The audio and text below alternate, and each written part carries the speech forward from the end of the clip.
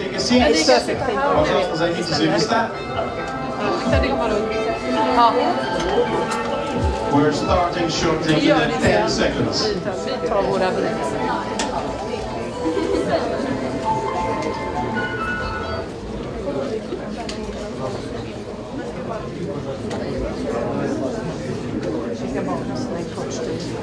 Nii kallid sõbrad, nii nagu lubaski korraldajad 10 minutit. Kas mind on hästi kuulda, jah? Aha, 10 sekundit on möödas. Tere hommikut ja tere tulemast kõigile kallid foorumi osalejad. Ehk siis tere tulemast kõigile 10. juba järjekorras lausa juubeli foorumile, noortefoorumile 2022, mille pealkirjaks on siis Noored räägivad ja teevad kõik meisse puutuv ainult koos meiega. Muidugi ma võiksin ka omal poolt vabas tekstis rääkida tänase foorumi eesmärgist, aga ma igaks juhul olen täpne ja kõik eesmärgid välja lugedes ma kasutan teksti. Tänase noortefoorumi eesmärgiks on võimestada noori rääkima kaasa kohalikul ja liiklikul tasandil ja selle otsustusprotsessides ning julgustada neid osalema demokraatlikes otsustusprotsessides ja algatustes, eriti näiteks 2023 toimuvate Riigikogu valimiste kontekstis. Lisaks sellele motiveerida noori poliitika ja oma kogukonna elu vastu huvi tundma ning anda praktilisi juhiseid ja nõuandeid oma ideede ja algatuste toetamiseks. Minu nime on Peeter Taim, mina olen, võib nii öelda, politoloogi haridusega noorsootöötaja ja minu ülesandeks ongi täna siis seda noortefoorumit siin modereerida. Aga enne kui me läheme meie 4 esimese kavas oleva motivatsiooni ja ka tervituskõnede juurde, mul tahaks teha väikese geograafilise sellise ülevaate. Tõstke palun käed üles, kes on Tallinnast tulnud täna siia foorumile. Väga tore, valdav enamus. Kes on tulnud Narvast? Väga tore. Kes on tulnud Sillamäelt? Üks käsi on. Kes on tulnud Pärnust? Ei ole. Aha, jõuavad veel. Kes on tulnud Viljandist? 2 käed. Kes on tulnud Tartust? Aha, päris palju. Valga? Üks käsi on olemas. Nii, mis linnad ma veel unustasin? Jõgeva, Saaremaa, Hiiumaa. Sõidavad veel, jah? Sõidavad veel.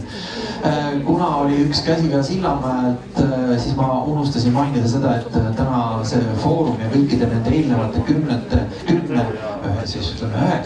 foorumi korraldajaks on siis Sillamäe lastekaitseühing ja Peace Child Eesti.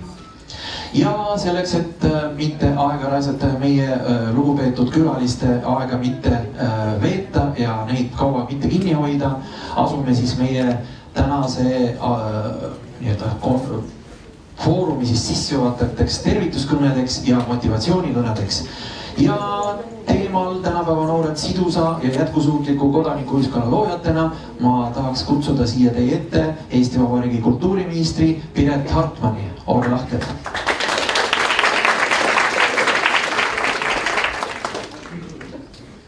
Tere päevast! Suur rõõm olla täna siin teie ees. Ma saan aru, et meil on ka rahvusvahelised partnerid, so dear friends, I'm happy to be here and thank you for this good cooperation what you have as local partners and I hope you will have enjoyable days here in Tallinn. Aga ma jätkan ikkagi eesti keeles. Ma ei tea, kas see on selle foorumi või kõigi teie mõju, aga viimase paari nädala jooksul on mul olnud väga palju võimalusi kohtuda noorte inimestega.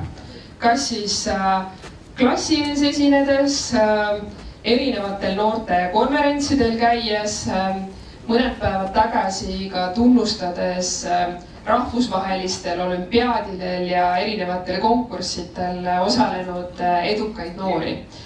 Et kuidagi noored on tulnud väga selgelt minu ellu.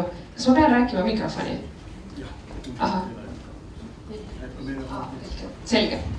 Siis ma räägin mikrofoni. Muidu on kõva hääl olemas küll.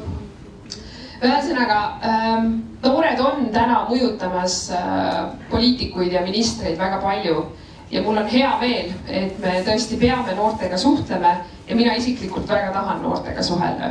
Et minu enda nii-öelda üleskasvamine on väga palju seotud sellega, et ma ise käisin ja rääkisin kaasa. Ma natukene räägin sellest ka oma kõnes. Alati, kui ma noortega räägin, siis ma tegelikult tunnen suurt vastutust. Sellepärast, et noortega rääkides sa räägid tegelikult tulevikuga. Poliitikud on sellised, kes tihti näevad lühikest vaadet. Nii on, vaatan ka iseendale otsa. Kui ma asusin kultuuriministriks selle aasta juulis, siis küsiti minu käest, et Piret, mis sa teed ära järgmise 8 kuu jooksul? Ma ütlesin, et jaa, mul on aega 8 kuud, aga tegelikult ma ei tee mitte tegevusi, mis lõpuks mõjutavad seda 8 kuud, vaid ma hakkan mõjutama neid tegevusi, mis mõjutavad järgmiseid aastaid. Praegusel hetkel on jooksmas üks põnev teatrietendus Lennart Merist. Ja ka tema käest küsiti selles etenduses ja ka päriselt siis, kui tal oli 2 aastat jäänud oma aja lõpuni, et mis sa teed? Ja ka tema ütles seal, ma pean täna tegema kõik selleks, et 20 või 25 aasta pärast meil ei oleks kriis Eestis. Ehk siis see, et ma täna räägin teiega, et ma täna kuulan teid, vastan teie küsimustele, on see, et ma ei mõtle mitte sellele, kuhu ma tahan märtsis jõuda, vaid see, kuidas me üheskoos saame luua pikemat poliitikat ja ka pikemat tulevikku Eesti jaoks. Ma arvan, et hästi oluline muidugi selles poliitika kujundamises on väga selgelt ka muidugi valdkondade ülene koostöö ja inimeste omavaheline koostöö samamoodi. Nüüd täna on, ma arvan, et see põhifookus ju teil, et mis on siis noorte roll? Mis on noorte roll ühiskonnas? Mul endal on ka 2 last, üks nendest juba on peaaegu et noor, võiks öelda nii. Ma arvan, et esimene roll on see, et kasvada mitmekesiseks, targaks, uudishimulikuks, aktiivseks kodanikuks. Me ei saa panna alati noortele vastutust kõikide asjade eest seista ja teha, aga küll on teie vastutus tõesti koguda ja arendada iseennast, et olla valmis põnevateks väljakutseteks. Minu jaoks on see, et kui me räägime sellest valdkonnast, mida mina oma ministeeriumis siis, millega kokku puutun ja koos oma partnerite ja meeskonnaga ajan, kultuur ja sport, ma pean hästi oluliseks neid valdkondi tegelikult noorte kujunemisel. Ma pean ausalt tunnistama, et kui ma õppisin koolis, eriti põhikoolis, siis ma ei olnud andekas noor hinnete mõttes. See ei huvitanud mind, mitte et ma ütleks, et olge sellised nagu mina. Aga pigem oli see, et ma teostasin ennast erinevates ringides. Ma käisin näiteringis, kooris, ansamblis, looduskoolis, gümnaasiumis, täppisteaduste koolis, kunstide koolis 4 korda nädalas. Need olid hoopis need kohad, kus ma päriselt iseennast teostasin ja kus ma päriselt sain kohtuda nende inimestega, kes olid minuga sarnased. Loomulikult klassis on meil sarnased õpilased meiega samas vanuses, samas kohas. Aga tegelikult tihti on hobid need, mis meid omavahel seovad ja mis annavad võimaluse meil ka üksteist mõista. Seega ma arvan, et hästi oluline on ka teie eludel see, et lisaks sellele, et te omandate koolis head haridust, võtke osa ka kõigest sellest, mis toimub kooliväliselt, sest see annab võimaluse iseennast arendada. Ka juba täna, et te olete siin teiste noortega kokku saamas ja rääkimas, annab võimaluse teile olla veel midagi enamat kui hea õpilane koolis. Aga loomulikult koolis õppimine on väga-väga oluline. ma just eile istusin oma lapsega ja ütlesin, et ta ütles, et oi, ma olen juba koolitööd ära teinud. Ma küsisin, kaua sul läks? No ma ei tea, ma ikka tunni pooleteisega saan hakkama. Ja ma mõtlesin oma keskkooli aegadele, kus ma 3-4 tundi pidin õppima. Sellepärast, et õpetajad olid meile öelnud, kui sa ülikooli ei saa, siis sa ei ole mitte keegi. Täna muidugi ma enam absoluutselt nii ei mõtle ja ma lastelegi nii ei ütle, et kui ülikooli ei saa, siis sa ei ole mitte keegi.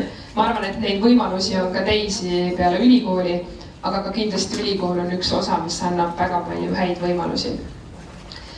Ja mul on tunne, et see eneseteostus, see võimalus, isegi siis, kui sa koolis ei ole andekas ja võib-olla mitte kõige säravam, aga kui sa lähed ja oled kunstikoolis väga särav või teed täppisteaduste koolis oma ülesanded lahendad kõige paremini ära, see annab tegelikult eneseusu.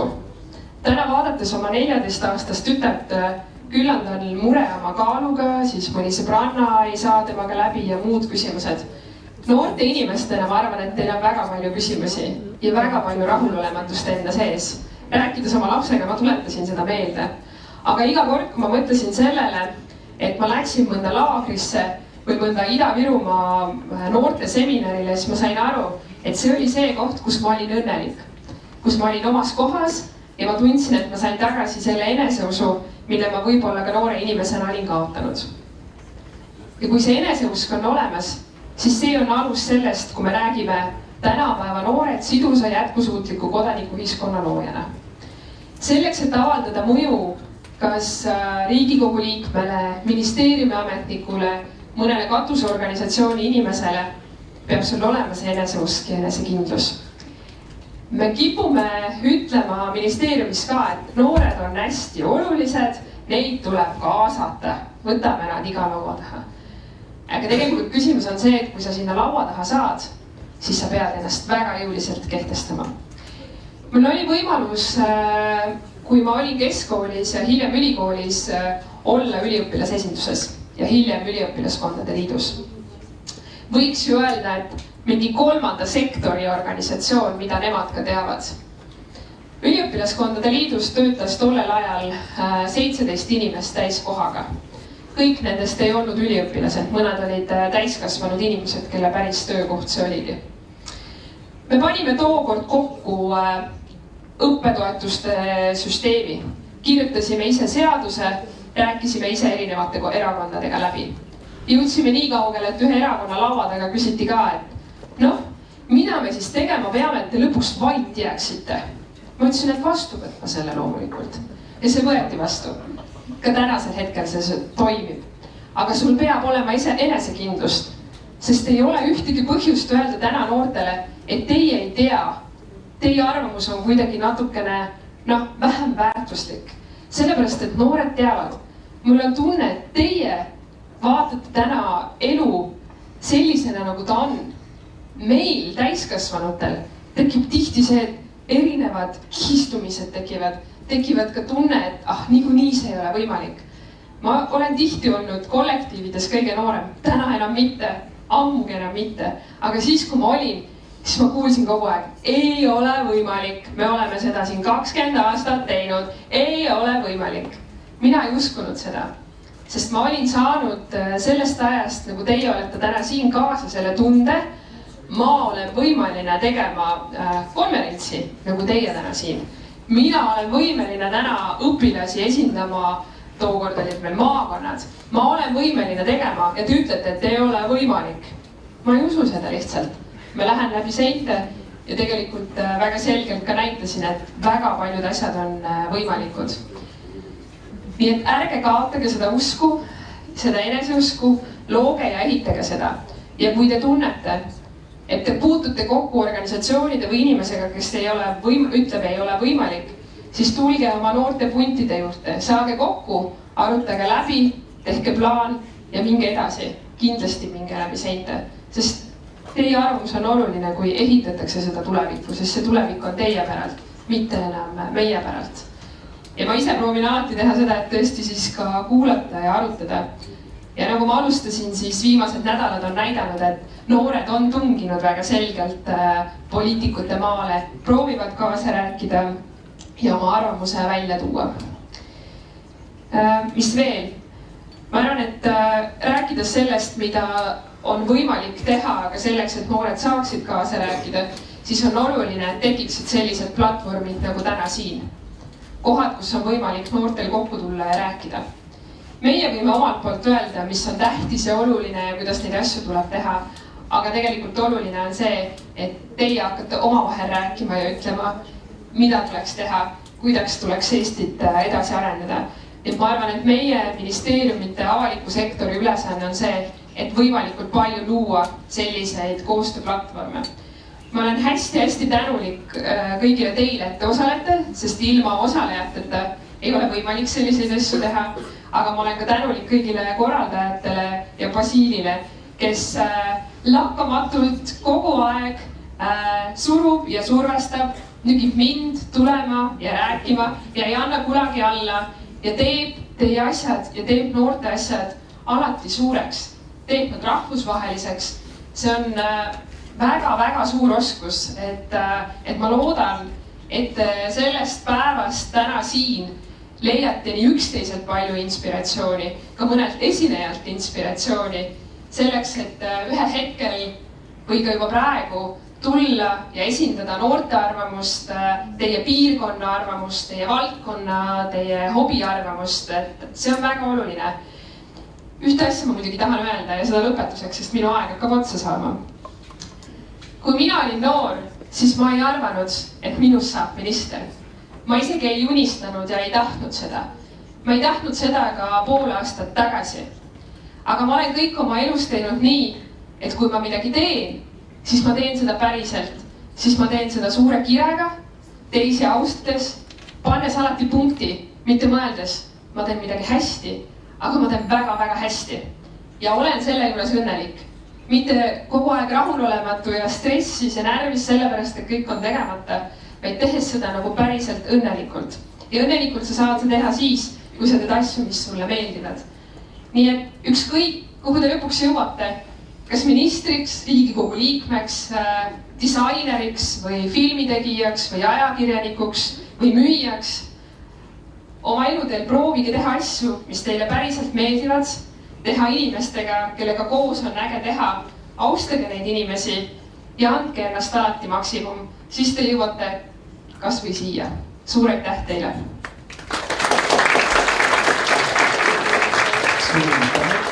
Ja enne kui ma annaksin praegu teile võimalusega küsimuste esitamiseks, võtan ma õiguse enne seda. Ma noppisin proua kultuuriministri kõnest välja 2 asja. Nimelt, kui te täna hakkate osalema töötubades ja üldse kogu foorumi töös, siis minu arust on üks väga oluline võtmesõna on eneseteostus. Tegelikult väga oluline moment on selle puhul, et just vaba ja demokraatlik ühiskond selle poolest erinebki mittedemokraatlikust ja diktaatorlikust režiimist selle poolest, et vabas ühiskonnas on noortel ja üldse inimestel rohkem võimalusi enese teostamiseks. Ja teine moment, mis ma noppisin teie kõnest välja, ma isegi mõtlesin, et ma pakuks välja tänase foorumi mitteformaalseks sloganiks, mida teha, et te vait jääksite. Ehk siis poliitikud peavad seda mõtlema, et mida teha, et noored vait jääksid. See tähendab seda, mida teha selleks, et kõik nende nõudmised täita. Aga nüüd on siis küsimused. Ma arvan, et kuna meil on ajagraafik hästi ja tihe, siis võib-olla üks küsimus. Midagi pole teha. See on vabas ühiskonnas üks väike erand. Midagi teha, moderaator on diktaator. Mina luban ainult ühe küsimuse esitada. Kas kellelgi on küsida proua kultuuriministrilt mingi väga oluline tähtis küsimus?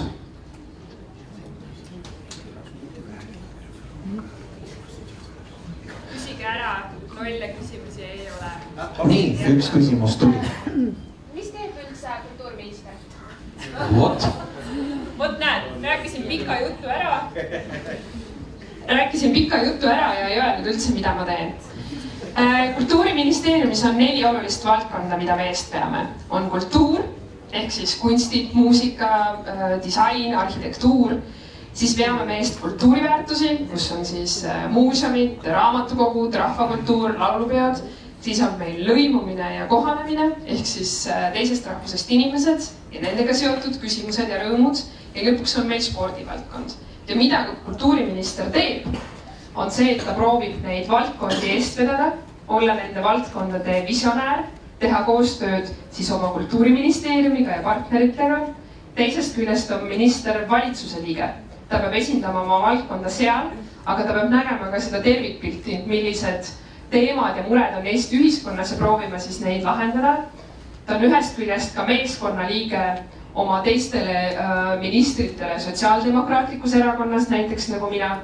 Ja üldiselt ma proovin jääda kõige selle juures inimeseks, see on suur roll, jääda normaalseks. Ja mis minu elus on muidugi roll ka see, et ma tegelen ka noorsootööga, mul on 2 last, nii et ma proovin olla ka hea lapsevanem ja hea sõber. Nii et neid rolle on päris erinevaid, aga nad kõik on väga põnevad, teinekord väga läbi põimunud, aga täpsemalt me võime kunagi rääkida sellest.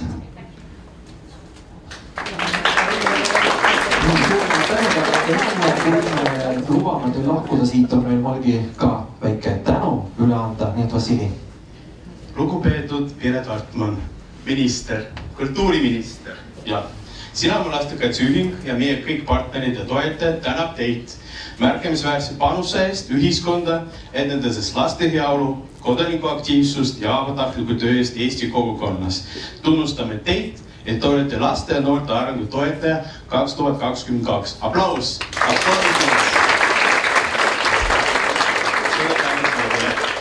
Ütlen teile ausalt, Piretit ma ammu tunnen ja ta on ainulaadne inimene. Ta oskab nii palju ja inspireerib, ta täiesti meie väga hea sõber. Aitäh sulle ja jõudu oma tegevustest. Aitäh! Jätkame edasi! Piret, see on ka väike soov Ida-Virumaal. Hoiaga ka vene kultuuri poolt natukene rohkem ka. Me elame siin, kõik on erinevad, kõik on võrdsed. See oli siis praegu omalt poolt siis tahaks soovida, et proua kultuuriminister teeks hästi palju selle heaks, et noored vait jääksid. Nii, aga jätkame meie tänaste motivatsioonikõnedega. Teema on siis noored koos ühtse Eesti loojatena ja ma palun siia teie ette Briti nõukogu Eesti esinduse juhi Ursula Roosma.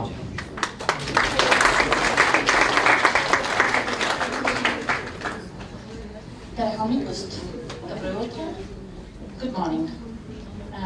Ma ilmselt võiksin jätkata seda tervitust veel väga mitmes eri keeles. Mõnda ma oskan, mõnda ma kindlasti ei oska. Ja kuna me püüame olla interaktiivsed, siis mina küsiksin kõigepealt ühe niisuguse küsimuse.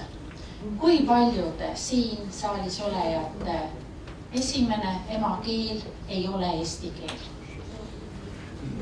Näete, kui palju on siin tõusnud käsi. Ja ma arvan, et väga paljudel ei ole ka vene keel, mida me nagu iseenesest mõistetavalt arvame, et on teie esimene keel, teie vanematel võib olla väga-väga erinev teine keel. Miks ma teie käest seda küsimust küsisin? Mina esindan Briti nõukogu. Ja viimased 7 aastat on Briti nõukogu toetanud üle 200 projekti Eesti lõimumise toetuseks. Üle 200. Me oleme imepisike meeskond. Meid on 3 inimest. Nagu te näete, erinevalt Piretist, keda ma loen veel peaaegu lapse kingades olevaks, olen mina dinosaurus. Tõeliselt võin niimoodi öelda.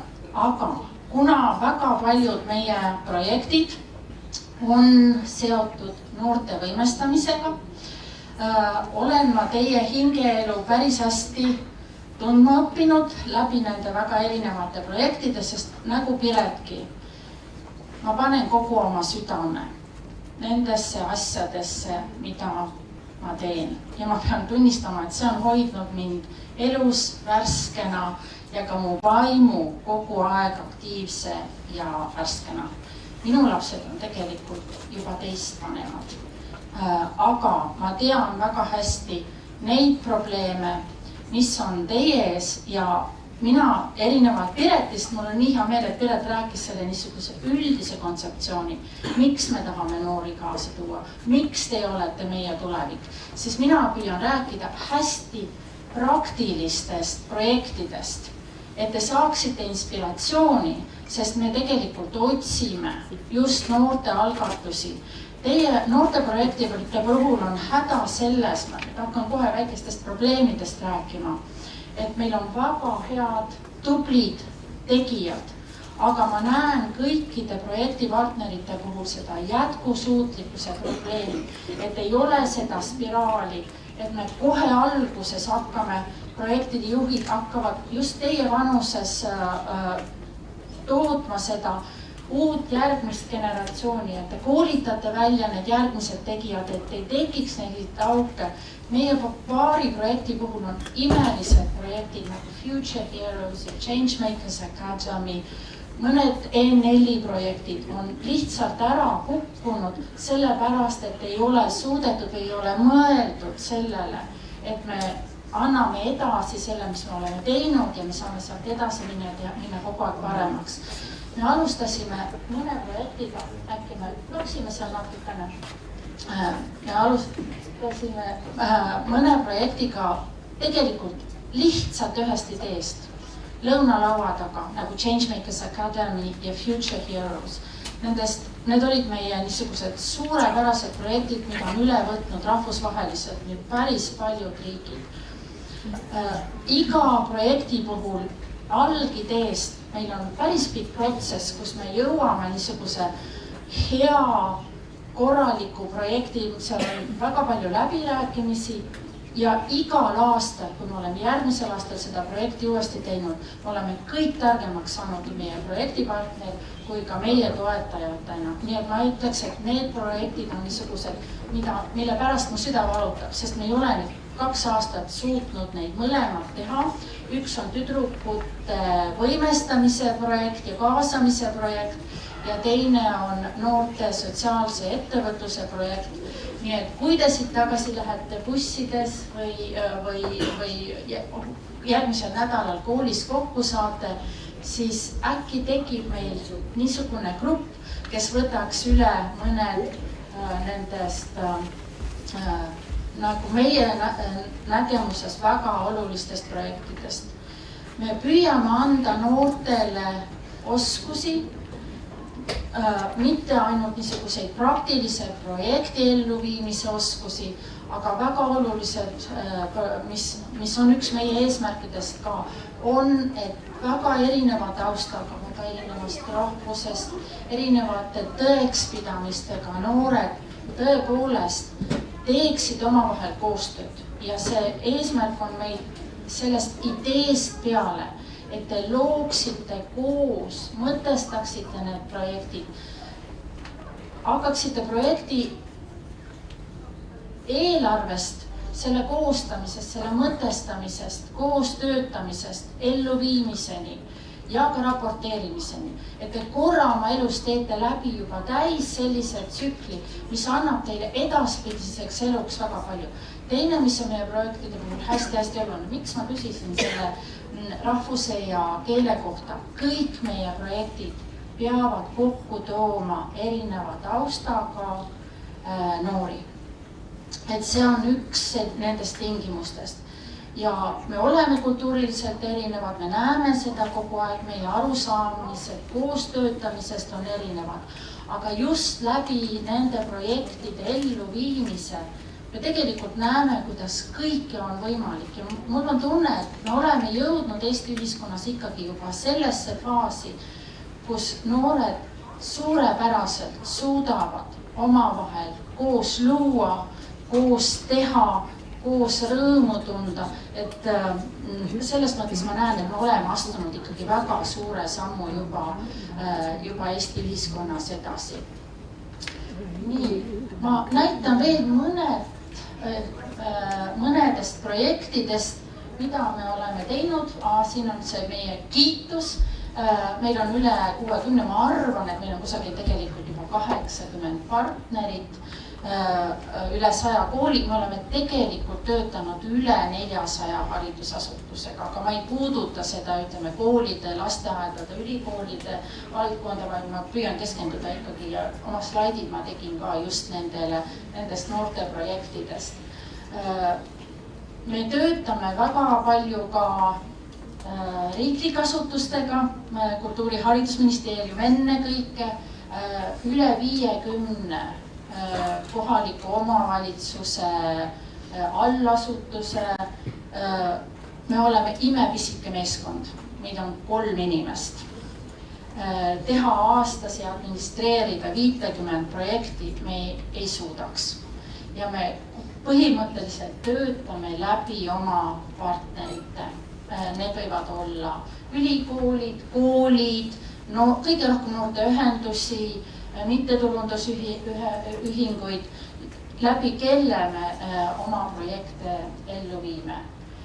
Ma arvan, et see 5% on juba väga vähe. Me oleme tunduvalt rohkem Eesti elanikke kaasanud oma projektidesse. Mina julgustaks teid tulema meie juurde või kohalike omavalitsuste toetajate juurde. Kui teil on mingi hea idee, tulge rääkige. Ma arvan, et me suudame sellest tekitada väga-väga hea projekti. Hästi paljud meie partnerid, see eelmine oli Station Narvast, pakuvad vabatahtlikele osalemist. Minu jaoks on näiteks see väga paljudest meie projektidest, Changemakers Academy'st ja Future Hero'st. Meie noored on läinud meie partnerite juurde vabatahtlikena tööle Open House'i, Station Narvasse, Tallinn Music Weeki, hästi paljudes erinevatesse asutustesse. See on imeline kogemus. Ma julgustan teid kõiki osalema. Ja üks valdkond, mida ma võib-olla puudutaks veel, on meediapädevuste blokk. Me tegime väga mitu aastat niisugust pikemaajalist projekti EN4-ga, kus noored õppisid läbi meedialoome tegelikult aru saama ka, mis on meediasõnumite taga ja meediapädevused on meil peaaegu kõikides noortes projektides, mis ei ole ka otse meediapädevuse projektina meil toetatud, siis ka Future Heroes või Changemakers Academy's või Spinnis, mis oli siin, või Anki projektides on ta elemendina sees ja mis on otseselt näiteks meedialoome projektid meil ka Vassiliga koos töötatud, siis meil on ajakirjanikud kaasatud nendesse projektidesse, artikleid avaldatakse, ERR-iga, Rahvusringhäälinguga oleme me koostööd teinud. Nii et see on järjekordselt jälle väga suurepärane võimalus omandada teatud oskusi, aga luua ka juba teie elus väga olulisi kontakte. Nii. Ma loodan, et ma olen nüüd kiiresti läbi ratsutanud need põhilised mõtted. Veel kord julgustan teid tulema ideedega meie juurde ja ma arvan, et me suudame ellu viia väga põnevaid ja huvitavaid projekte. Kuna siit oli Ida-Virumaalt hästi palju käsi tõusis, siis me tegelikult väga otsime ühte projektipartnerit Ida-Virumaal, kes viiks edasi meie Future Heroes projekti, tüdrukute võimestamise ja ettevõtluse projekti. Aga kui on kellegi jõudu, siis muidugi ka sotsiaalse ettevõtluse programm oli fantastiline. Et need on need 2 asja, mille pärast minu süda praegu valutab. Aga ilusat, huvitavat, põnevat päeva ja peatse kohtumiseni jälle.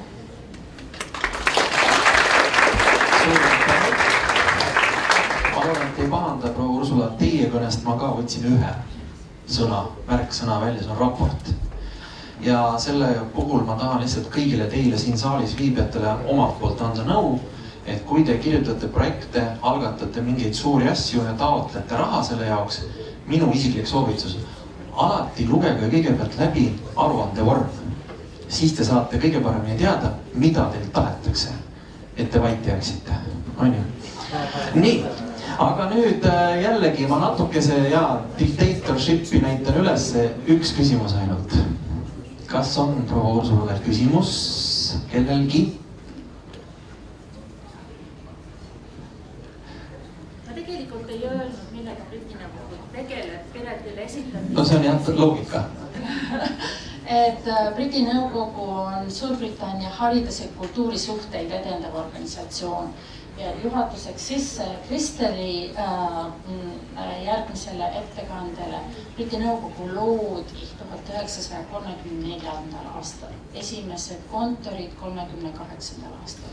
Briti Nõukogu loomise taga oli tegelikult soov ära hoida Teise maailmasõja puhkemine, mis meil kahjuks küll ei õnnestunud, aga me õppisime selle formaadi läbi keele, läbi erinevate kultuuride tundmaõppimise, inimesi kokku tuues me saame ikkagi muuta maailma paremaks ja võib-olla ära hoida kõige hullemate sündmuste juhtumise. Aitäh! Veel on suur tänu, ma annan välja mikrofoni üle Vassile. Hea Ursula, Briti Nõukogu esinduse juht. Sillamäe lastekaitseühing sinuga teeb, mina siin esindan praegu hetkel Sillamäe lastekaitseühingut ammu. Ja me teeme päris palju nii soolise võrdõigusliku meediapädevuse, kodanikuühiskonna arengut, noorte arendamist ja seekord ka noortefoorum. Meil on suur au, hea Ursula, Sillamäe lastekaitseühing 10. augustil toimunud üldkoosoleku otsusega on teid valinud ühingu auliikmeks. Ühingu tegustub pikaajalise toetamise eest ning märkimisväärse panuse eest Eesti ühiskonda.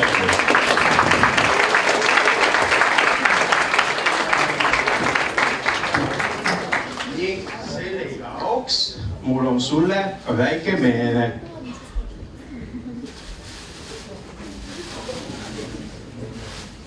Auliige.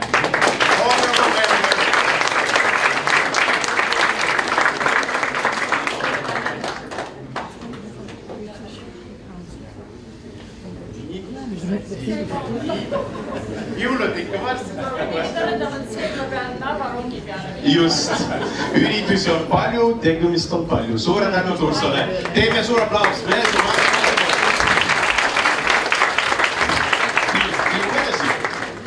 Ja liigume edasi ja motivatsioonikõnesid on meil veel. Noorte kaasamine jätkusuutliku tuleviku nimel. Sellest tahaks meile rääkida Põhjamaade ministrite nõukogu Eesti esinduse direktor Krister Haglund. Mr. Haglund, floor is yours. Aitäh. Tere hommikust, proua minister, head külalised. Kahjuks ma ei räägi vabaat eesti keeles, siis räägin inglise keeles, aga ma loodan, et see on täiesti OK.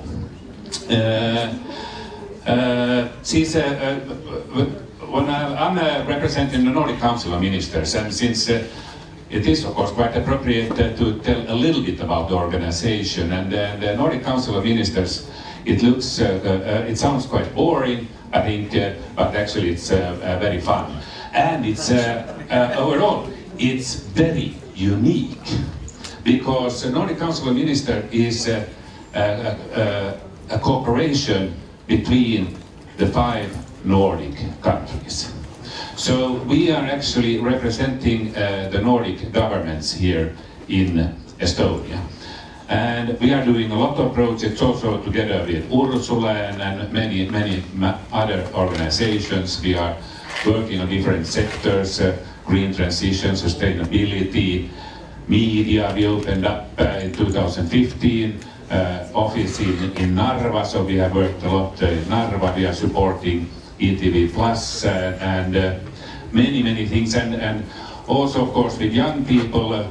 One thing I must mention is we had this year we have had a cooperation, or actually it was last year it started with Nublu. Everybody probably knows Nublu about sustainable consumption, and it resulted in a song and a video called Vihje and a side video, and on YouTube it has almost already reached 1 million viewers, which is quite incredible. So you can go and check out the video, and there is also a side video. So yes, we are doing a lot of different things, but today we will be talking about sustainability.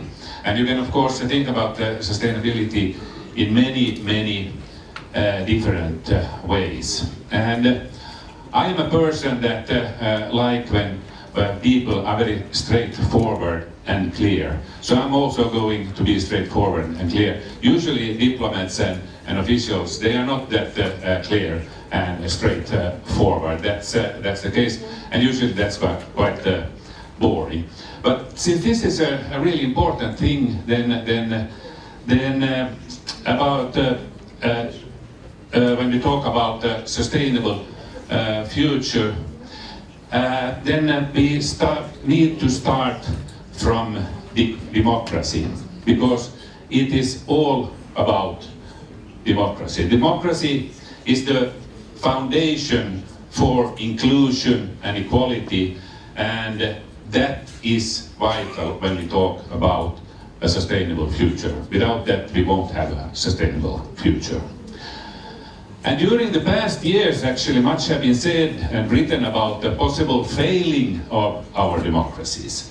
That we are heading into a direction where more and more people are ruled by autocrats, leaving no room for critical comments and opposing comments, ideas and views and discussions like we have here today. And these opinions, like it would be something that we would strive for, that this would be something good. Of course, it isn't. And when we think about the geopolitical situation today, then of course the Russian President Putin is a timely example of the dictator who, like a brutal terrorist, is illegally attacking a country, killing civilians, destructing power plants, water supply, heating, and electricity. Is the Russian people supporting him?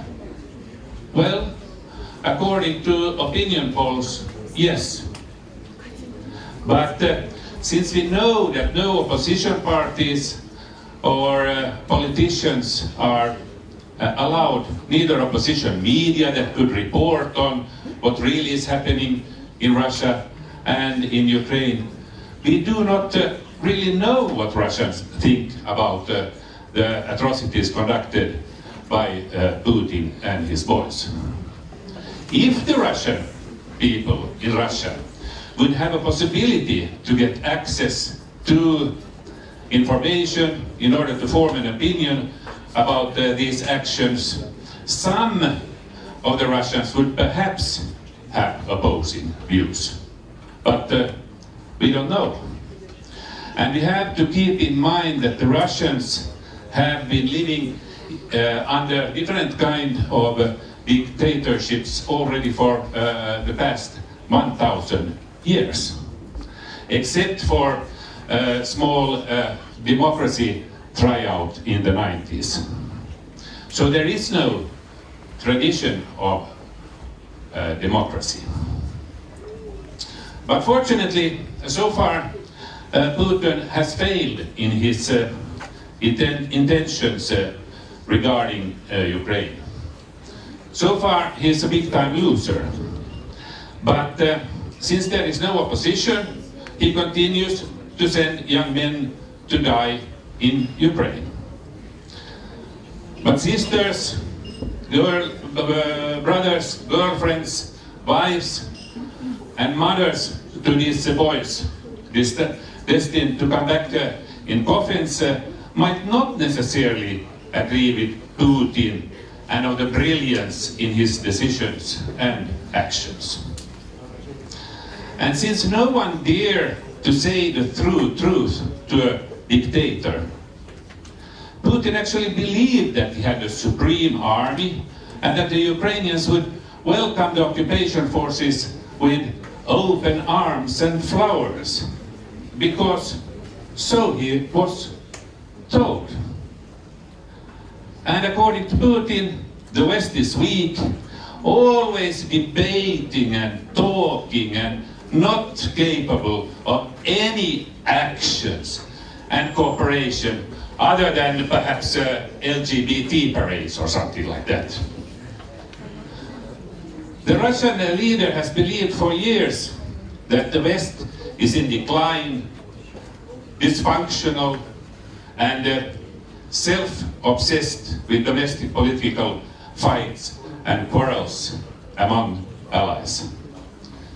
Autocrats, as Putin, see this as signs of weakness. What such leaders do not realize is that democracy's strength lies in its ability to process disagreements rather than sweep them under the carpet. Such leaders also become blind to the true state of reality and public opinion. Autocrats think that strength lies in unity and will be reached by obedience or punishment. But since real unity among us human beings only springs from respect for each other and cooperation in order to form a common goal, autocrats have to work hard to keep up such a united image in their own countries. As somebody recently wrote, in Russia the only divisions on display are between those who support the war and those who really support it. In China, censors hid any sign of dissent in the run-up of the party congress held recently. North Korea, or Democratic People's Republic of Korea, what a joke that name is, by the way. Same thing. For example, they don't even, in North Korea, they don't even pretend to give its citizens any rights at all. So no wonder actually that Putin and Kim Jong-un have found each other in friendship recently. But the Russian people that love Western food, vacations, mobile phones, cars, education, you name it, they are probably not that enthusiastic about this newfound best friend. But to be honest, democracy can see and be very messy. And messy as democracy can be, airing differences is often necessary to overcome them. Solving problems requires open sharing of information and the evaluation of all options together. The fear of division leads autocrats to cling to failed approaches, as with China's draconian COVID lockdowns, for example, and Putin's bullying of his neighbors. To succeed, countries need to forge unity rather than fake it. But that doesn't happen automatically, and it takes time.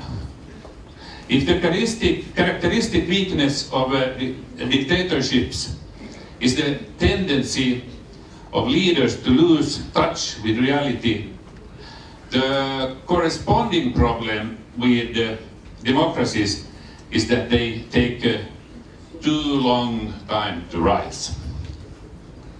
But when they act, democracies can mobilize far greater energy, innovation, and welfare.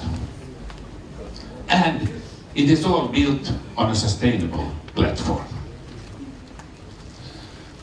So, what does all this have to do with the sustainable future of youth today and coming generations? I would say everything. If you do not stand up for democracy every single day, then you can say goodbye to freedom of expression and speech in the long run.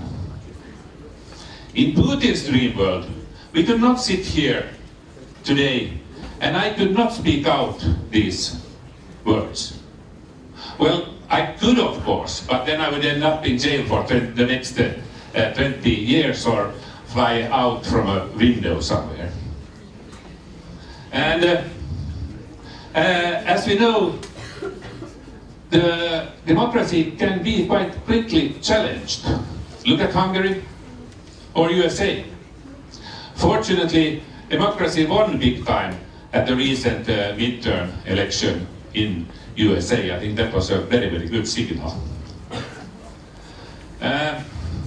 Democracy also provides you with the best guarantees of the rights of people, quality of life and economy. And last but not least, thinking about the geopolitical situation of today, democracy is the best platform for a peaceful coexistence. To give you an example, any army could right now just walk into Russia today, because there's nobody home there in the military barracks. And why? Well, they are all in Ukraine, terrorizing Ukrainians. So, but how do Russians dare to take away a big portion of its army from its border areas? Do you know why? Because they know that civilized democracies would not use this opportunity to attack someone, like a terrorist state, like Russia. So, with democracy, you also get an education to give you tools to cooperate despite different political views and to tackle the big challenges we have in front of us now and during the coming decades. Of these, the climate warming is of course the most pressing one. And this is something we all can join forces in, both at work, in schools and at home. And this is, of course, it's such a pity that so much of the resources of West are now focused and must be focused in order to support Ukraine instead of working towards a green transition. So, in order to engage youth for a sustainable future, each and every one of us need to protect and actively work for democracy all the time. We can never take it for granted, and if we do, we might end up with rotten leaders whose only aim is to have a monopoly on opinions and power. And that is why this forum today is so important. Today you have the possibility to test your ideas with new ones and to cooperate in order to reach better results and a sustainable future.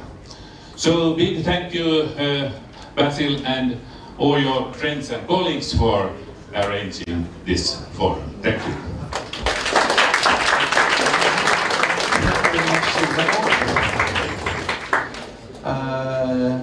Härra Kristeri sõnavõtust mina võtsin ka veel ühe võtmesõna. From your speech I also took out one keyword. Democracy is messy. Ja demokraatia on tõesti hästi palju mõnede jaoks segadust tekitav, aga nagu me praegu kuulsimegi härra Haaglundi kõnest, et pigem olgu siin saalis 200 eri arvamust, kui praegu oleks siin saalis ainult üks arvamus. Ma loodan, et te olete minuga selle koha pealt nõus. Nii et sellepärast, et meil on praegu võimalus ja vabadus igalühel omada oma arvamust, oma arusaama asjadest, sellepärast me siin olemegi koos, me saame seda nautida ja täna meie töötubades oma teemasid üles tõstatades rääkida just omi mõtteid ja neid jagada teistega. Aga kas on küsimusi?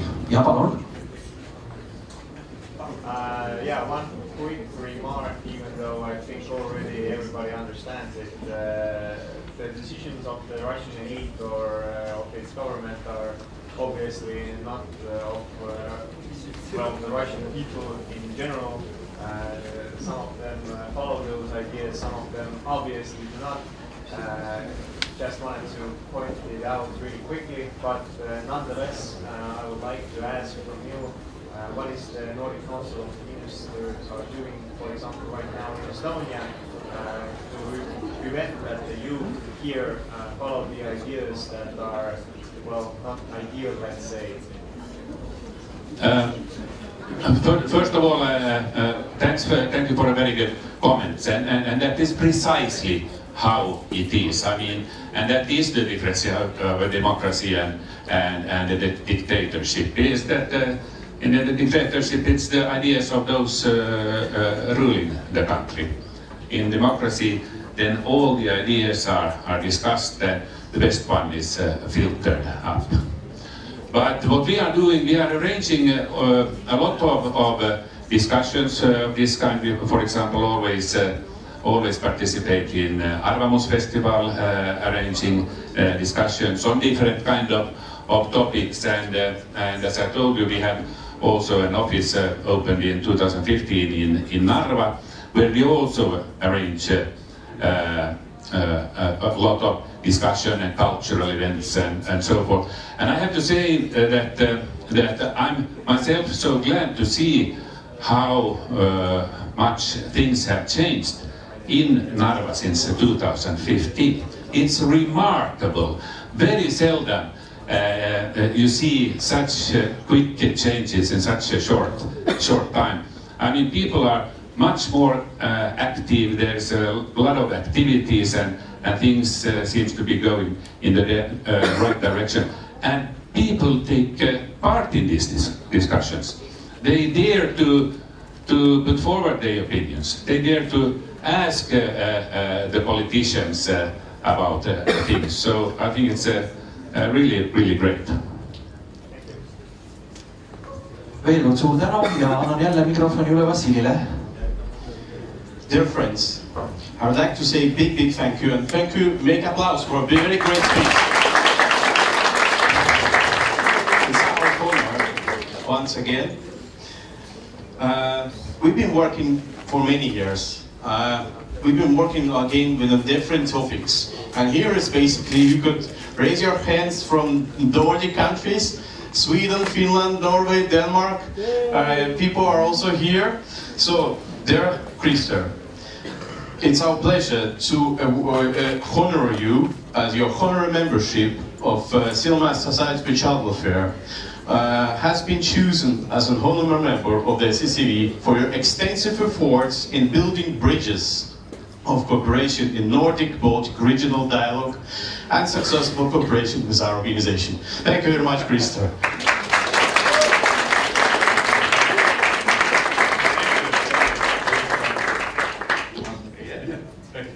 And a special box. Thank you. Thank you so much.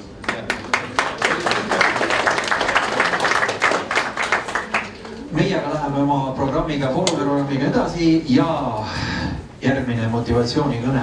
Osalusvõimalused Eestis ja noorte ootused Riigikogu valimisteks. Triin Eesti Noorteühenduste Liidust on teie ees.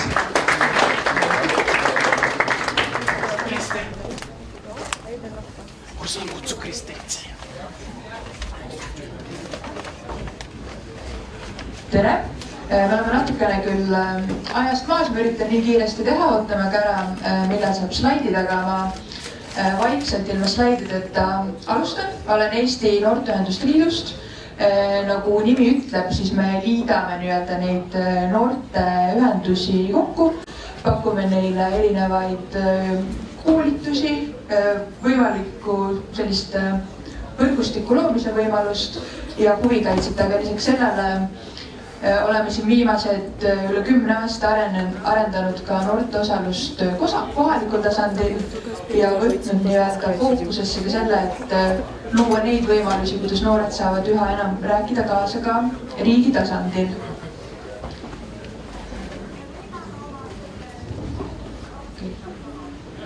Slaidideni me vist, ma arvan, seda kirjad ei loe välja, aga ma ei tea, mis te ise arvate, milliseid osalusvõimalusi täna Eesti noortel on? Oskab keegi nimetada mõne? Erakondade noortekogud toodi välja, mis veel võiks olla?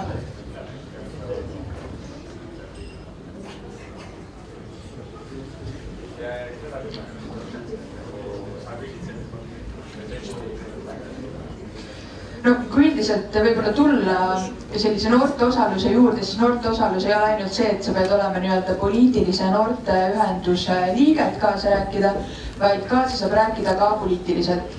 Ehk siis, kui ENL üldiselt räägib noorteosalusest, siis meie jaoks on oluline see, et me saaksime välja tuua need teemad, mis on noorte jaoks olulised. Me pärast vaatame ka seda Riigikogu valimiste platvormi ja ma arvan, igal ühel on öelda midagi, mis võiks olla paremini tema kas või koolis, tema vallas, Eesti riigis, Euroopa Liidus ja miks mitte ka maailma tasandil. Ja kui me ENL-is nii-öelda räägime sellisest osalusarengust,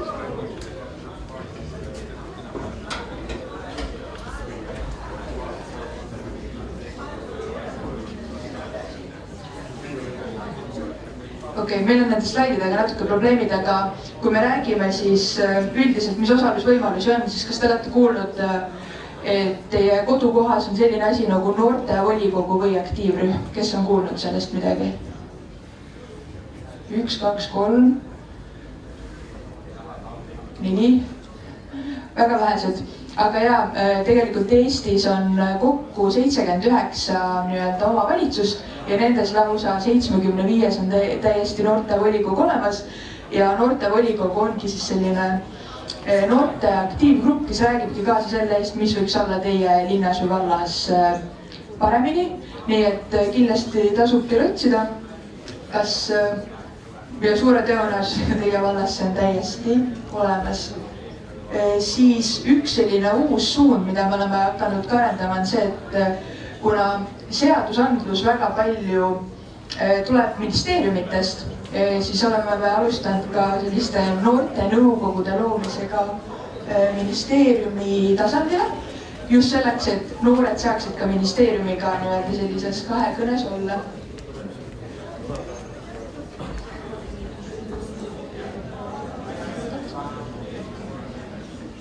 Ja nüüd jõudsime slaididega järgi, aga noorte nõukogud on jah praegu olemas Haridus- ja Teadusministeeriumis, Keskkonnaministeeriumis, Majandus- ja Kommunikatsiooniministeeriumis ja Kultuuriministeeriumis. Üldjuhul sinna kuuluvadki siis erinevate noorteühenduste ja osaluskogude esindajad, aga siin mõnel juhul ka näiteks õpilasesindustest, et kui keegi soovib kaasa rääkida, siis neid võimalusi täiesti on. Ja kuna Eesti on ka Euroopa Liidu liige, siis hästi oluline on see, et me räägiksime kaasa ka Euroopa teemades ja Euroopa Komisjon on algatanud siis juba väga mitmeid aastaid tagasi sellise programmi, nagu seda on Euroopa noorte dialoog, ENL viib seda ellu ja me teeme ka erinevaid küsitlusi, kogume noorte sisendit, et ka nii-öelda Euroopa poliitika kujundajad teaksid, mis on need Eesti noorte vajadused ja arvamused. Et siin just tegime uuringu ka keskkonna teemal, sest et keskkond ilmselgelt on praegu üks selliseid põhilisi teemasid ja näiteks mis välja tuli see, et väga paljud noored ei tea üldse, kuidas nad saaksid keskkonna küsimustes kaasa rääkida. Ometi meil on ju väga palju erinevaid keskkonnaga tegelevaid noorteorganisatsioone, näiteks Fridays for Future. Et selles mõttes neid võimalusi on ja selle programmi abil me aitame ka neid edasi tuua. Ja kas te olete kuulnud noordelegaatidest? Kas te olete kuulnud, mis asi on ÜRO ehk Ühendatud Rahvaste Organisatsioon? Keegi pole kuulnud ÜRO-st? No mõni on, aga meil on ka alates 2018 loodud ÜRO noordelegaadi programm, ehk siis igal aastal me valime ühe noore, kes on Eesti delegatsioonis ja saab nii-öelda ka ÜRO tasemel kaasa rääkida. Et tegelikult neid variante ongi siis see, et tahate alustada võib-olla kohalikul tasandil, noortevolikogu või aktiivrühm on selleks väga hea. Kui tunnetegi, et tahate riigi tasandil kaasa rääkida, siis on ka nii-öelda loomised sellised ja osad, mis juba ka tegutsevad noortenõukogud ja on ka tegelikult neid Euroopa ja nii-öelda maailma tasandil võimalusi, nii et hoidke silm peal, mis ENL teeb ja saate kaasa lüüa. Nii. Ja natukene siis on juttu olnud siin ka sellest, et noored võiksid kaasa rääkida, tegelikult neid kaasa rääkimisvõimalusi on ja alati ei peagi kuuluma kuskile osaluskogusse või olema kuskil noordelegaat, vaid me kasutame ka sellist osaluskohvikute formaati, kes keegi on teist kunagi osaluskohvikus käinud? paar tükki on. Aga osaluskohvik on siis selline formaadilt üritus, kuhu tulevad noored kokku, igas laudkonnas erinev teema, nad saavad nendel teemadel välja tuua probleemid, aga ka lahendused. Ja see aasta toimus siis 16 osaluskohvikut, võtsime selle sisendi, mis me noortelt saime ja ka meie enda võrgustiku sisendi oleme selle pealt kokku pannud noorte ootuste platvormi Riigikogu valimiseks.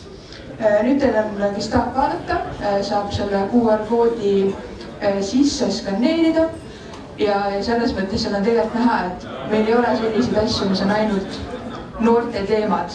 See platvorm, seal pea selline pool on näiteks keskkonnateemad, sest et noorte jaoks see keskkonnateema on väga oluline, seal on väga spetsiifilisi selliseid ettepanekuid, aga ka üldiselt näiteks, kui me räägimegi, ma ei tea, näiteks jäätmekäitlusest, selleks, et vähem toitu raisata, et seda ära ei visataks, noorte kaasamisest keskkonnateemadesse, et jah, aga jah, seal on 4 teemat. Esimene teema on selles platvormis demokraatia. Demokraatia alla lähevad väga paljud erinevad teemad, näiteks valimise langetamine, kodanikuharidus, mis on ka, mida me näeme, et täna koolis ei saa väga head sellist ühiskonnaõpetuse haridust, kus sa reaalselt saaksid aru, mis on sinu roll ühiskonnas. Ja kui me räägime demokraatiast, siis kui me vaatame ka näiteks tulenevate valimiste peale, siis noored ütlevad, et see poliitkultuur, mis täna Riigikogus on väga halb ja nad loodavadki või nad ootavad seda, et seal oleks selline parem eetikakoodeks ja need Riigikogu liikmed käituksid paremini ja annaksid nii-öelda eeskuju. Keskkonnast me natukene rääkisime ja neid keskkonnateemasid on jah seal väga palju, aga me räägimegi näiteks kliimanõukogust, nendest samadest jäätmetest. Isegi noored ütlevad, kui suur peaks olema raiemaht, et seal on väga palju erinevaid ettepanekuid. Aga noored räägivad väga palju ka haridusest ja tööhõivest. Haridus ilmselgelt on see koht, kus me kõik saame sellised vajalikud teadmised ja oskused selleks, et edaspidises elus hakkama saada. Ja noored tegelikult tahavad väga palju rohkem rääkida kaasa hariduse teemadel sellest, et õpe oleks praktilisem, et nad saaksid reaalselt ise rääkida kaasa sellesse, kuidas neid programme ja seda sisu kokku pannakse. Aga ka seal oleks rohkem näiteks ühiskonnaõpetust, aga ka näiteks finantskirjaoskust, sest et kõik peavad hakkama saama aru näiteks, mis asjad on maksud ja kuidas üldse see süsteem näiteks toimib. Ja noorte heaolus üks põhilisi teemasid praegu ilmselgelt on ka vaimse tervise teema. See on kriisis saanud ka väga palju rohkem tähelepanu ja murdnud selliseid tabuarvamusi, et näiteks psühholoogi juurde mitte minna. Ja seal platvormis on ka väga palju ettepanekuid, mida siis teha, et meil oleks vähem vaimse tervise probleeme ja rohkem seda tugivõrgustikku. See on minu poolt hetkel kõik. Aega liiga palju pole, ma ei tea, kas Peeter küsimuseks on aega või mitte, aga otsige, lugege ja ma soovitan teil alustada kas või siis kohaliku tasandi osaluskogust. Neid on 75 omavalitsuses, nii et põhimõtteliselt igal pool olemas. Otsige oma kodukoha info välja, hoidke neil silma peal ja head osalemist.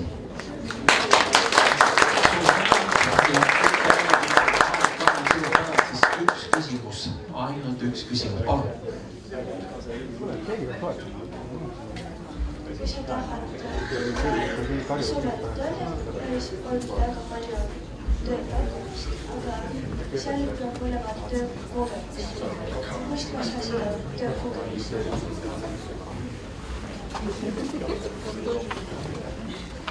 Ja kes ei kuulnud, siis see küsimus oli selles, et kui noored otsivad suveks tööd, neid küsitakse tavaliselt töökogemust.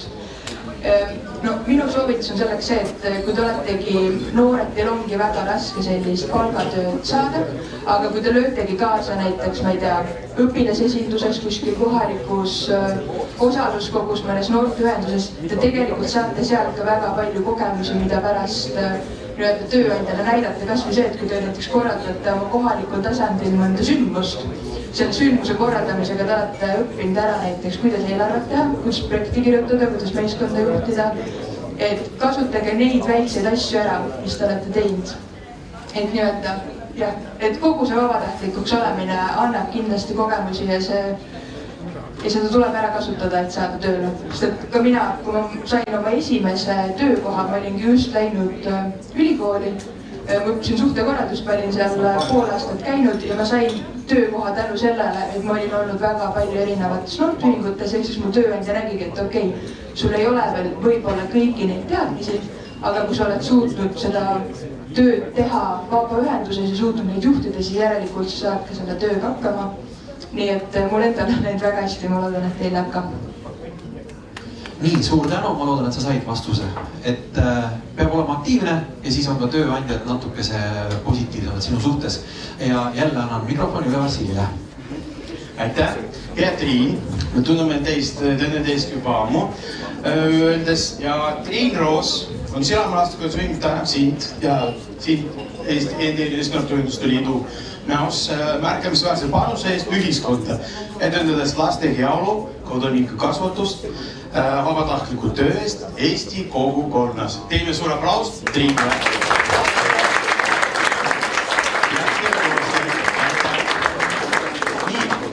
Ja me oleme just varsti lõpetamas, aga meil veel on üks väga tähtis inimene, keda me tahaks tänada. Tegelikult neid on rohkem, aga me jätkame siis nagu, teeme väike pausi siis hiljem. Aga ma kutsuks siia Angelika Afro. Angelika, kus sa oled? Teeme suur aplaus Angelika.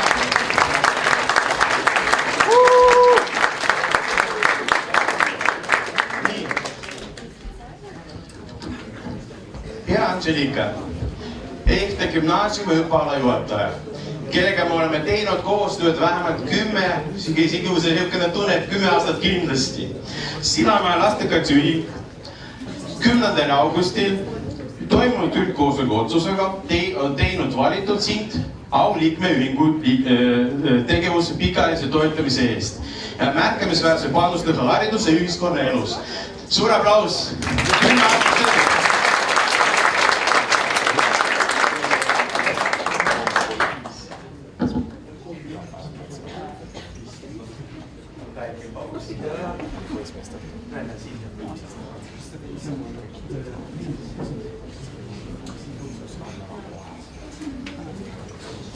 Ja Tomigar, veel kord ühendus kord.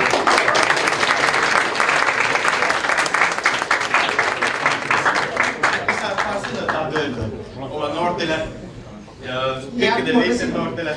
Siin minu noored on ja on noori, kes siit tegid esimesed sammud ja praegu on juba linnavalitsuses tööl. Super, aitäh. Näete. Eks koostöö jätkub, koostöö edendab. Aga see oli esmane sissejuhatus teile. Nüüd on siis noorte sõna. Jah, noored, olge valmis, küsige küsimusi. Ja ma arvan, et me saame ka neile vastuseid.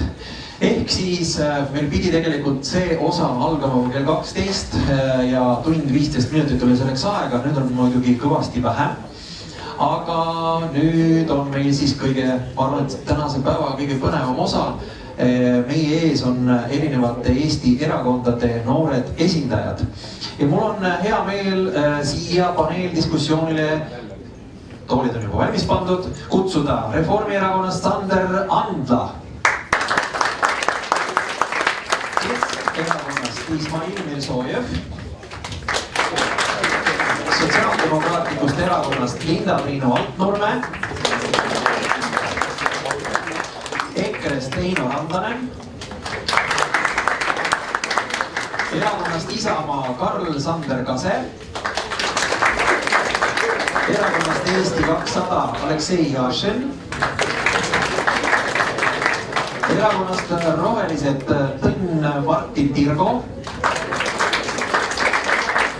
Ja Eesti Noorteühenduste Liidust Triin Roos. Meil on üks tooli puuduma, ma sulle kohe selle puuduva tooli.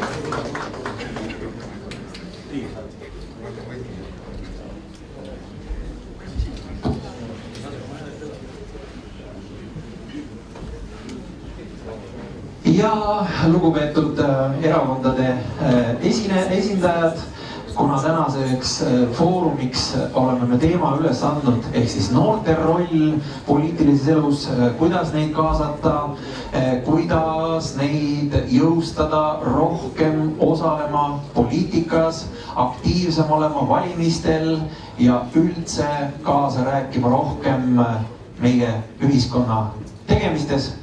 Ma annaksin ette sellised, ütleme, üldteemad, missugused on erakondade ettepanekud Riigikogu valimistel 2023 noorte huvisid tagades, siis noorte osalus erakondade nimekirjades, kas erakonnad on värske näoga,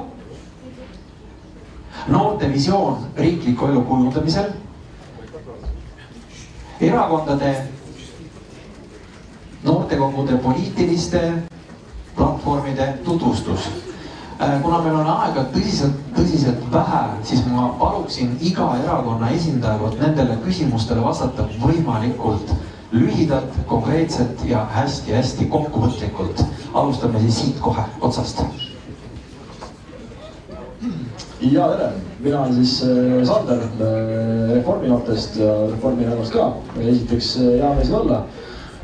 Püüdes siis võtan nüüd kolm üsna mahukat teemat kuidagi kokkuvõtlikult kokku, siis ma võib alustaks sellest, et erakonna suures valimisprogrammis on eraldi peatükk koguni haridus ja noored, seal on erinevaid teemasid. Peateemaks seekord olen võtnud ka eestikeelse õppele üleminekule, aga leiab ka igasugu muid valdkondi, et õpetajate palkadest, kui õpetajad on motiveeritud, on õpilased motiveeritud huvihariduse ja kõrghariduse rahastamiseni välja. Nüüd, mis puudutab noorte osalemist Riigikogu valimistel, tegelikult meenutame kohalikke valimisi, siis meil küll nagu nimekirjad veel selles mõttes on nagu koostamisel, et meil on alles, meil käib see sisevalimiste kaudu, sisevalimiste voorud seisavad nüüd siin aasta lõpu sees ja nimekirjad kinnitatakse jaanuaris. Aga üldiselt juba kohalikel valimistel oli näha, et neid motiveeritud noori ja teotahtelisi noori on nagu näha. Meil pigem nagu erakonnas on see suhtumine, et suhtutasse kõike võrdselt ja kui on nagu noori tegijaid, siis ma ei ütleks, et antakse mingeid eeliseid, sellepärast et keegi on lihtsalt nagu noor, aga seda kindlasti nagu märgatakse. Ja sai ka volikogudesse nii mõndagi noori, mul endal õnnestus pääseda Tallinna volikokku. Ja ma ütleks ka, et mis on selline nagu tugev noori toetav sõnum, et meil on tegelikult erakonnas nii kontoris kui ka erinevate poliitiliste ametikohtadel tööl üsna palju nooremapoolseid inimesi, kes on just noortekogu taustaga, et ka see nagu näitab, et tegelikult noori väärtustatakse, noori usaldatakse ja neid kaasatakse erinevatesse protsessidesse ja loomulikult julgustatakse ka kandideerima valimistel. Ja nüüd, mis puudutab noortekogu valimisprogrammi, siis meil oli just eelmine reedel Reformi noorte üldkogu. Seal kinnitati noortekogu Riigikogu valimiste programm, mida koostati just üle aasta, kui ma ei eksi, et päris pikk ja põhjalik töö on tehtud. Ja kui püüda seda nüüd lühidalt kokku võtta, siis ma arvan, et ma olen keskne nagu idee, mis ma nagu enda jaoks leidsin, on ikkagi see, et siuke inimeste usaldamine või siuke nagu, et vabaduse andmine või see sõnum, et igaüks on nagu iseenda elu peremees ja iseenda otsuseid kujundab ise, et võib-olla see oli see keskne idee, mis ma enda jaoks sealt noortekogu platvormist leidsin, aga see on noortekogu kodulehel olemas, et eks igaüks saab täpsemalt sealt lugeda. Okei. See visioon, mis erakond 2023 Riigikogu programmis ettepanekuteks on toonud. Esiteks samuti palgatõus õpetajatel 120%-le. Noorseltsidel on samuti õpetajate palk ja nende koormus on hästi suur teema. Siis lisaks eluaseme soetus, et üha raskem on leida endale eluasemet. Need üürid lähevad aina kõrgemaks, toimetulek on hästi oluline. Siis tulud programmis 2023 valimistes, et alampalk peaks olema tulumaksuvaba, 20% tulumaks kehtiks kuni 1500 eurose brutotasu puhul ning sellest kõrgemal tulumaks 25%. Ja muidugi kliimateemad on hästi olulised ja mitte, et oleks fookus nii väga nüüd, et sa sorteerid oma prügi, vaid tuleb mõelda ka teistele asjadele, fookus panna rohkem ühistranspordile, autoga vähem sõita, eriti see on kasulik praegu, sest kütusehinnad on muidugi kallimad ja ma annaks edasi. Aitäh, tere kõigile!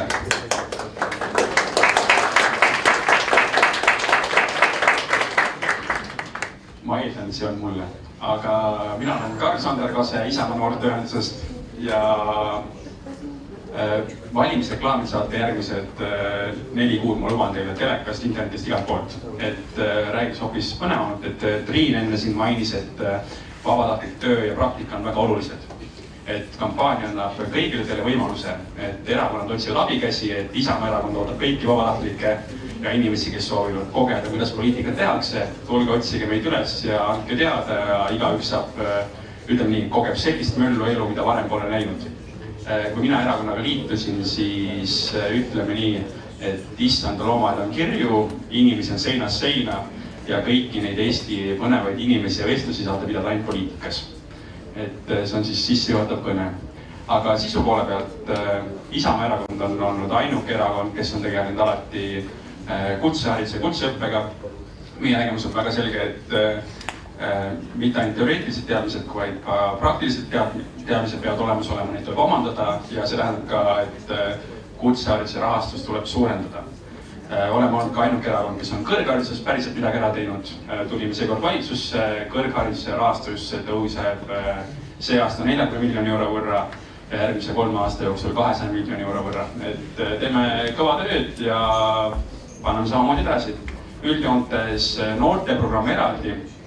Me oleme madalate maksude erakond, me oleme erakond, mis ei sekku teie eraellu. Me ei taha, et riik ütleks inimestele, kes mida tegema peab.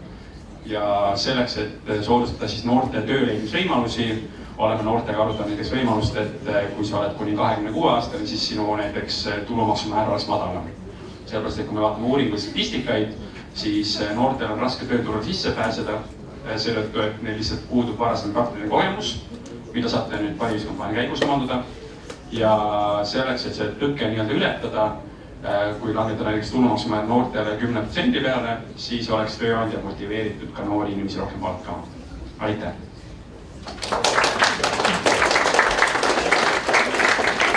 Tervist kõigile, minu nimi on siis Mail Püsooja ja mina olen Kesknoorte aseesimees. Kesknoored on siis Keskerakonna noortekogu, mis lühid Kesknoored. Et siin kõlasid mitmed küsimused, millel on tegelikult hästi raske vastata suhteliselt väikse ajaga. Aga ma alustaks sellest, et kuna me oleme noorte seas, siis räägiks pigem noortekogus, et mis see noortekogu on. Et siin kõlasid küsimused, et kuidas endale tööd leida, kuidas eluga alustada ja ma arvan, et need on peamised küsimused, mis teid puudutavad praegu, et mis edasi saab, mis teie elust edasi saab. Ja nagu siin üks õppealajuhataja juba mainis, et tegelikult mitmed noored, kes siin kunagi foorumil olid, et nemad on praegu siin linnavalitsuses tööl. Et päriselt nii ongi. Et kui te küsite, et kuidas poliitikuks saada, kas keegi teab vastust? Keegi ei tea vastust, kuidas poliitikuks saada. Kas minna ülikooli, Tallinna ülikooli, Tartu ülikooli või välismaale minna õppima, te ei tea seda. Väga lihtne. Tuleb astuda noortekokku ja kui siin kõrvalt juba vastati, et astuda Keskerakonda, siis tegelikult vahet ei ole, kus te astute. Peaasi on see, et te olete endas kindlad ja te teate, mis maailmavaated teid on. Maailmavaated ongi erinevad ja me elamegi demokraatlikus ühiskonnas, kus ongi erinevad maailmavaated. Et nagu te näete, me praegu siin istume kõik noortekogud koos ja arutame noorte asja. Ja nii tegelikult peakski ka riigi tasandil olema, et kes nagu nii-öelda erakonnad istuvad koos ja arutavad nii-öelda koos riigi asja. Tihtipeale paraku aga see ei ole nii, et nagu siin öeldi, et juba tahetakse ära panna, et ma võiks ka siin Karl Kaset kommenteerida ja teisi, aga noh, ma arvan, et see ei ole see koht, kuna me praegu räägime noorte teemadest, me peaksime leidma selle konsensuse ja välja näitama, mis on nagu meie need vaated. et kui te kunagi soovite poliitikuks saada või poliitikat teha, siis nagu Karl Kase juba mainis, et üks võimalus ongi astuda noortekokku, tulla alustada sellest, et hakata aitama poliitikuid, tulla nende töövarjuks, vaadata, kuidas linnapea töötab, kuidas abilinnapea töötab, kuidas linnaosudes see töö käib.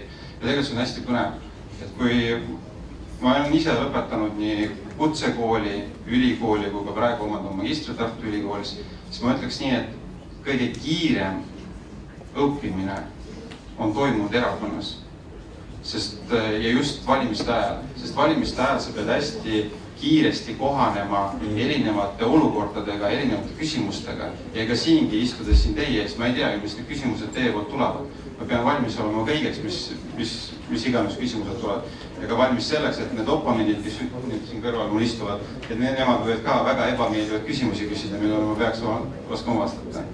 Nii et kui kellelgi on küsimus, kuidas poliitikasse tulla ja poliitikuks saada, siis üks ja ainus tee ongi minna noortekokku. Kui te ei tea, mis erakond teile sobib, siis praegu on just hea hetk, avage kõik platvormid, lugege natukene, vaadake, kes mille ees seisab ja kindlasti te leiate selle, mis on teie jaoks õige. Nüüd kui rääkida sellest, et Riigikogu valimistest, et siin oli küsimus, et kuidas viia noorte teemasid Riigikokku. See ongi teie kätes. Te peate hakkama selle peale mõtlema, et teie olete see tulevik. Teist peavad tulema need ideed, kui teil on mingi idee, siis see idee tuleb viia kuni Riigikoguni välja. Ja ENL on üks siuke sild, millal on seda võimalik teha läbi erinevate osaluskogude, noortekogud on need sillad, kus saab edasi viia.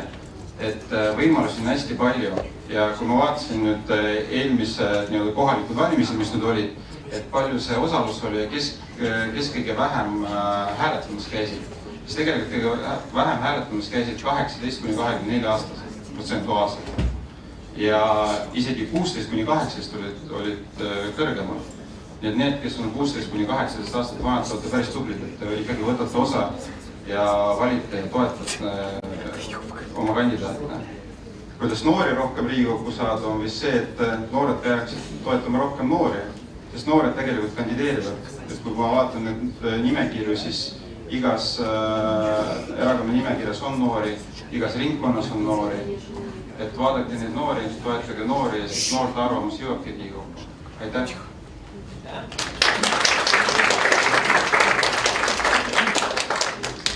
Ja tere ka minu poolt Eino Randanen noorteühendusest Sinine Äratus.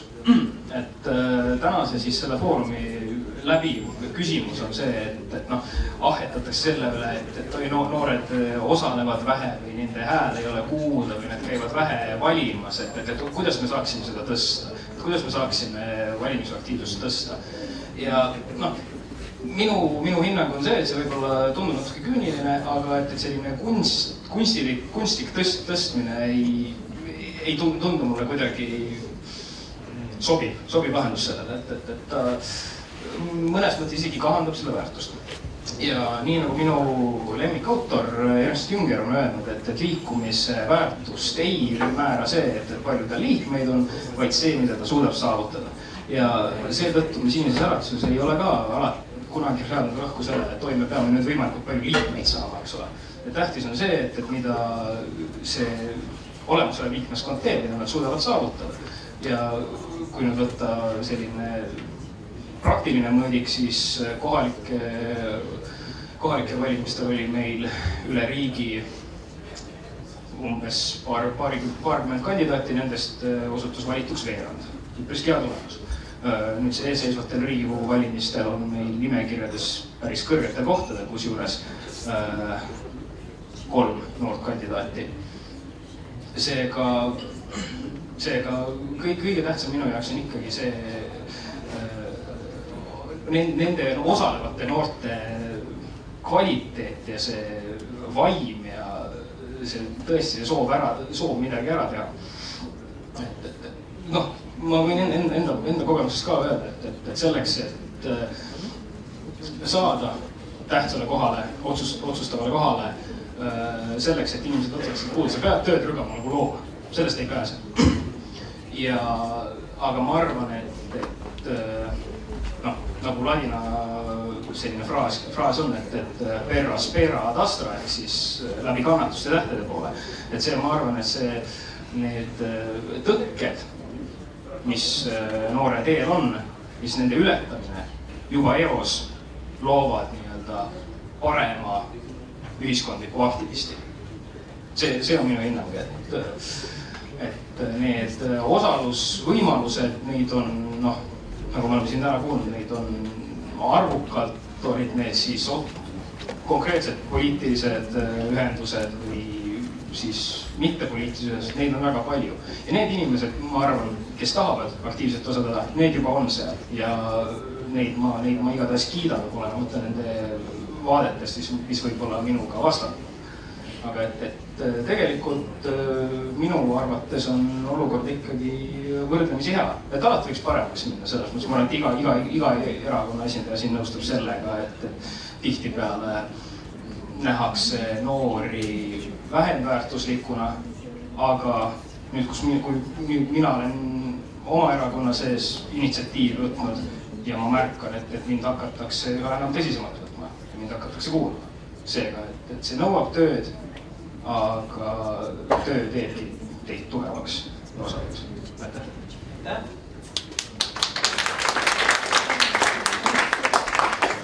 Tere! Olen Aleksei, Eesti 200 juhatuse liige, õpetaja ja ma tulen Mustamäelt. Ma vaatasin, et siin saalis on 10 noort, kes tuleb Mustamäe humanitaargümnaasiumist. See on minu kool, ma lõpetasin seda 2016, kes iganes te olete, palavad tervitused. Ja küsimus, mis on need programmipunktid, mida Eesti 200 pakub noortele? Et me oleme teadlikud, et rohelised teemad, vaimse tervise teemad, hariduse teemad, nad on kõik väga oluliselt kohal ja nad on kõik ilusti kaetud Eesti 200 nimekirjas ja ma ütlen enam, et teistel erakondadel tulevad ka väga soliidsed valimisprogrammid, kus on need asjad kõik ilusti lahti kirjutatud, et kontrollige seda valimiste ajal.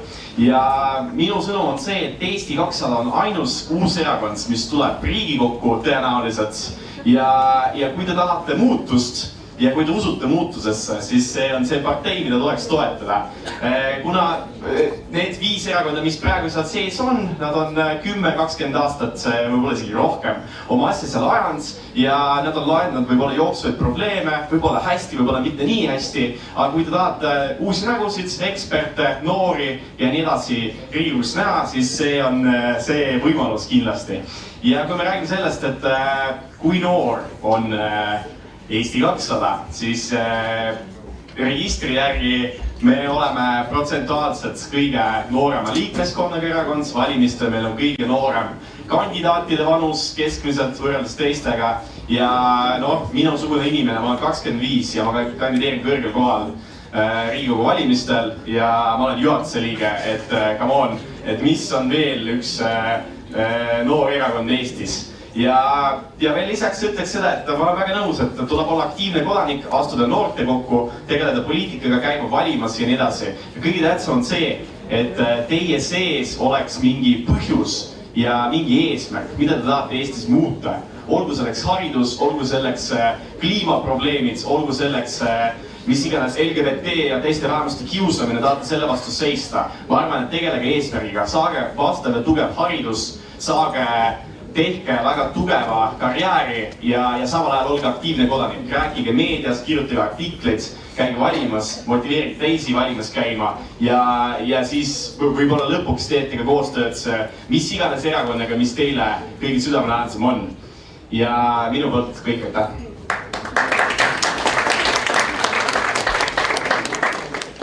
Ma olen Tõin Martin, erakond Istimaa roheliste esindaja ja noorte roheliste kaasjuht. Siin kõik on väga palavaid kampaania lauseid vahepeal öelnud, et ma sellega pihta ei hakka. Räägin rohkem noortest rohelistest endast ja kuidas meie noori kaasame. Meil on kõige noorem erakonna juht, noorem kui mõni niinimetatud noor siin.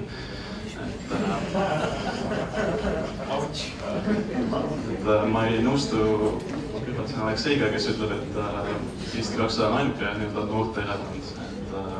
Erakond Istimaa rohelised on väga hästi esindatud noorte inimeste poolt. Erakond hästi moraalsed, seisab, nagu inimesed on öelda, rohelise maailmavaate eest.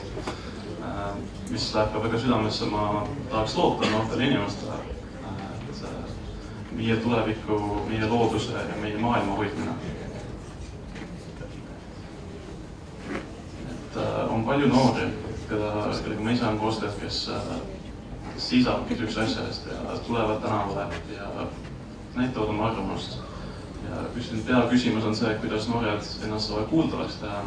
See vastus ongi lihtsalt teha asju, sest keegi teine sinu eest ei avalda sinu arvamust.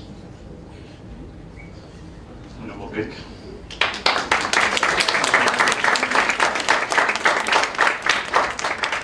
Nüüd me oleme ära kuulanud kõik programmilised seisukohad ja ka lubadused ja ka vajaliku informatsiooni, mida nad arvasid, et nad peavad teile edastama. Aga ma tahaks ka mikrofoni anda ja nende samade küsimuste koha pealt, teemade koha pealt, et räägiks ka Triin natukese, sest et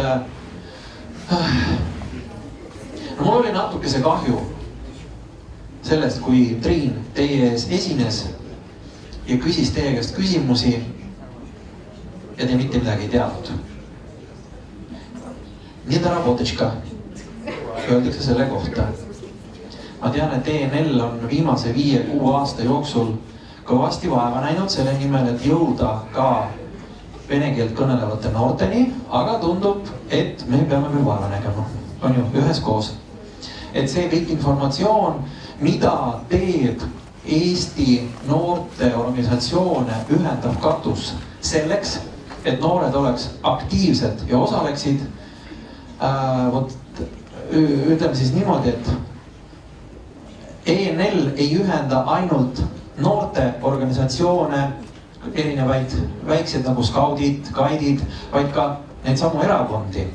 Ehk siis ENL ise ei ole partei, aga teeb väga kõvasti poliitikat. See oli lihtsalt selleks, et te natukese võib-olla saaksite paremini aru, miks Triin ka istub siin koos erinevate parteide, noortekogude esindajatega. Ja nüüd ma annan sulle mikrofoni. Ja aitäh. Ja me ei ole erakond ja siin käisid sellised reklaamiminutid, et saate minna ja seal teha, aga ma arvan ka see, millest me Eesti Noorteühenduste Liidus seisame, on see, et me saaksime neid noorte teemasid tuua ka nii-öelda laiema arutelu alla ja et need noorte arvamused oleks kuulda. Ja üks võimalus on kui sa tead, et sa tahadki saada poliitikuks, sa oled kirglik mõne maailmavaate osas, siis see on üks võimalus. Aga see on üks võimalus, see ei ole see, et kui sa sinna ei lähe, kaasa rääkida ei saa, neid võimalusi on väga erinevaid. Ja teie hulgas on ka kindlasti neid, kes vaatavad, võib-olla nad kuulevad seda sõna poliitika. Kohe tulevad ette mingisugused Riigikogus istuvad keskealised inimesed, kes seal üksteist päris tihti solvavad ja toimub selline nagu trall, et mingid vennad nagu kaklevad, kogu aeg jauravad, aga midagi nii-öelda nagu ära ei tee. Ja kui me räägime ka noortega nii-öelda sellisest poliitikast, siis nad ütlevadki, et me ei taha sellest rääkida, see on mingisugune mingi vastik rõve nagu asi, las need mingid, kes seal on, istuvad oma kõrge palgaga nagu jauravad. Aga miks me seda osalust arendame, ongi see, et me ei pea rääkima ainult sellest, et poliitika on need Riigikogu liikmed või need, kes kuskile kandideerivad, vaid poliitika on ju tegelikult see, millises riigis me elame, millised on need võimalused ja tingimused siin. Ja kui me vaatame kas või demokraatia mõistet, me oleme demokraatlik riik, meil on rahvavõim, siis see ongi tegelikult see, et meil on nii-öelda õigus valida need suunad, kuhu me tahame, et see riik läheks. Ja see puudutabki seda, et millise näiteks hariduse saate, kas te saate koolis näiteks tasuta süüa või te peate sellele lisamaks. Ma ütlesin näiteks Tallinna linna noorte volikogu eestvedamisel ju paar nädalat tagasi tehtis avaldus, et ongi see, et sa näed, et on mingisugune probleem. Sa ütled oma sõna sekka, et me tahame näiteks, et koolis saaks normaalselt süüa, see söök oleks tasuta, sest kui me vaatame näiteks Eesti ma ei tea, kas või mingid suhtelises vaesuses elavad pered ja nende laste arvu, kes võib-olla saavadki ainult koolis süüa, siis see on oluline, et see võimalus oleks, aga need võivad olla ka väga mingid muud teemad. Me räägime väga palju kas või ongi keskkonnateemadest, sest praegu me näeme, et vanemale generatsioonile need teemad võib-olla ei lähe nii palju korda, aga noored peavad selles keskkonnas elama, selles kasvatama üles oma lapsi ja lapselapsi. Et me peame poliitikat vaatama ka sellena, et me ütleme välja, mis on meie nii-öelda vajadused, kuhu me tahame, et see riik läheb. Et poliitika lihtsalt on üks selline valdkond, kus ongi erakonnad, kellel on väga kindlad vaated mingisugustele küsimustele ja rahva võim ja selles ongi see, et me läheme valima ja me hääletame nende erakondade inimeste poolt, kelles me näeme, et nad nii-öelda suudavad meid esindada ja riiki seda nagu arvamust tuua. Ja ma arvan, me ei tahaks ka olla see riik, kus me valime iga 4 aasta tagant endale kohaliku omavalitsuse volikogu või riigikogu, ütleme, et las need inimesed teevad seal, mis nad nagu tahavad, meid ei koti, vaid meil on ka tegelikult võimalus nii-öelda selliseks osalusdemokraatiaks, ehk siis jah, meil on need rahvaesindajad, aga me saame ka teemades rääkida jooksvalt kaasa. Meil ongi võimalik, kui me vaatame näiteks Fridays for Future käib igal reedel tegemas oma proteste, et juhtida tähelepanu või ongi see, et me saame teha mingisuguseid pöördumisi, hoida neid debatte, et kõik see on üks nii-öelda väärtus. Ja on sul äkki mõni spetsiifilisem küsimus ka? Ei ole? Okei. No ma ütleks lihtsalt ära selle osalusvõimaluste loomisega. Et kui me räägime kas või näiteks nendest samadest noorte nõukogudest, mis on ministeeriumite juures või kas või näiteks, et see, et meil ongi näiteks ÜRO-s oma noor delegaat, need võimalused on need, mis tuleb noortel endal luua. Sul ei ole seda, et sul tuleb näiteks mõni, ma ei tea, minister või keegi ütleb, et nüüd me tahame, et te teete seda. Need asjad töötavad siis, kui me näeme, et seal on noored taga, kes ütlevad, et me tahame kaasa rääkida kohalikul tasandil, riigi tasandil, kuskil Euroopa tasandil, et see hästi palju sõltub meist ja mida neil saabki teha on see, et aidata need ideed nii-öelda ellu tuua, toetada, aga jah, see väga palju sõltub ka sellest, mida noored ise tahavad. Kui noored ütlevad, et meid üldse ei huvitas osalus, siis me ei saa ka seda nii-öelda peale sündida, aga kui me näeme, et on noored, kes tahavad kaasa rääkida, siis me saame neid võimalusi tuua ja eks alati on ka see väljakutse, et kuidas jõuda võib-olla ka nende teist keelt rääkivate noorteni. Me üritame ise nii palju käia, ütleme, kuskil Ida-Virumaal ja nendes venekeelsetes piirkondades, et neid noori kaasata. Kui me vaatame näiteks osaluskohvikuid, siis Ida-Virumaa oma toimus täiesti vene keeles, Tallinna noortevolikogu, kellega me teeme Tallinnas väga palju asju, teeb ka oma asju tihti 2 keeles, et nii-öelda tuua ka neid vene keelt kõnelevaid noori. Aga üks teema, millest ma enne rääkisin ka see, et noored näevad, et kas või see kodaniku haridusõpetus, mis koolides on, ei ole piisav. Me näeme seda ise, et teil koolis ei õpetata tegelikult neid viise, kuidas teil on võimalik ühiskonnas osaleda.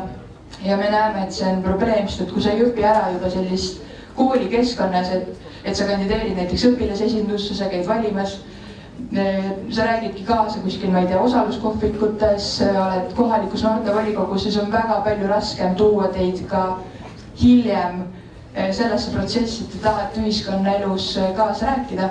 Ja ma olen päris palju toonud ka seda näidet, et meie vanemad, kes elasid teises riigikorras, nad ei saagi kaasa rääkida, neil ei olnud sellist asja, et sa ütled nüüd välja, et ma arvan, et see poliitika ei ole õige või meil peaks olema asjad nii. Neil ei olnud seda võimalust, nad ei olegi harjunud niimoodi kaasa rääkima, aga meil on see võimalus ja meie harjumegi praegu sellega, et meil on võimalik öelda, mis me tahame, meil on võimalik korraldada proteste, olla kriitilised ja me ei pea kartma seda, et me läheme kuskile 30 aastaks vangi. Et need on kindlasti need võimalused, mida meil tuleb kasutada, aga kindlasti kasutada neid targalt, et ka mitte noori ära hirmutada võib-olla sellise kiskleva poliitkultuuriga. Nii, suur tänu. Enne kui ma esitaks teile head erakondade noored esindajad mõned küsimused, ma lihtsalt jagan teiega ühte, mis puudutas meid väga kõvasti. Ismail Keskerakonnast ütles sellised huvitavad sõnad, et näete, ma olen siin, ma olen valmis, et mind rünnatakse, ma olen valmis, et mind solvatakse, ma olen valmis, et minuga vaieldakse. Mina tahan siia öelda seda, et see ongi meie ühiskonna suur väärtus, sest kujutage praegu ette seda foorumit, kui siin 7 erakonna esindaja asemel istuks üks, kes ütleks, vot mina olen see õige mees ja kõike, mida mina räägin, see on õige ja teie peate sellele kuuletuma. No ma ei tea, mina arvan, et 99,9% siin saalis viibijatest vist ikkagi eelistavad seda varianti. Või mul ei ole õigus. Ma arvan, et nii on.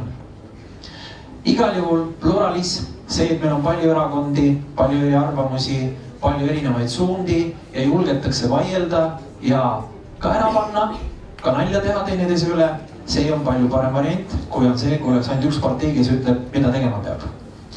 Teine, nüüd juba ma läheksin küsimuse juurde ja ma natukese võib-olla üllatan selle koha pealt, et selles materjalis, mis teil laiali saadeti, olid need lisaküsimused. Aga vot seda küsimust seal ei olnud, sest et ma küsin kõigepealt saalis publiku käest, kes teavad või teadsid või on kursis, et umbes nädal aega tagasi toimusid USA-s vahevalimised. Kes on sellest kuulnud, et USA-s olid vahevalimised kongressi? Ainult 3 inimest. Ja siit muidugi kõik. USA vahevalimistel USA parlamenti kongressisse juhtus sensatsioon. Milles see sensatsioon seisnes? Ameerika Ühendriigid on 200 aastat vana riik. Esimest korda ajaloos läksid selles riigis valima noored. Ja teate miks? Sest USA-s on üks ärritaja, üks tont nimega Trump. Ja selleks, et Trump ei võidaks, läksid USA-s noored hääletama, valima esimest korda Ameerika ajaloos. Minul on siit nüüd küsimus. Igaüks teist võiks öelda, mis võiks olla Eestis see ärritaja, mis meelitaks või paneks noored minema valima?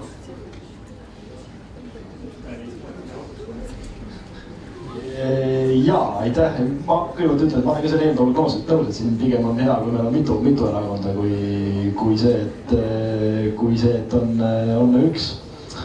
Aga ma arvan, et ütleme nii, et ega need samad trendid, mis on USA, ega need mõnes mõttes jõuavad ka ju Euroopas, eks ju. Mis see ärritaja võib nagu olla, ongi see, et sa näed võib-olla, et on mingisugune poliitiline jõud, kelle maailmavaade, kelle nägemus on risti vastupidine sellele, mida sina oma eluks soovid või millise Eestis sina elada soovid.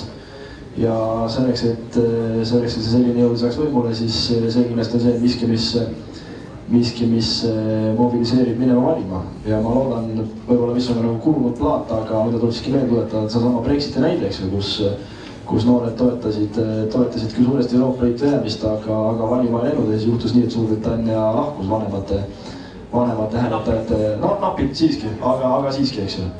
Et see näiteks, ma arvan, et see nagu näide või selle mõte jõuab ka nagu võimalikult paljudele kohale, et ikkagi, kui sa tahad, et midagi ei juhtuks või vastupidi tahad, et midagi kindlalt juhtuks, siis tuleb minna ja enda see väike osasulise hääl nagu ära teha.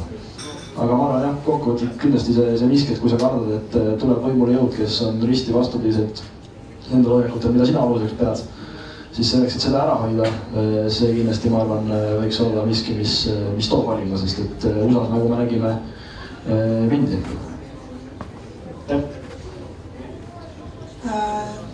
Tere õlle, okei.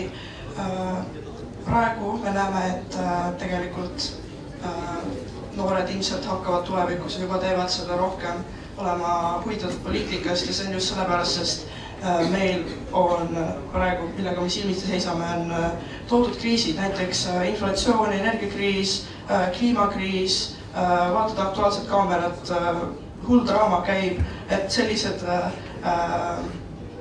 meelehärmi tekitavad juhtumid sunnivadki inimesed valima. Et me näeme, et tegelikult maailm on meid sellega praegu nii-öelda aidanud juba edasi. Aga üks asi, mis on hästi tähtis ja mida me peame jälgima, on see, et erinevad lubadused, et siis kas neid täidetakse. Toon näiteks kliimaga seonduvad lubadused, mida Euroopa Liit on teinud või mida Eesti on teinud, on pannud paika kava, mida teha tulevikus, aga siis need võetakse vastu, väga tore, me saime nagu oma tahtmise, aga siis me näeme, et nad jäävad nagu sahtlisse seisma ja nendega ei tegeleta. Et oluline on nagu järge pidada sellel, mis lubadusi täidetakse ja kuidas seda tehakse ja nende toimivus. Ning üks kommentaar veel, et enne küsiti ja siis keegi publikust ei vastanud. Ma olen kindel, et mitmed ikkagi oskasid väga hästi vastata, neid variante tuua, lihtsalt keegi ei julgenud. Aitäh! Aitäh! Ma sinna Trumpi ennesurgu muidugi ei roniks, sellepärast et miks sai Trump presidendiks, on ju. Sest Hillary Clinton ei meeldinud väga paljudele valgetele, keskealistele äärelinnade naisterahvastele ja nemad otsustasid demokraatide asemel vabaliklase valida, on ju. Sellepärast oli meil Donald Trump president. Et see on minu meelest väga ehe näide sellest, et mis juhtub poliitikas. Siis, kui sa lihtsalt pead valima sellepärast, et sa tahad olla kellegi vastu. Eesti valimissüsteem toimib loogikalt, see on kellegi poolt. No jälle vastu näide, et siin Reformierakonnast Kaja Kallas ütles umbes 2 aastat tagasi, et Jüri Ratas müüks Eesti riigi maha ja enne selle kampaaniat, et Keskerakonnaga meie koostööd teha ei saa. Läks aasta aega mööda, on Reformierakond Keskerakond koos valitsuses. Jüri Ratas Keskerakonnast ütles enne valimisi, et tema EKRE väärtustega koostööd ei tee. Läks aasta aega mööda, olid EKRE-ga koos valitsuses. Et see on nagu väga hea näide, et miks ei tasu minna valima kedagi sellepärast, et sulle keegi teine meeldib vähem. Et pigem tasub vaadata sedasama erakonda, kas ta täidab oma lubadused, võite Isamaa selle track record lahti võtta. Need asjad, mida olete iga valimistel nagu telekast näinud, on ju, kas siis, et maksurahu, et makse ei tõsteta, pensionireform, et antakse vabadust raha üle ise otsustada, kõrgelis rahastus, peretoetused, kõik need asjad on päriselt tehtud ka. Ja me pole kunagi öelnud, et me ei tea, kas nende koostööd või nendega, vaid me oleme öelnud, et meie teeme koostööd nendega, kes aitavad meil meie asjad ära teha. Ja see ongi niisugune edukas poliitika. Mitte see, et nemad on paha ju ja siis pärast pead oma sõnu sööma, nagu kõik ülejäänud erakonnad. Aitäh! Enne see, mis ma ütlesin, et minu sõna natuke tõlgiti natuke teistmoodi, kui ma ütlesin, et ärapanemine peab olema konstruktiivne. Mitte selles mõttes, et lihtsalt ära panna kellegile, et praeguses poliitikas, nagu ka Triin välja tõi, on me Riigikogus tihtipeale seda, et lihtsalt ära panna, lihtsalt venitada istungit, lihtsalt küsida mingit mõttetuid küsimusi, millel tegelikult sisu ei ole. Et see on tegelikult praeguses poliitikas see kõige suurem probleem, et ei lasta inimestel seda põhitööd teha, et segatakse seda poliitika kujundamist. Et siinkohal jah, et ärapanemine ainult kui ta on konstruktiivne, on ta hea ja kindlasti ma ei tahtnud siia ka tuua seda, et ainult üks erakond peaks nagu valitsema, et demokraatia ongi, kus on erinevad vaated, aga lihtsalt see arutelu peaks olema alati konstruktiivne, mitte ärapanemise. Nüüd kui küsida, mis oleks see trigger, et kas just trigger on Donald Trump Ameerikas selleks, et noored lähevad valima, ma veidi kahtlen selles, et kõik noored on Donald Trumpi vastu ja et Donald Trump võib-olla oli halb president Ameerikale. Et selles mõttes, et kindlasti ta tegi mingid asju hästi, mingid asjad ei meeldinud võib-olla sellele teisele osapoolele, aga nagu me räägime, demokraatias on alati nii, et enamus valitseb vähemust ja nii on iga valimisega. Ka meil Eestis, et kui mingi erakond saab rohkem hääli ja suuvad moodustada valitsus, siis nemad ongi need, kes valivad selle suuna, kuhu edasi liigub see riik ja kui ei meeldi teiste erakondadele, see on see paratamatust. Aga jah, ma arvan, et mis tulevikus võib noori tänavatele tuua võib-olla on see, et tööpuudus. Et kui meil see energiakriis ja muud kriisid süvenevad, siis järjest rohkem hakkavad ettevõtted, mida me ka praegu näeme, et ettevõtted järjest rohkem sulgevad uksi, rohkem tuleb koondamisi ja paratamatult, nagu ka enne siin mainiti, et kui sul ei ole töökogemust, siis sina jääd ukse taha, et võetakse see inimene, kes on töökogemusega ja noored on need, kes jäävad ukse taha. Et siin olekski pigem küsida, et mida teeb järgmine valitsus ja keda valitakse järgmisesse valitsusse, et seda kriisi leevendada ja et uuesti töökohti juurde tekitada, sest kui inimesel on töö, kui inimesel on normaalne palk, et ta saab ennast ülal pidada, siis ei tiki ka sellist triggerit, et mille pärast ta peaks tänavatel minema ja mässama. Aitäh! Ja, minu arvates kõige suuremad asjad, mis motiveerivad siis noori hääletama, on vastureaktsioon millelegi. Ja tegelikult ma nõustun Sandriga sealt algusest, et USA trendid vältimatult kahjuks jõuavad meile Eestisse ka. Ja ausalt öeldes selleks, et motiveerida siis noori valima enda poolt, ma olen üpriski veendunud, et me hakkame siis kampaaniaperioodil nägema seda sama, mis juhtus USA-s, et asenda siis vabariiklased EKRE-ga, et nüüd kui te ei vali meid, ehk siis mitte EKRE-t, siis tuleb õud, pime öö, demokraatia hävib, meil on idamaine despotism ja koonduslaag, et kõike sellist jama. Aga mis siis on vastureaktsioon, mis võiks ajendada selle alternatiivi poolt hääletama, et kui tõesti on siin mainitud inflatsiooni, elukalliduse tõusu, kinnisvarahindade tõusu, kõrged energiahinnad, ja siis väga hea, ma arvan, kuidas ma ütlen, ebakompetentsus, hea näite, see LNG ujuvterminali täielik maamüümine, see selleks. Aga mis minu jaoks isiklikult kõige tähtsam on meie põhiseaduslikult sätestatud imperatiivide ehk käskude täielik eiramine ja rahvusriigi kontseptsiooni lammutamine ja mahamüümine.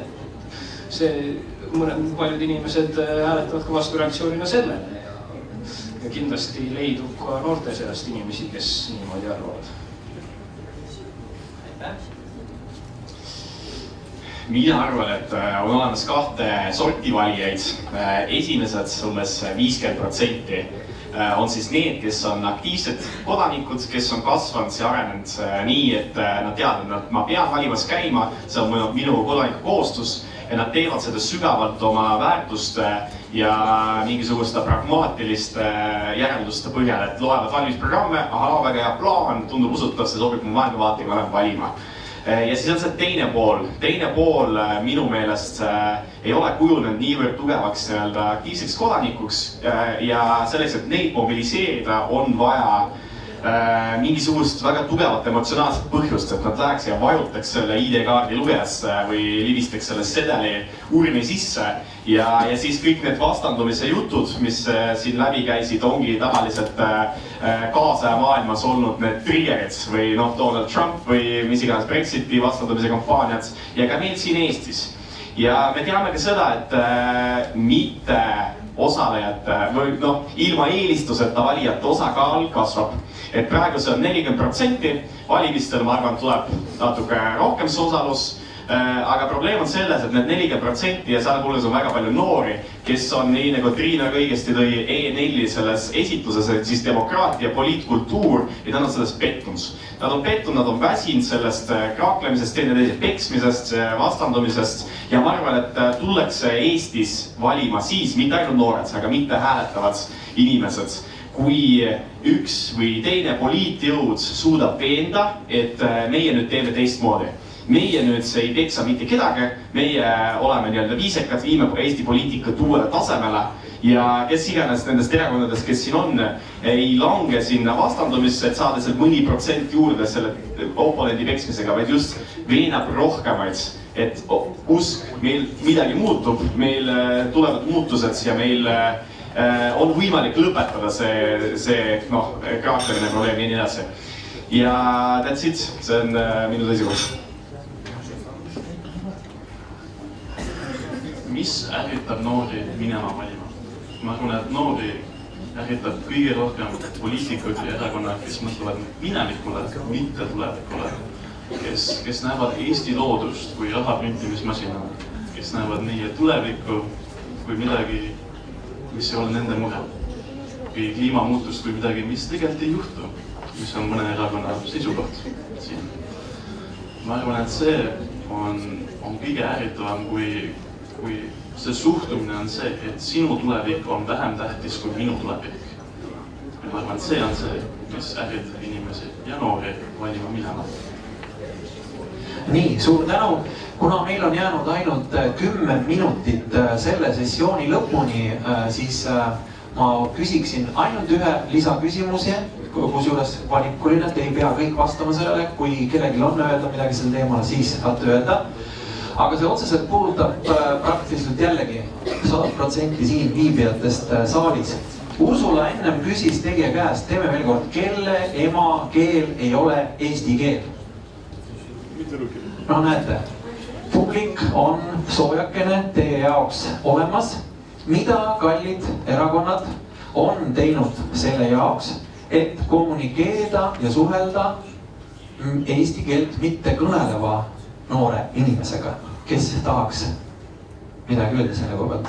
Milline erakond on midagi teinud? Kas teil on mingi eraldi lähenemine, eraldi poliitika selle koha pealt? Kuidas vene keelt kõnelevate noortega töötada? Mida teha nendega, et ei oleks niimoodi, et nad ei tea osavalimistest mitte midagi, nad ei tea osaluskohvikutest mitte midagi ja ma imesta, kui nad ei tea Riigikogust ka mitte midagi. Jaa, raha on vähe Eesti 200-lt ja muidu ma teeks nii head kommunikatsiooni, et paha hakkab. Aga ja vene keeles ka veel rohkem muidugi.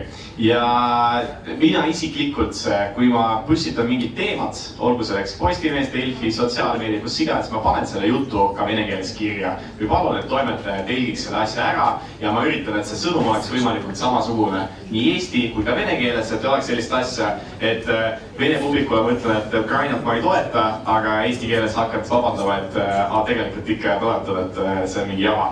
Ja ma arvan, et see on täiesti vale, see on inimeste eksitamine ja nii edasi ja mina pingutan selle nimel, Eesti 200 pingutab selle nimel, et panna kõik meie sõnumid ka vene keeles ja mina kusjuures vastutan partei juhatusest ka selle eest. Ja Ismail, ma usun, tahad ka midagi lisada või? Kes tahab, jah? Võite öelda. Nii, mida olen mina teinud ja mida Isamaa on teinud selleks, et kõnetada vene noori? Esiteks, mulle see ohvrikultuuri mentaliteet ei meeldi eriti sama, mis siin enne läbi käis, et kui teie ei ole kuulnud EN4-st või et pole ei tea poliitikast piisavalt, see on haridussüsteem süüdi, on ju. Tegelikult vahepeal peab peeglisse ka vaatama. Et tänapäeval need infoallikaid ja kanaleid nii palju, et need inimesed, kellel huvi on, teavad üles. Aga see ei ole mingi vene noorte eripära, vaid ütleme, see on Eesti ühiskonna laiem probleem, on ju. Et kui lähed Kagu-Eestis võtad tädi Maali kuskilt, siis ega tema ka poliitikast eriti palju ei tea. Et see nii-öelda, aga see tee käib mõlemad pidi. Nii, mida mina erakond on teinud, kirjutame tekste nii eesti kui ka venekeelses meedias. Kui loete, see aasta mina olen käinud vist juba kaks korda Narvas kohtumas Narva noortega. Sellest on tehtud eelteavitus. See ei ole niimoodi, et erakonnal on 2 rahad, et käib, vaid oma taskust maksan ja käin. Otsin venekeelseid noori. Aasta algus asutasime Narva klubi erakonna noortekogul. Nii et tegutseme, läheb paremaks, aga üritage ise ka infot otsida ja te leiate. Aitäh!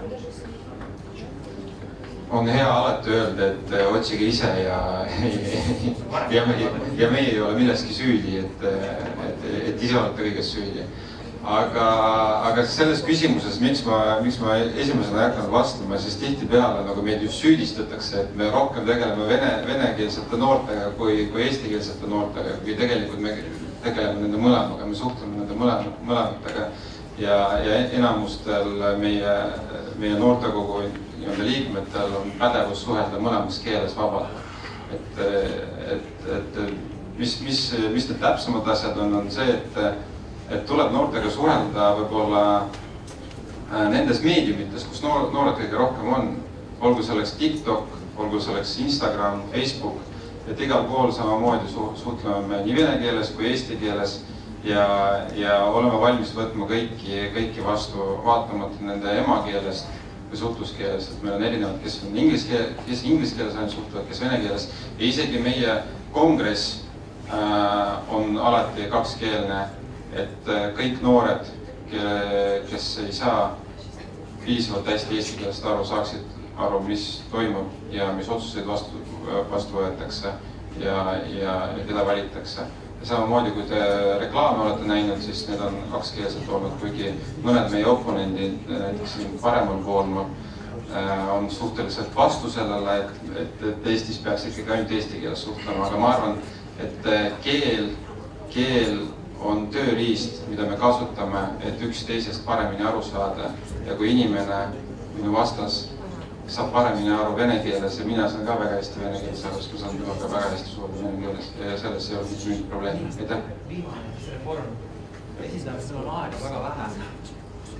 Ja aitäh, paar asja, et reformi poole pealt, et mõtlen ka, mida ma ise nagu märganud, et meil on noortegu liitunud ka tegelikult sellised nagu venekeelseid noori tegelikult on ka nagu julgenud nagu liituda ja on üsna aktiivsed, et valiti eelmine reede toimunud üldkogul ka juhatusse siis vene emakeelega taustaga noored. Ma seda arvan, et see on ka nagu tegelikult oluline, et oleks ka nagu selliseid inimesi, kes siis venekeelse kogukonnaga nagu suhtlevad ja kutsuvad ka seal ja teevad seal ise seda selgitustööd nagu inimesed inimesed. Ma arvan, seega nagu julgustab leidma siis vene emakeelega noori kohta noortegus või tulema noortega üritusel näiteks ja vaatama, et kas talle sobib see näiteks või talle meeldib üldse.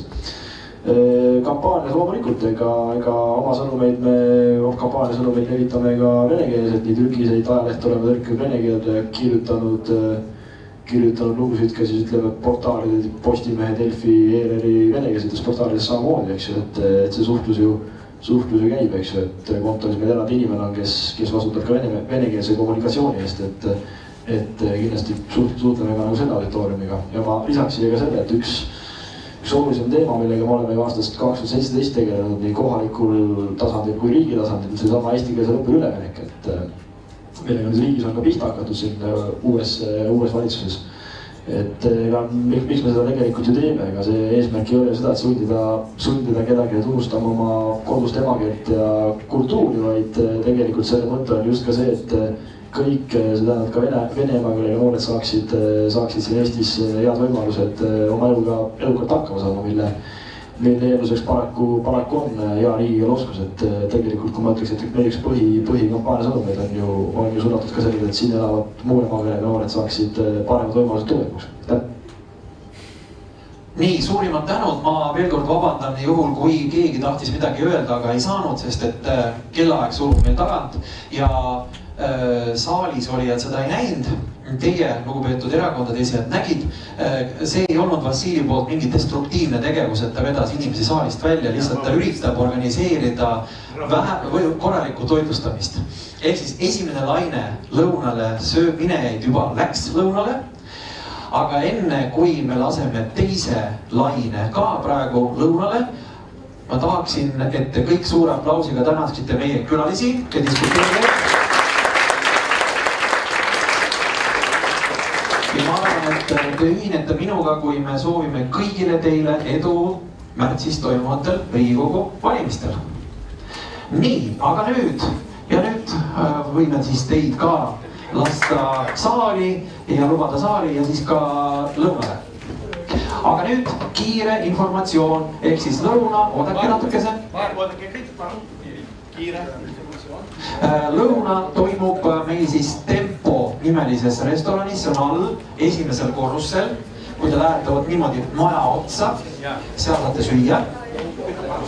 Nii, tak, rебята, stopp. Sразу, räägin vene keeles, ma tean, kes siin olete.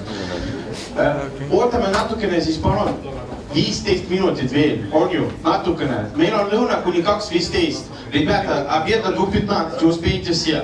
Еды хватит на всех. Просто сейчас там первая часть группы ушла, 15 minutit, no 10 minutit teeme. 10 minutit ja siis te liigute siis temposse. Ja meil on ka neile teile sõnum. Peale seda tagasi, kell 2:15 tagasi siia. 2:15 всем обратно.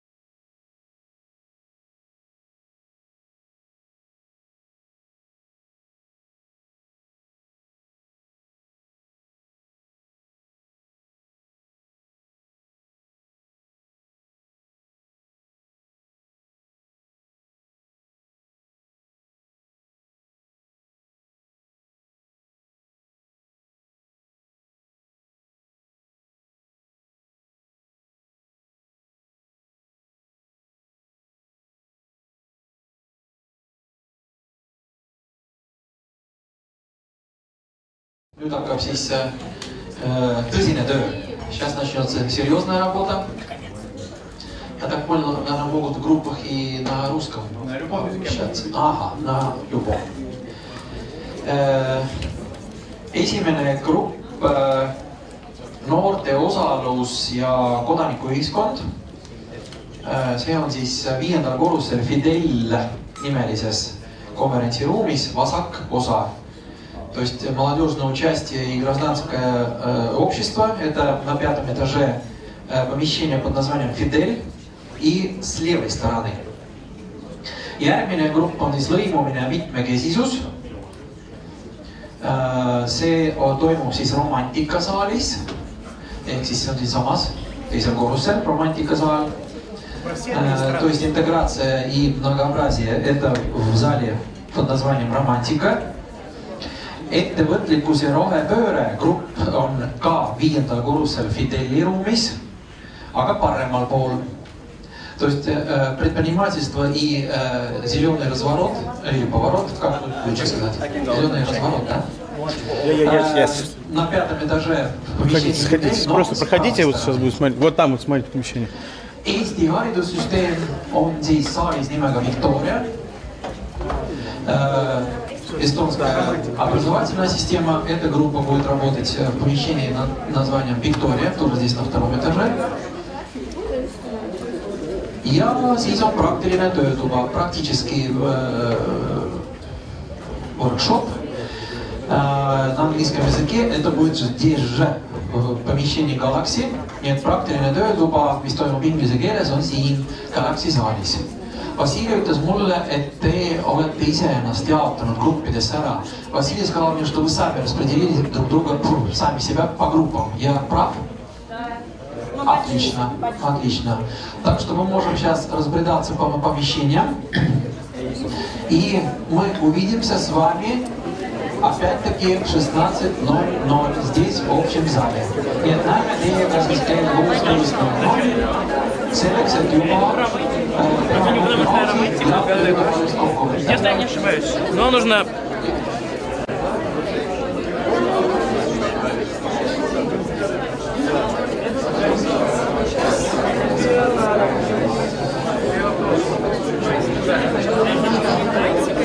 Нет.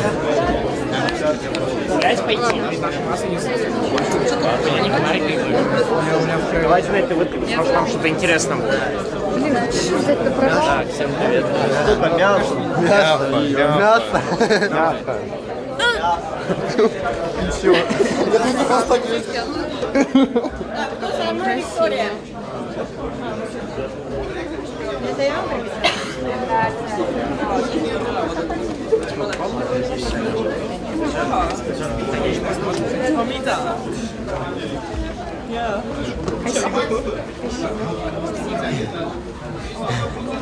Не убегай, мы не поплывем. Окей. Камеру.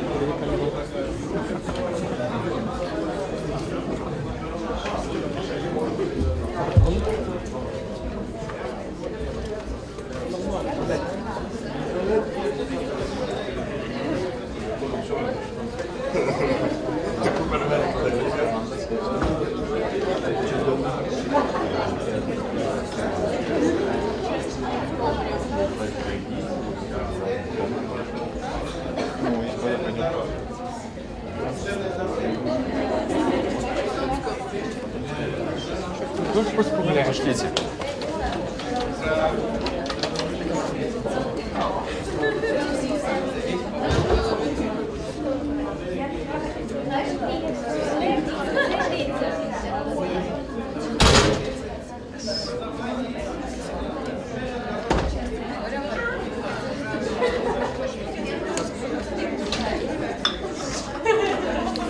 Yes, we are ready. Finally, almost 2:15, and we have so much to do and so many fun things to explore. And the secret, which is not a secret for some of you, is that at between 4 and 5, all of us who are in this room are going to do a performance. Yes, for the rest of them.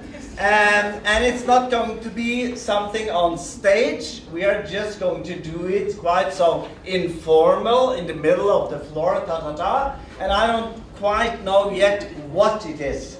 But we're going to start and have fun with everyone in a circle. In the circle in the middle of the floor, please. Everyone in a circle in the middle of the floor. Okay, kind of a circle. That's the first task.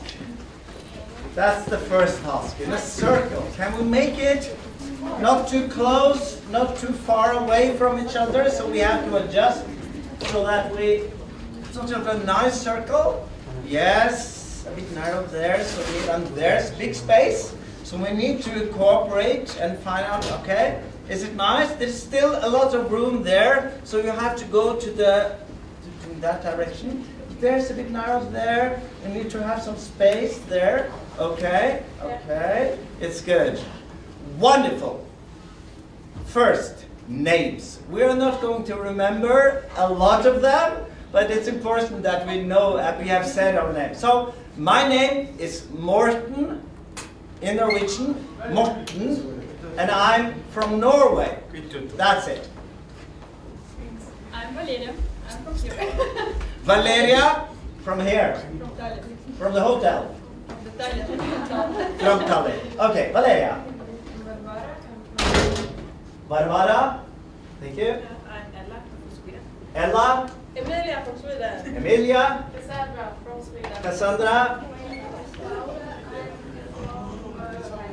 Laura. Thank you. Arina. Irina. Irina. Larita. Lalita. Sorry. Lalita. Karina from Estonia. Karina. Okay. From Estonia, but from now.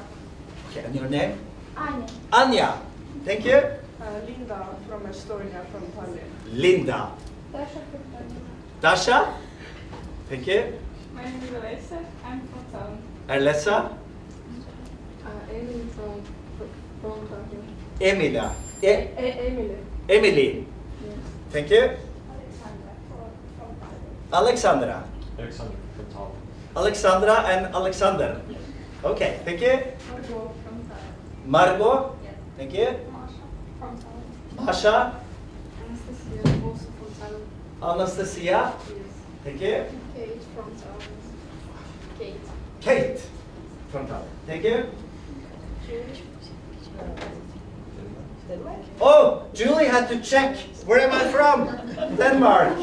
Julia and Christian, also from Denmark. Christian, thank you. Pirjo, originally from Estonia, but live in Finland. Wow, both countries. Wonderful. Thank you. I'm Sana from Finland. Sana. Anna from Finland. Yes. And now we repeat. Everyone. No, we don't. But that's good. Thinking about we're from Norway, Denmark, Finland, Estonia. Did I forget it? Sweden, of course. Sweden. So this is going to be interesting. We are going to start with you doing what I tell you to do. So when I say clap, we clap.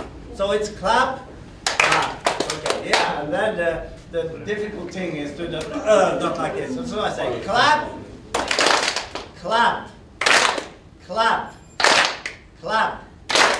And now, jump, jump, clap, jump, clap, jump, jump, jump, clap, clap, clap, and clap. Good. And now we switch. So when I say jump, you clap. And when I say clap, you jump. So it will look like this. Clap, clap, jump.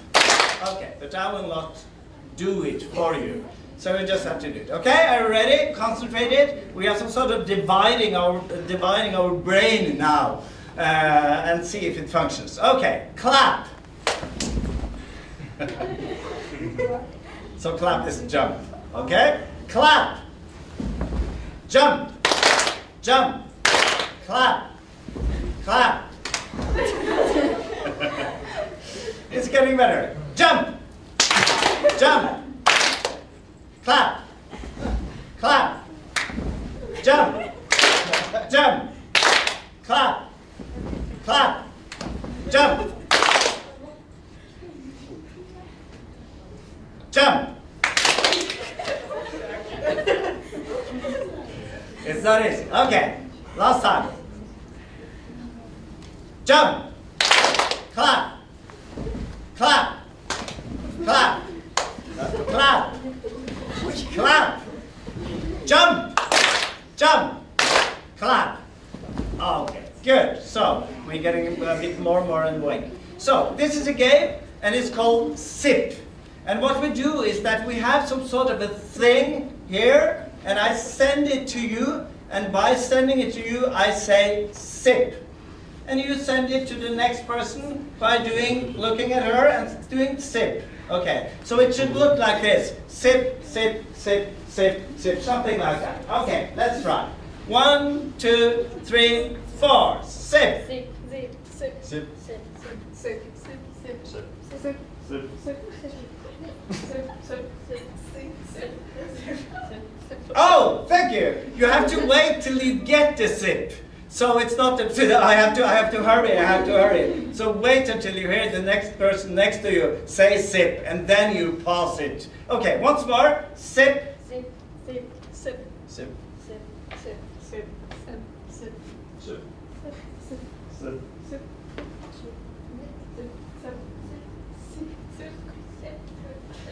Much better. And now we're trying to do it theater-wise with a bit of enthusiasm. So it's just not SIP, but it's SIP. You know, really pointed, some sort of thinking. You really mean the SIP. The SIP is the most important thing. There's great value. The other direction, okay, ready? SIP. Sip, sip, sip, sip, sip, sip, sip, sip, Sip. sip, sip, Sip. sip, sip, sip, zip. Wonderful. And then left and right hand. I see some of you are doing some sort of, you're doing some sort of acrobatic thing.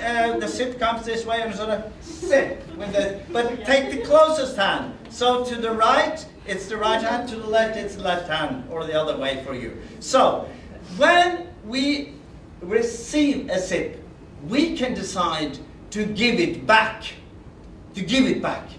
So if you give me a SIP, Zip. I say bop, B-O-P, bop, and it bounces. And then you have to think very fast, okay, I tried to send it that direction, but now I have to send it the other direction. Okay? So let's try. So you send a SIP to me. Zip. Bop. Zip, zip, zip. SIP. Yes, stop that. And any one of you can do the bop. Any one of you can do it. So if you decide that, okay, I'm going to just return it where it came from, you just say bop. And then we have as a group to be some sort of self-aware as a group. So we don't, you know, you say no, SIP, SIP, and I say bop, and you say bop. Bop. Bop. Bop. Bop. It's very funny for us, but it's not so funny for the rest of the group. Okay, so we have to have some discipline in that. Okay, ready? So now we can use bop. Okay, SIP. Zip, zip, zip, zip, zip, zip, zip, zip, Bop. zip, zip, zip, zip, zip, zip, zip, zip, bop, zip, zip, zip, zip.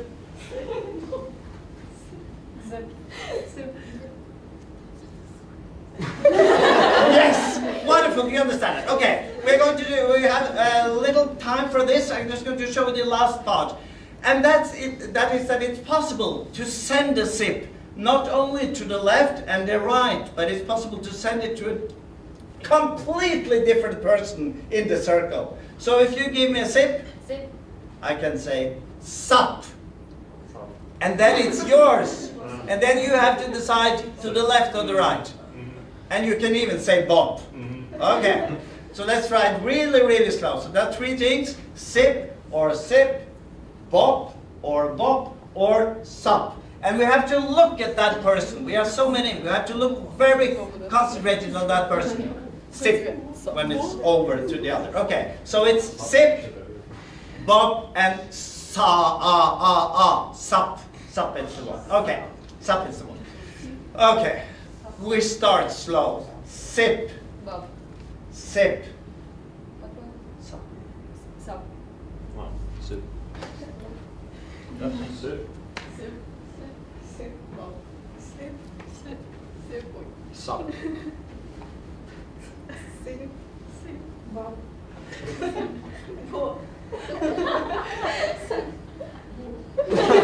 Something is happening over there. Okay, we should see if we have time at the end. We should do this more. But when we have practice on it a lot, it should be like this: sip, sip, sip, sip, sip, sip, bop, sip, sip, sup, bop, sip, sip, sip. It should be like this, you know, in rhythm. And when we are as a group working with this, it's very good for group dynamics. And in the beginning, it's a lot of fun, and we sort of, if you give me a sip, Bob, you know. So sometimes our body and everything reacts with laughter because it's fun, but we should do it like a machine. Okay, so now we are going to divide in 4 groups, and I'm going to count as you now stand nationwide. So it's 1, 2, 3, 4. The one of you, which I have number 1, is there. Number 2 is there. Number 3 is there, and number 4. So 1 is there, 2, 3, 4, and I'm going to count the numbers. So, and you say the number after me. So 1, 2, 3, 4. 1, 2, 3, 1, 2, 1. 2, 3, 4. Good. So just sit in the front row, in each of the 4 sections. Each of the 4 sections. Good. Each of the 4 sections. 1, 2, 3, 4. Just sit down. Just sit down. In the front row, so that we all are in a circle. Kind of a circle. There's so many things there. Okay, good. So now, welcome to this workshop. My name is Morten Hagevik. I'm Norwegian. I'm trained a music educator, so I have a master's degree in music education, and I worked in the teacher academy in university. I also worked in cultural organizations as a grinder. I have a podcaster. I'm a headmaster at the art school in Norway. I'm a volunteer, and I also work a lot as a director and a manager. And Vasily called me a few months ago and said, can we do a show during the gender conference there, gender equality? And I said, it's a crazy task. I need the best people. The best people. And Vasily said, yes, I will bring you the best people. And here you are. You are the best people for doing this. Yes? Yes. Yeah. Yes? Yes. Yes. Yes. Okay, good. And what we're going to do in approximately, 1.5, 2 hours, we're going to show something to the rest of the participants. And first we have to practice. We have to find the material. So it's going to be a story about gender equality, about democracy, and about perhaps something more. So the first task is that each group, you have to group together, and you have 5 minutes to find a conflict. To find a conflict. And I will tell you each one what are the themes in conflict in school. Sorry, I forgot. A conflict in school. Are you being? Have you seen someone being harassed? Have you seen someone being bullied? Did you have any difficulties with the teachers or some other, or is it something else? So I just need one conflict that you, as a group, 1, 2, 3, 4, decided. Okay, this is an interesting conflict, or a bad conflict, or a fun conflict. Even you can just decide. Do you understand? Yes. Yes. Good. Okay. So I will. There will be four different. So I will just tell you now. So about 5 minutes from now, just group together and discuss. And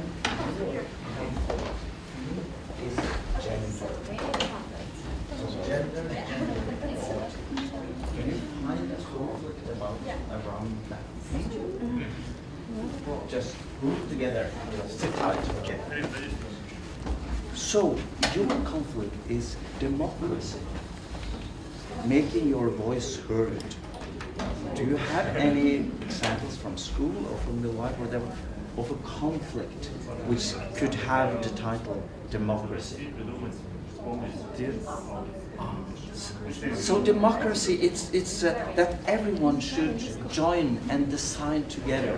If, for instance, there is a situation that you are all deciding everything, why? I want to be together and decide. So that's democracy. Okay? You understand? I have an example. You have an example. Good. Okay. So your theme is culture.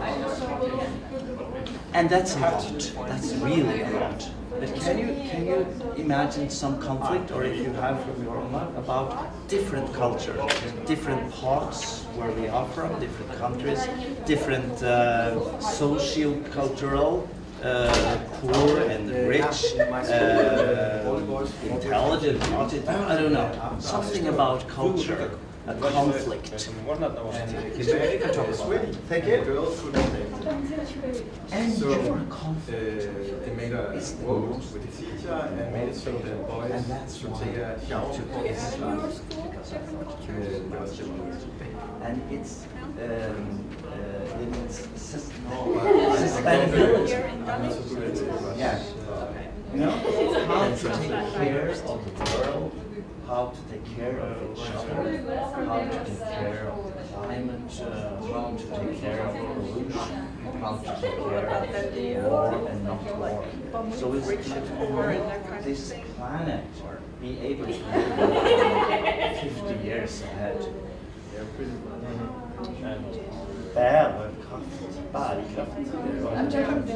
So is there a conflicts?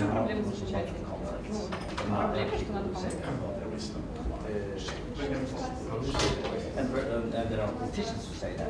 Perhaps you have some friends in Sweden. I don't know. So it could be about climate change. It could be one conflict. Smell they told teacher and they made votes. Boys and teachers. Yes. So it's just the conflict. Yes. Goes in. Yes. Okay.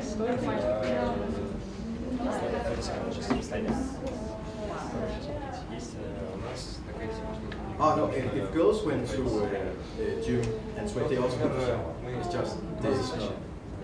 That was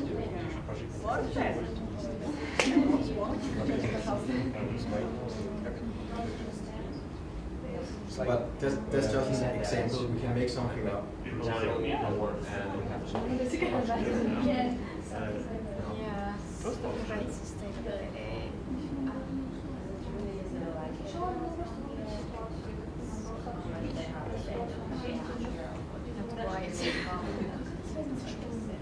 So like one can have a teacher role, the rest is the class, then we make a role. Then we have democracy. People who are 60 years old, the other from traditional families, they have the idea. They can be another kinds of mobility. So, these are the what are the I heard about Maud saying no gluten in her children's food. Make a role in class. We could do that too. There are no issues. Okay.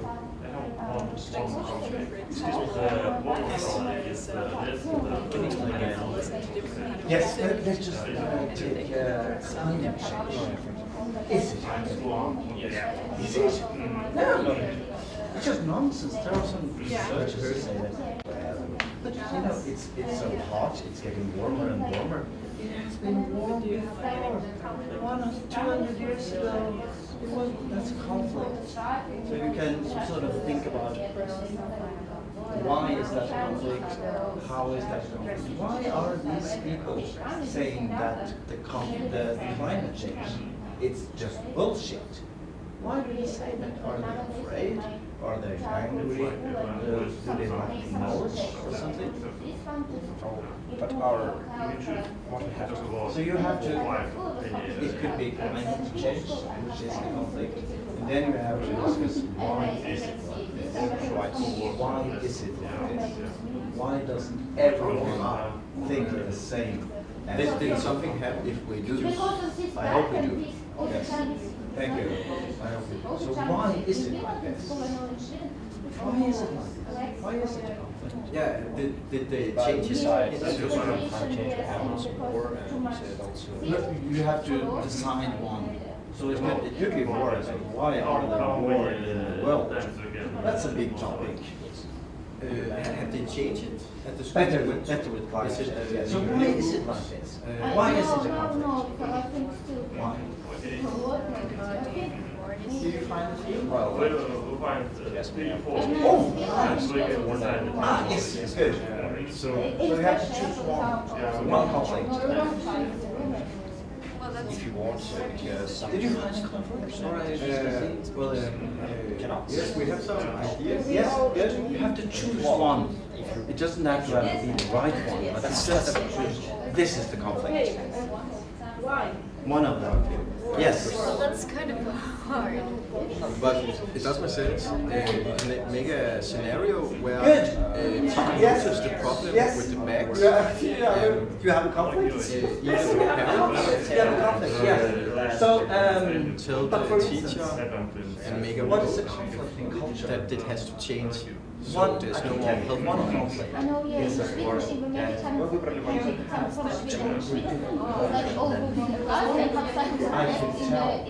can tell by your hair, I can tell the super expensive glasses. I could never afford these glasses. I can tell by the way, I can tell by the way you're talking. You talk differently. Yes, you are. Come from a rich family or something. I think that's a conflict in culture, for instance.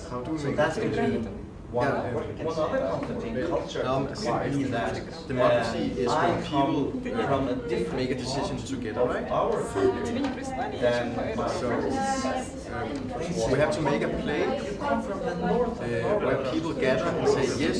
So we have to make it that's a conflict. healthy to go. So you just have to decide one conflict, and it can be. have to show some democracy. Then we're going to develop it. Yes. Okay. Are we getting closer to one conflict? You just have to decide just one. It doesn't have to be intelligent or fantastic. Just one conflict that we have discussed a bit about. So we have a good one. Yes. What's your name? Yeah. When she went to school, there was health problems because her backpack was very heavy. It didn't get solved. They didn't solve it, but we can make a play where people gather and say, hey, it's not right that she has to suffer because of the heavy back. So can you give us like Yes. example how we make this play? You could do. Yeah, we are going to do it together. So right now, I just want to theme one conflict. All right. And that's, of course, and we can relate to that. I also have it. That's two reasons. Why couldn't anyone help me with that? Why did I have to bring all these books?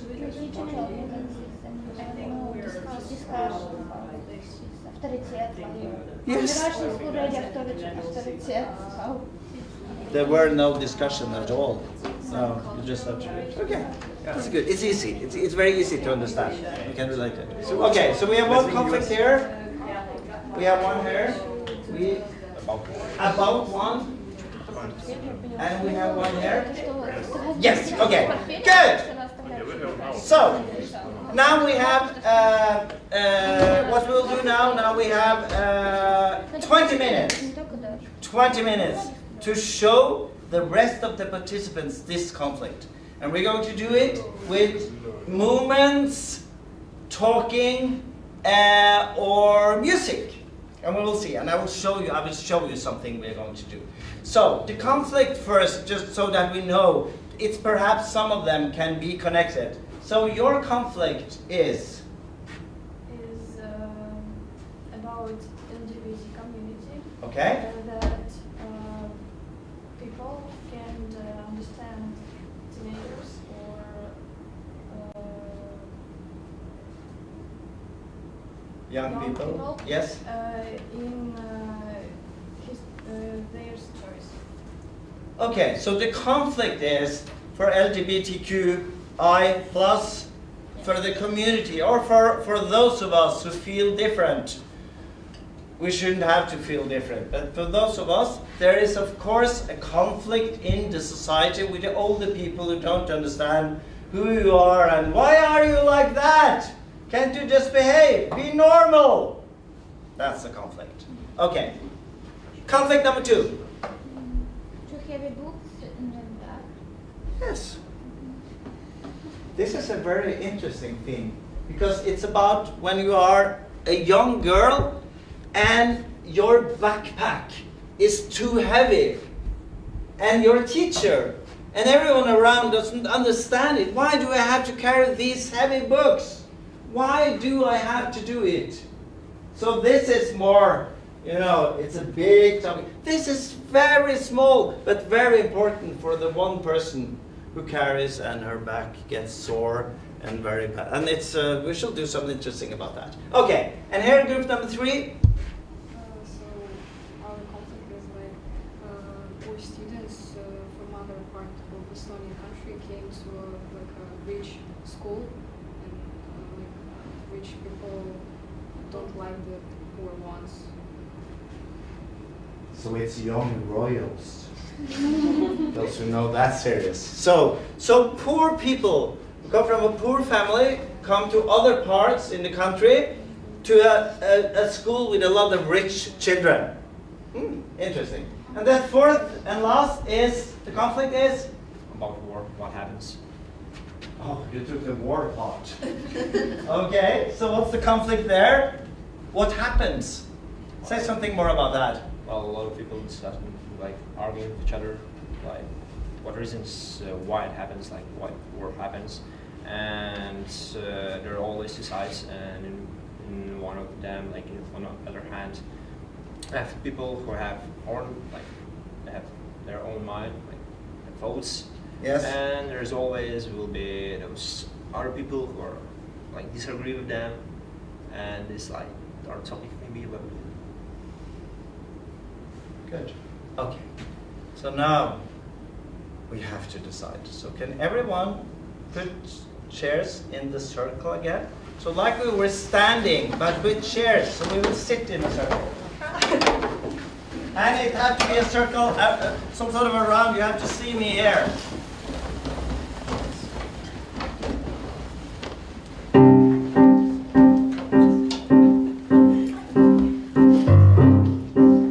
Okay, so I've chosen some words because now we're going to be extremely clear. And the first word is straight.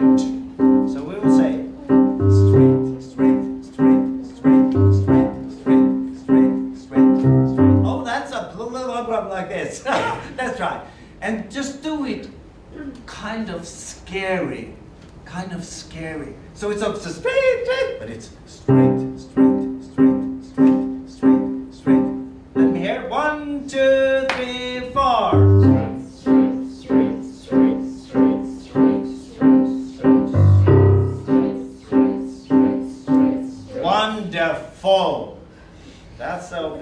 something.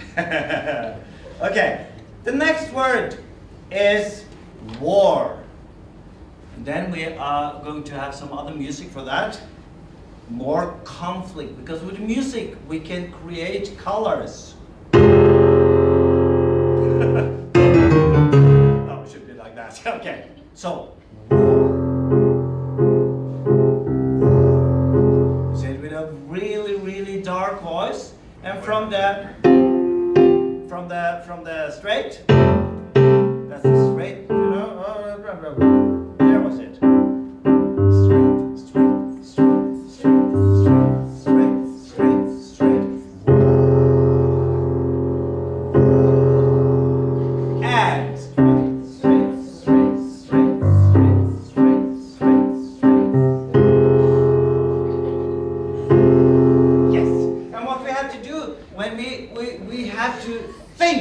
That we are the world's best actors. Really, never have anyone seen as good as me right now. So like we did with the SIP, you have to really imagine war. Listen to my voice, war. It's in my voice. It's there. Can you try just to mimic me? Do the same as I do. War. War. Yes. Even more scary, so that war. War. Ah, wonderful, wonderful. And we should do approximately 4 of them. So we have to do war, war, war, war. Ready? 2, 3, 4. War. War. War. War. And then the straight. You know, it's totally different. So it's straight, straight, straight, straight, straight, straight, straight, straight. The second one, when I do this sign, it's war. War. Yes, but it has to be louder. Can you do it louder? War. War. Yes. And we have to do all the jiggling we have to do now. So everything which is funny, we have to laugh of it now. So please laugh now, because when the audience comes, we can't do war. We can't do that, because then everything is lost. Okay, so the third word could be school bag. That's interesting. Oh, that's an interesting rhythm. School bag. We'll put some melodies down. School bag. School bag. School bag. Oh, that's a bit loud. School bag. School bag. It's just like a little tune. School bag. 1, 2, 3. School bag. School bag. School bag. School bag. And then I have to decide. That's good. And then I have to decide. So straight was number 1. I will write it there, so we can have some sort of the script we will have on the screens. We have a break and I'll write. So it's straight is number 1, war is number 2, school bag is number 3, and then we have to divide. So we should do approximately around here. So you are group A, just that we know that. So, and you are group B. Or where this is the group? You were group number 4 until 3. And 3 until 2 and 1. Yeah. Are you are sitting in groups now? Yes. Yes. Okay. Wonderful. So group number 4 and 3. You are loaded. You are so rich. When they go to the toilet, they use money to wipe their asses. You are so rich. That's wonderful. You are you are a catastrophe. You are very poor. Very poor. You don't have any money at all. So that means you are proud. Can you show me that you are proud? Yeah, that's a problem. So we have to do something with it. Yeah, like this. We have to do something with our chest and our posture. We are rich. Okay, so here comes the rich. And what you say is rich. Rich, like the war thing. So it's, we should do. So it's rich. Rich. Rich.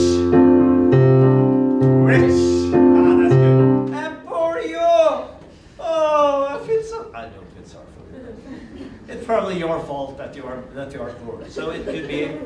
Let's see. We can have a.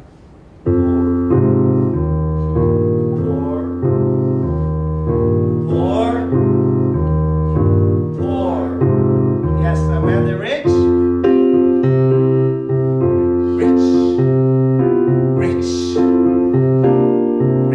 And then the poor. Wonderful. That's number 4. Good. So now we have told everyone in the audience the themes of these conflicts. So it's the school bag, and it's the rich and the poor, and it's war, of course, and it's straight. We haven't said gay yet. We have said straight. Okay. So now let's build a piece. So what we do, we start with number 1, which is straight. And what you say is, that's really fast. Straight, straight, straight, try. Straight, straight, straight, straight, straight, straight, straight, straight, straight, straight, straight. Yeah, good. So what you have to do, this is technique. What you have to do is try to place the T straight, straight, straight, straight. So there's a T and an S. And it's a bit difficult. We can do it slow first. So you say straight, straight, straight, straight, straight, straight, straight, straight, straight, straight, straight, straight, straight, straight. Yeah, that's better. Now we can hear it. Okay. And the war, you remember war? That's number 2. So war is war. War. Yes. And what I see now, we have to. Can we just laugh a bit? Just laugh. Laugh!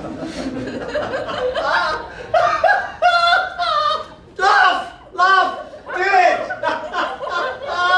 That's it! Just laugh! You're smiling, okay? So, oh, that's good. Okay, so now we have laughed. So when we do war, we can't laugh. Because, we have to be really serious about it. So listen to me and look at me. War. War. War. War. There's a smile there. Okay? So try to be really serious about it. We have to think about sad things. What I used to do when I was a young kid, I used to imagine that my cat was dead. So I thought, Morten, your cat is dead. And then I had all these sad thoughts, and he wasn't dead. So I was just imagining. So think about something sad, really, and war is not funny. So let's try to do it seriously. 1, 2, 3, 4. War. Good. War. Good. War. Good. War. Yes, that's good. Okay, number 3, school bag. School bag, 2, 3. School bag, 2, 3. School bag, 2, 3. School bag, 2, 3. That's easy one, okay? And the last one was rich and poor. And you are 2, 3, 4. Rich. Rich. Yeah, really think of it as sometimes you can think of it as some kind of a good fruit. We are tasting it. It's good to be rich. It's like rich. So shh, do it like that, okay? 2, 3, 4. Rich. Rich. Yes, you can even do the hands if you want to, rich. And the poor people. Poor. Take 1, 2, 3, 4. Poor. Poor. Well, we are not poor with a smile either, so it's poor. Okay, 2, 3, 4. Poor. Poor. Okay, good. So now we're going to try. This is not quite dress rehearsal. We will soon have a short break, and I will put it together, and we have to do the acting. Oh, God, how is this going to be? And there is a song which we're all going to sing. Okay, so we start with straight. Oh, there it was. It's okay, I'm going to tell a story now. And this story consists of many conflicts. And one of the first conflicts are among straight and the rest. 1, 2, straight now. Straight, straight, straight, straight.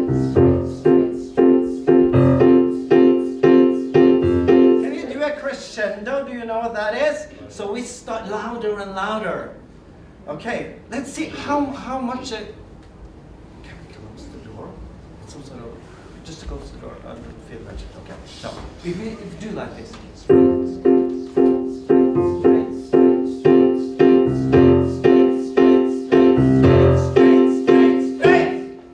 Yes, good. Okay. So number 2, war. 3, 4. War.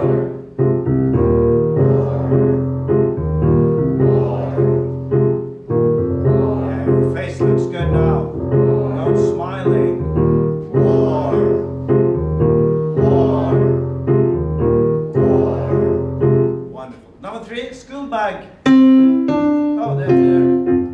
School bag. School bag. School bag. School bag. That could use all your imagination and the happy face because it's a school bag. I'm going to tell them that it's very heavy. Okay, and the last one was. Have we done everything now?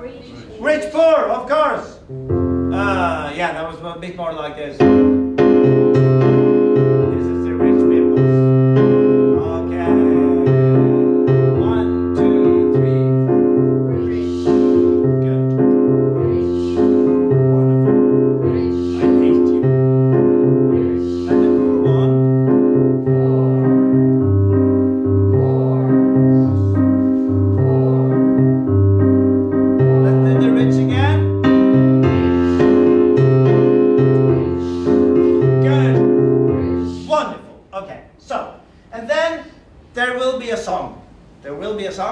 And there will be new lyrics, and we're going to start after. Could we have a break until 10 minutes past 3? 10 minutes past 3. And the song is Mamma Mia. The song, everybody knows Mamma Mia, and there will be lyrics on the screens here. So we're going to start to rehearse on the song, and then we're going to put together these different conflicts, and then we have to make a play out of it. So you have to sort of play out the conflict between the rich and the poor, and we have to do. Some of you have to have a heavy bag so that we can illustrate that, and some of you, we have to sort of use it. So and everything will last for, when we put it all together, for 3 minutes or something like that. For 3 minutes. So it's a short piece about central conflicts that we have decided. Okay? Any questions? You're very good. It's good. Okay, so we have a break now, and we start Scandinavian time, 15:10. 15:10. So 10 minutes past. So now you have 13 minutes break. So move, and then we start 10 minutes past 3. Yes.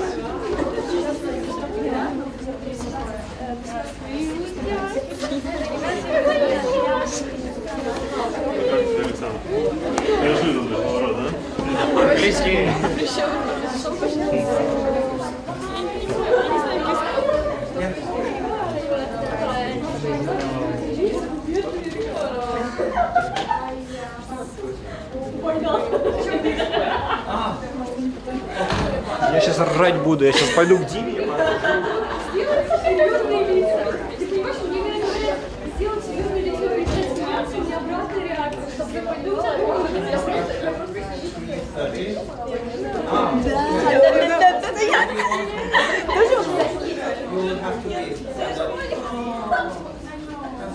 Yeah, okay. But, yeah, okay.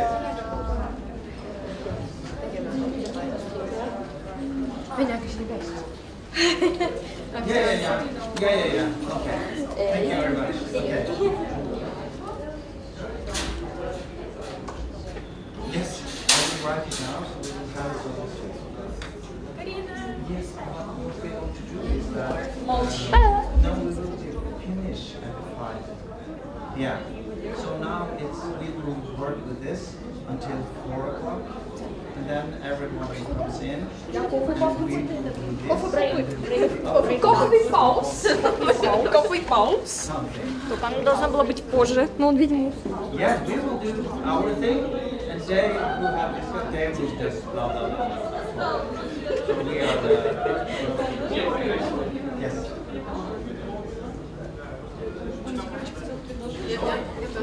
Хорошо, что вы это выбрали. Да, это гораздо интереснее, они просто какую-то тему проходят, и потом будут просто рассказывать. Саша, сейчас что-то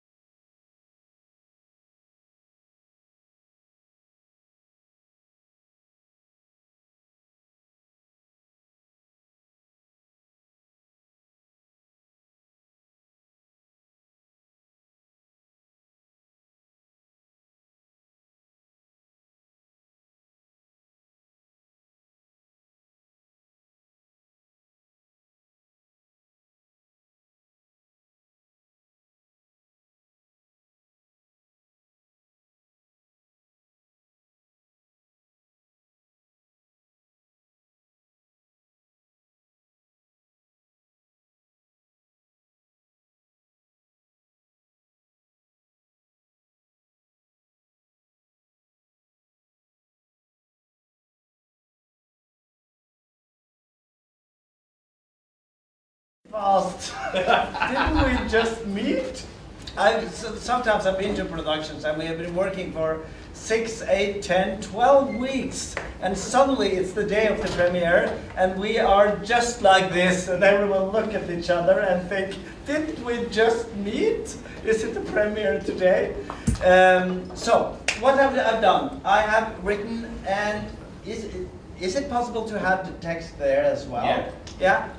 Because our script will be on the screen. Exactly. Because we need to remember. So, I will play some music, some musical beginning, an overture, and then some of you have to say.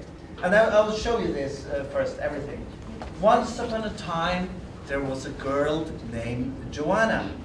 So this is the girl with the school bag. Once upon a time, there was a girl named Joanna. So you have to think if some of you want to say that loud and clear to the audience. And then, what's about her? We have this conflict. Every day she had to carry a very heavy school bag. And that could be someone else who said to say these lines. Every day she had to carry a very heavy school bag. And that's the cue for school bag, school bag. So what we do then is that we have started to tell a story. The audience doesn't know that this isn't just someone talking. They doesn't know that there are some music and everyone is participating. So they will be so excited and surprised. Wow, they have done it. They say school bag. We know it's just easy, but it's very theatrical, funny. So, had to carry a very heavy school bag. And then, all the rich kids at school were bullying her. Even the teacher laughed at her. And I thought in the post that, well, let's have some laughing then, because it's always fun to laugh. But then, at the bullying, we have to have the rich and the poor. So we now are going to rehearse and find out how do we put the rich and the poor. We have to make some sort of a visual conflict out of that. And then, but there was one girl to try to help her, Daria. She was also bullied because the other youngsters called her gay. They were so proud of being straight. Of course they were proud of that. Okay, so what happens now?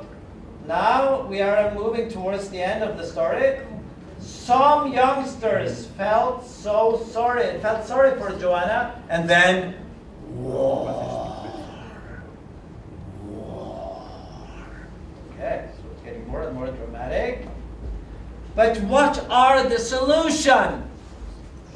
And what we're going to do then is that everyone has to talk out to say the solution, shouting solutions. And you do it in your own language. So, if I should do it in Norwegian, I would say, slutt å mobb, ikke vær så dum, lag et demokrati, gjør noe som virker! So, stop bullying, don't be so stupid, do something that works. Please! I will say that. We have to rehearse on that one. So that it will be some sort of a people's choir. Without singing, it will be a people's choir. And then the finale. And we are going to start on that now. So, so the song is like this. Gender journey, here we go again. Aha, finding some solutions. We the young ones, through democracy, through democracy. Oh yeah, should be something like that. I forgot. Oh yeah. Oh yeah. Oh yeah. Give you the solutions. Da da da da. And we had a poster. And that's the musical. Wonderful, isn't it? Let's see. We'll try. Okay, so we have 30 minutes to rehearse that. We will start with the song. I will lead my chair. You know Mamma Mia? Yes, of course. You do. Okay. Gender journey. Here we go again. Finding some solutions. Meet the young ones through democracy. Oh yeah, give you the solutions. Yeah, that was like a woman squire aged around 50 or something with some men. So we have to be really enthusiastic. Is it in the right key? Is it low, or is it okay for you to sing in this key? Or gender journey? Is it better there? Could be. Yeah. Gender journey. Let's try that. 2, 4. Gender journey. Here we go again. Finding some solution. Meet the young ones through democracy. Oh yeah, give you the solution. Yes. Was it better? Yes. Okay. So I have to write so I have to remember that. It's in B minor. Major. Definitely. Okay. Once more. So at the end, ta ta ta ta ta ta. Now we are doing it from the end and backwards. So now it's the solutions. So what did they do? She was bullied. A friend of her who was accused of being gay or lesbian or whatever, they didn't like her. The rich kids, the poor kids, the heavy school bag. There was war. We have all these conflicts. So what are the solutions for that? So you have to think some solutions and you just shout it out. And it should last about 10 seconds. So it's a long time. So it's not just stop with it. You have to, if that's the solution, you will have to say it many times.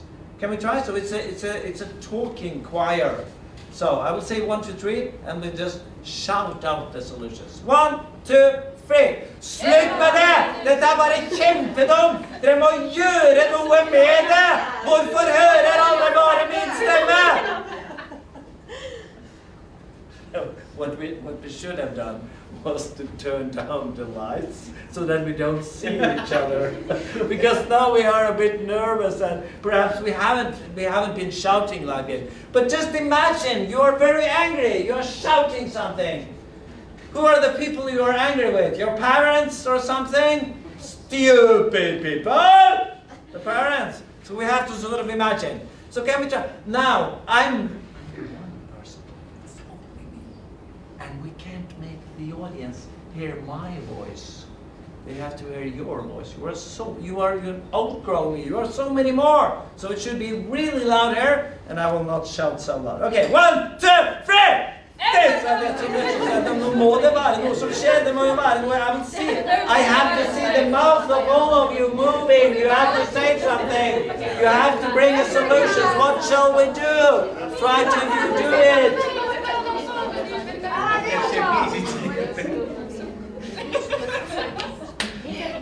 Okay.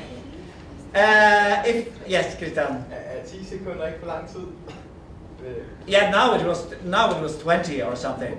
Oh. Yeah. So that was all too long. We can try 5. Okay, let's try 5. 3, 2, 1.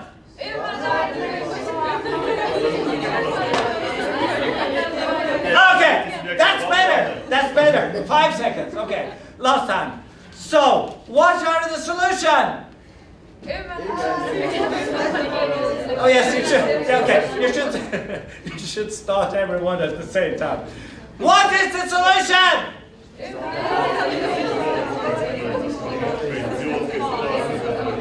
Yes, gender journey, kaka. So, and everything, okay, good. Okay, so now I have to try from the beginning, and we do a rehearsal. It's not a dress rehearsal, but it's almost like that.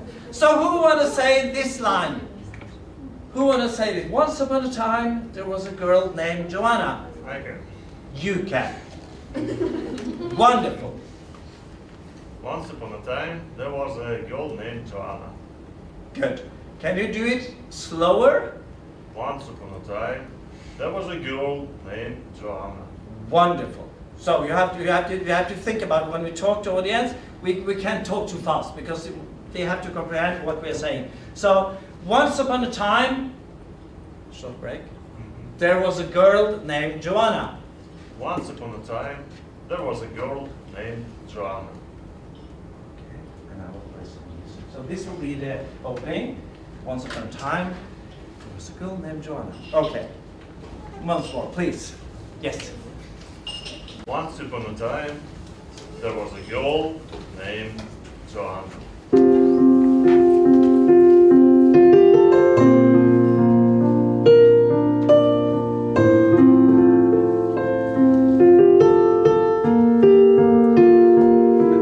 I will play some music here and I'll see. So, okay. Next line is every day she had to carry a very heavy school bag. Who will say that? I can say that. Yes! Please do. So there is some music here. Two. Every day, she had to carry a very heavy school bag.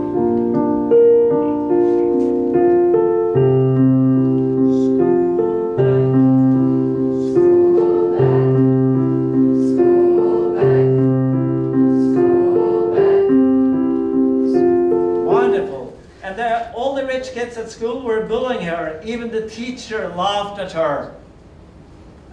Who will say that line? I can. Don't be shy. Wonderful. All the rich kids at school were bullying her. Even the teacher laughed. And it's too fast. Yes. So we have always, when we talk in public, we have to think that perhaps we think it's slow, but we can't say all the rich kids, that we understand. But it's sort of all the rich kids at school were bullying her. Short pause. Even the teacher laughed at her. Okay, let's try.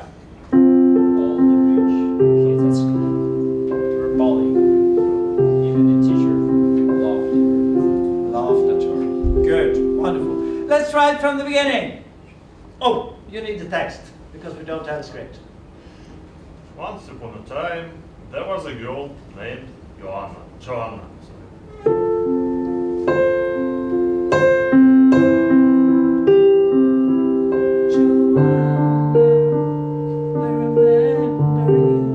Or something like that.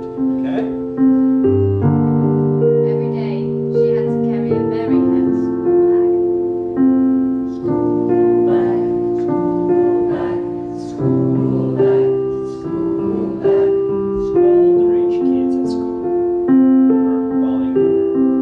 Even the teacher laughed at her. Even the teacher laughed at her. So then we have to question. Shall we put in some laugh there? Yeah. Yeah. That's a good one. Even the teacher laughed at her. Can we do a 2-second laugh? One, everyone. 1, 2. Oh, that's perfect. Yeah, but then we have to stop. So if you say even the teacher laughed at her. Even the teacher laughed. Yeah. Even the teacher laughed at her. And once more, please. Even the teacher laughed. Yeah. Even the teacher laughed at her. It's a difficult question. Okay. So now, who will say these 3 lines? Don't be shy. You have already. We need some more. Swedish girls, are we someone? You want to do it? Yes? Yes. You, but you are, you are, not like that. I think you're okay. But there was one girl, do you want to try?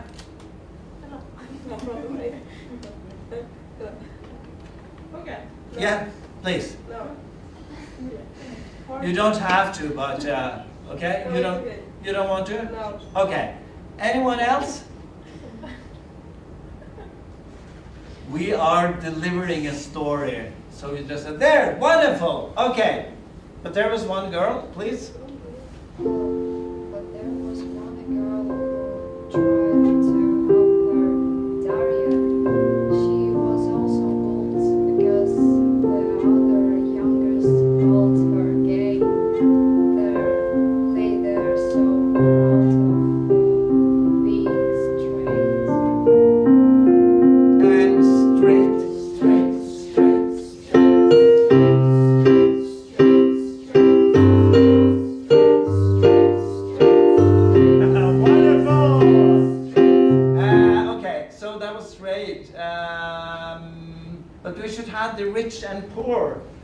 just think, yes.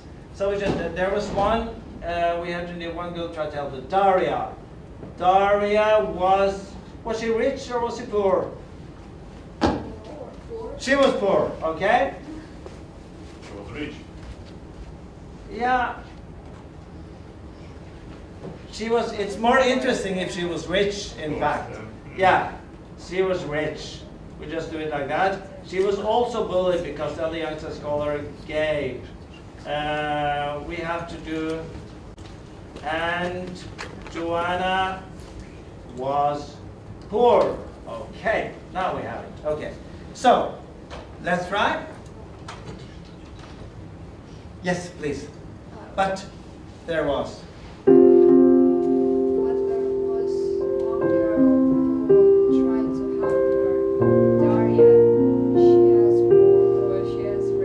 She was rich. Rich.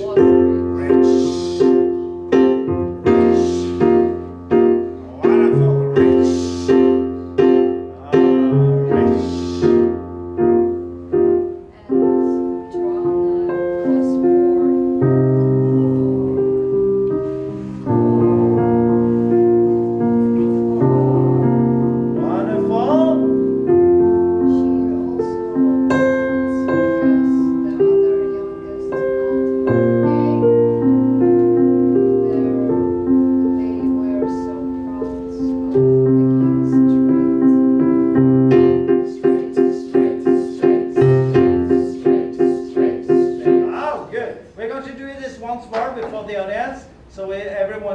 To do. This is getting to some youngsters felt sorry for Joanna. I can read that. And then war, 2, 3, 4.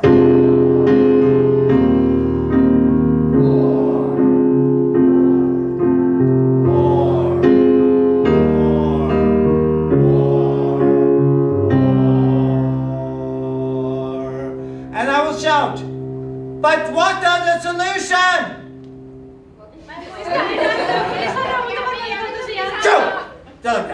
But what are the solution?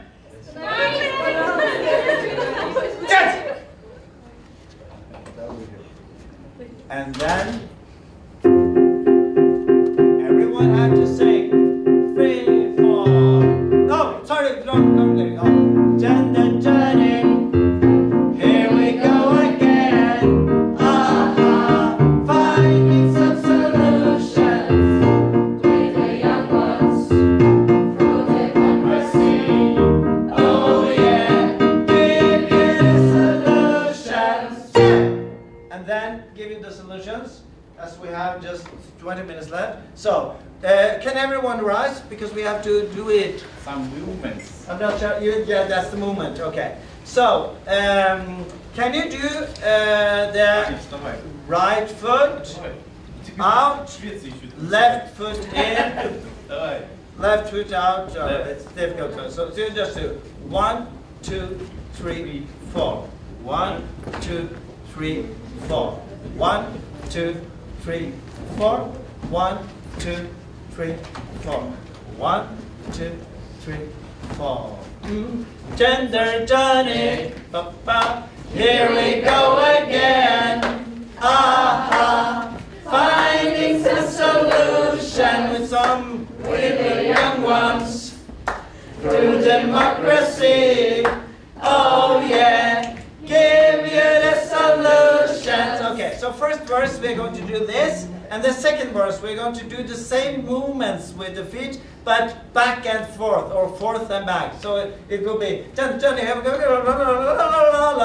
on we the young ones, we start to move forward. So, but we the young ones, forward and move. Oh yeah, finding the solutions. That's it, okay. So we have two moves. The first one is to the right and to the left, and with some hips. Snap, thank you, Ivan, with some snaps. And the second verse, we the young ones, we start to go in and out and in and out. And yes, and you can even move your hips if you want to do that.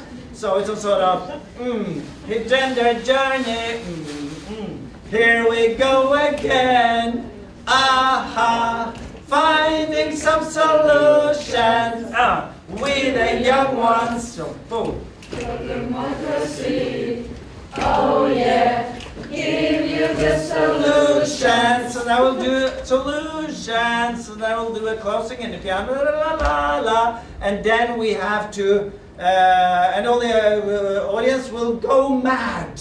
It's the best thing they ever have seen today. So they will go definitely mad, and we have to do applause. And then we have to. Shall we do it because we need the chairs to be? Do you wanna be first, or you wanna be the last ones? Perhaps we can do it first. Yeah, I think so. No, better if let them blah blah and you will.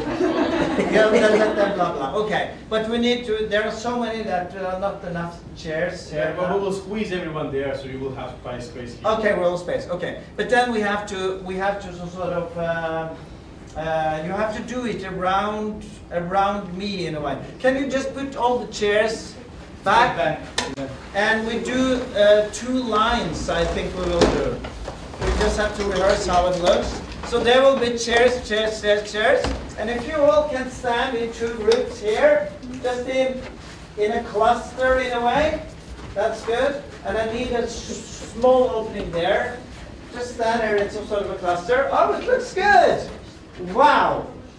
Okay, so let's rehearse on the choreography. Gender journey. Can you see? You can see that, or yeah, I can see it very good here.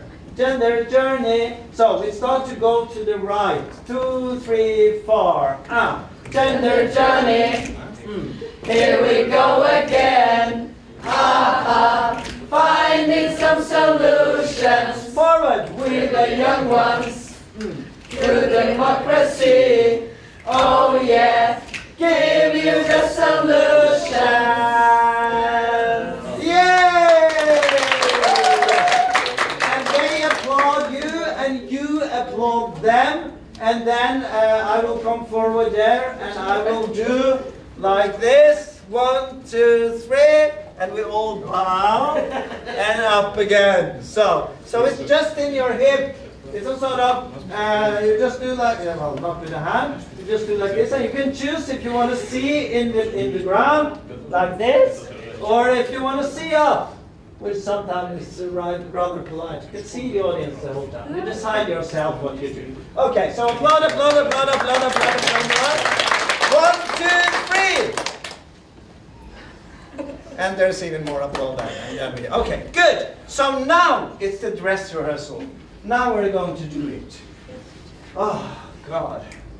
And we can you see the ones of you who are going to read this? Can you see the screens? I'm not sure, you can? You know, we're going to do so. Okay, so let's do it without music first. Can you, Ivan, can you help me with this? And I will just look at you. Okay, this is the start. So it starts without music. I would say welcome, and you are there. Once upon a time, there was a girl named Joanna. Music, music, music, music, music. Every day, she had to carry a very heavy school bag. Yes, yes, not yet. Not yet. Very heavy school bag. Yes, that's... Can you can learn that line? Yeah, maybe. Yes, yeah. Because it looks like for the audience, every day she has to, every day she had to carry a very heavy school bag. Okay, music, music, music, music, music, and on that's the school bag. 2, 3. School bag. 2, 3. School bag. 2, 3. School bag. And the next. All the rich kids at school were bullying her. Even the teacher laughed at her. Wonderful! You remember that? But there was one girl who tried to help her. Daria. She was rich. She was rich? Oh, that's okay. No problem. And then she was rich. 2, 3, 4. Rich. 2, 3, 4. Rich. Filthy rich. And Joanna was poor. Poor. Poor. Poor. Yes, you don't have to look at the screen to say poor. So look at the audience. Poor, poor, poor. Okay, good. She was also bold because the other youngest girl were gay. They were so proud of being straight. straight. Yes. Okay, they were so proud of being straight. And then they were straight. And the next one? Some youngsters felt sorry for Joanna. And then war.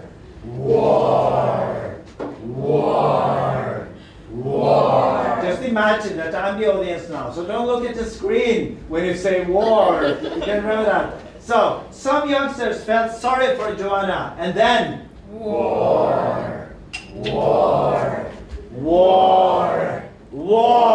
Next one, Ivan. But what are the solution?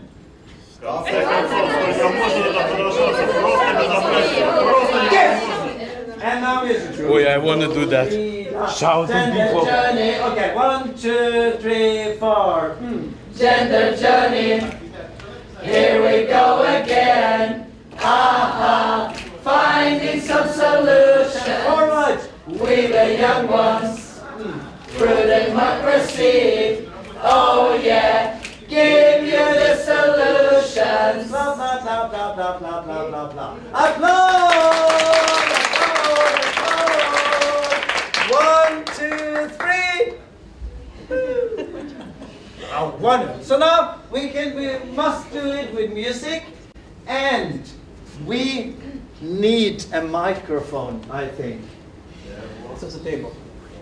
So we have to organize that the microphone goes from you to you to you to. Oh, you are standing quite close. Good. So that we are sure that we can hear everything. Oh, wonderful. So we went back to number 1. Oh, I'm excited. Are you excited? Woo! A premiere. Once upon a time. Yeah, I will stop. I will say. Once upon a time, there was a girl named Joanna. And I will be here, of course. Sorry, we'll just check if. Okay. Please, once more. Once upon a time, there was a girl named Joanna.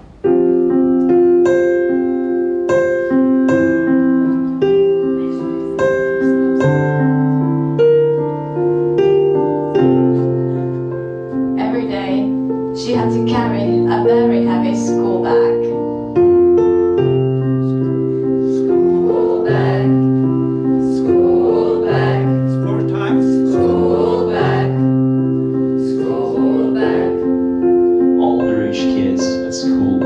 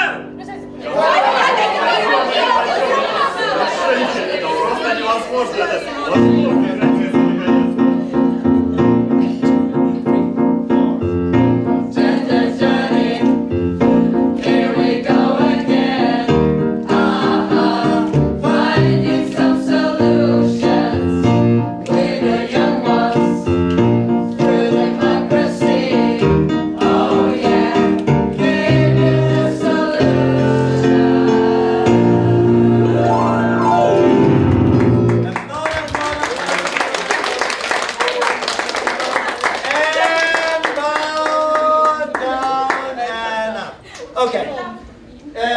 So just three counters. When we start at ABBA song Mamma Mia, you have to start at the same direction because now it was someone. So I would say 1, 2, 3, 4.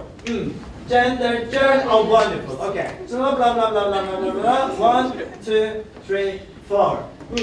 Gender journey. Here we go again. Aha. Finding some solutions. Forward. We the young ones. Through democracy. Oh yeah. Give you the solutions. Yeah. I think we should start with snap. What's it called? After verse number 1. So we just do from the start. 2, 3, 4. Gender journey. No snap. Here we go again. But you can move. Look like you're having fun. And now snap that forward. We the young ones. Good. Through democracy. Oh yeah. Give you the solutions. Wonderful. Okay. So, any questions? No. It's okay. Good.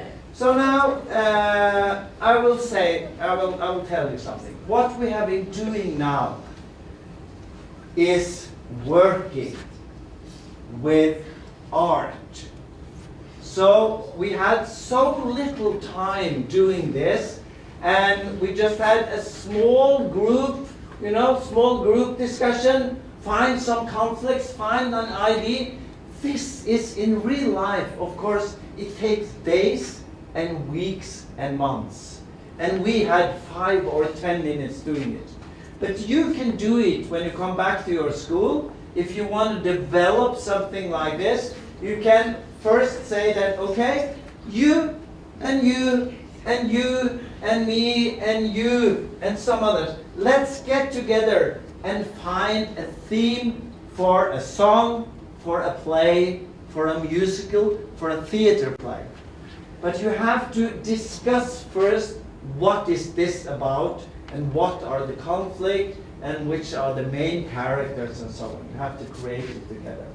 And then what we did was to try to put it together. What are the central issues?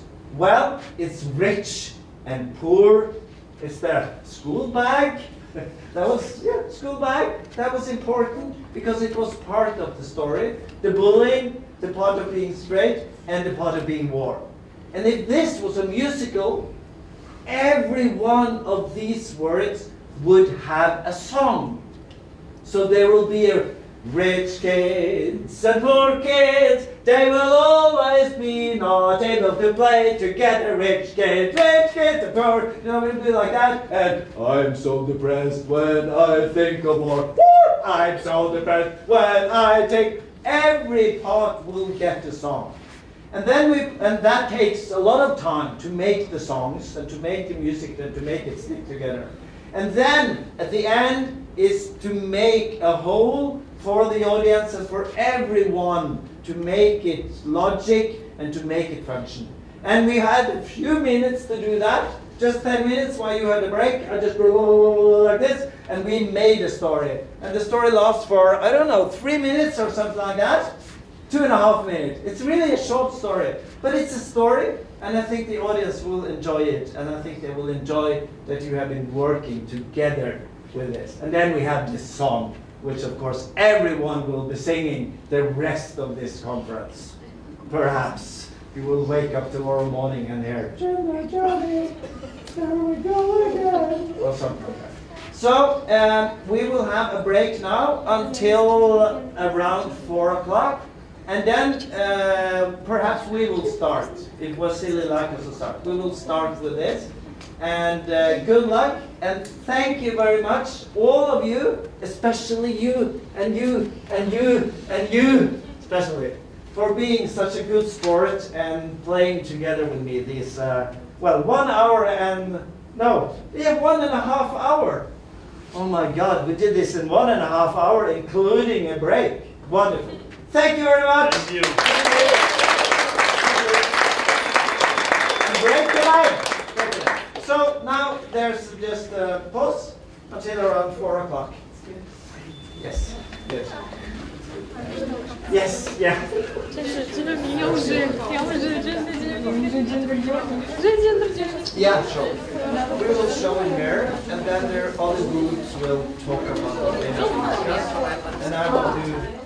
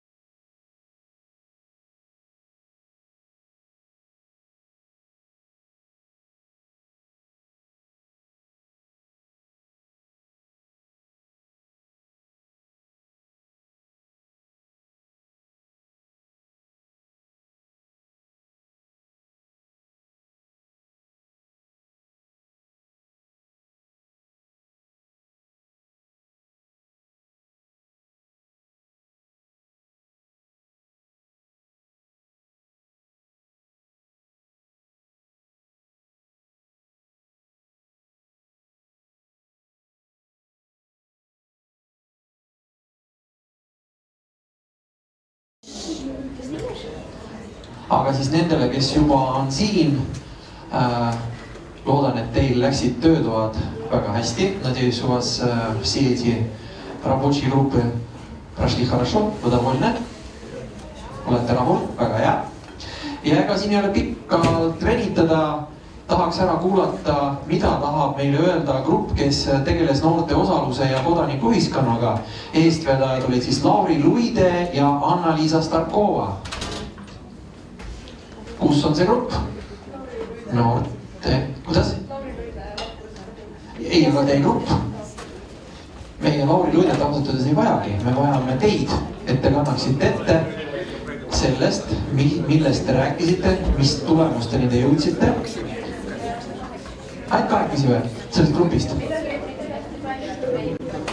Teid pani tanki. Tankistid ette, palun.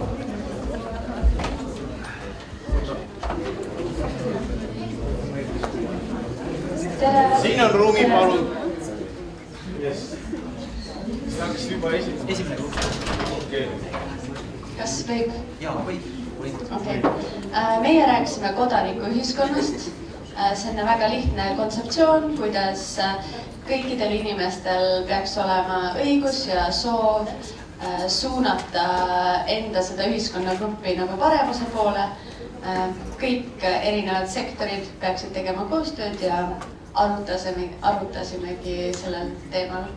Hea ühiskond on see, kus kõikide hääl on kostab ja kõik võivad teha, mis nad tahavad. Aitäh! Suur tänu.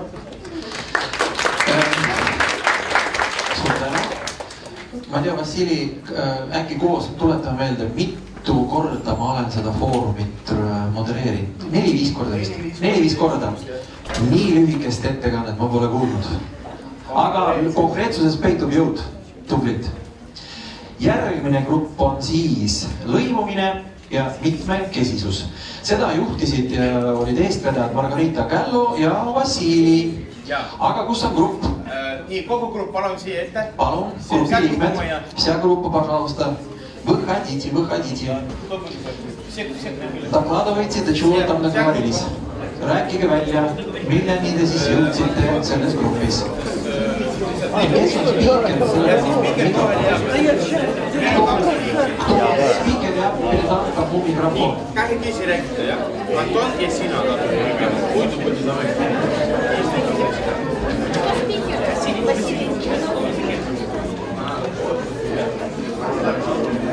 Так, кто из вас спикер? Я передам микрофон. Как спикер?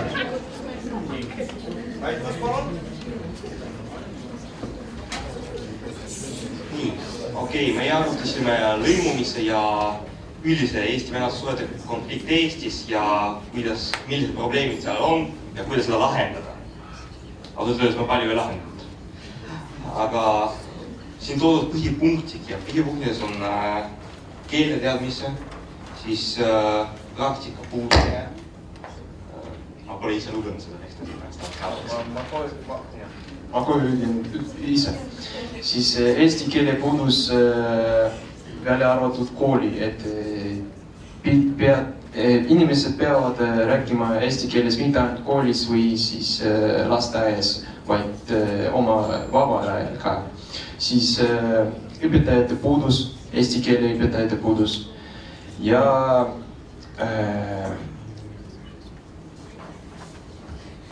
vähemusõigused.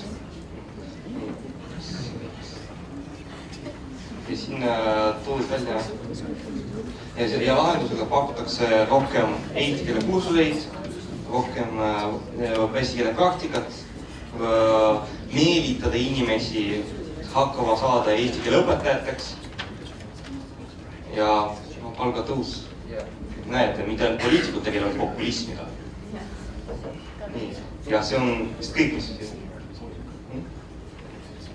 Ja need oli meie grupi põhipunktid, mida me arutasime ja otsustasime. Aitäh! Nii, suur tänu, võite oma kohad sisse võtta, Kristjan, saliitsis.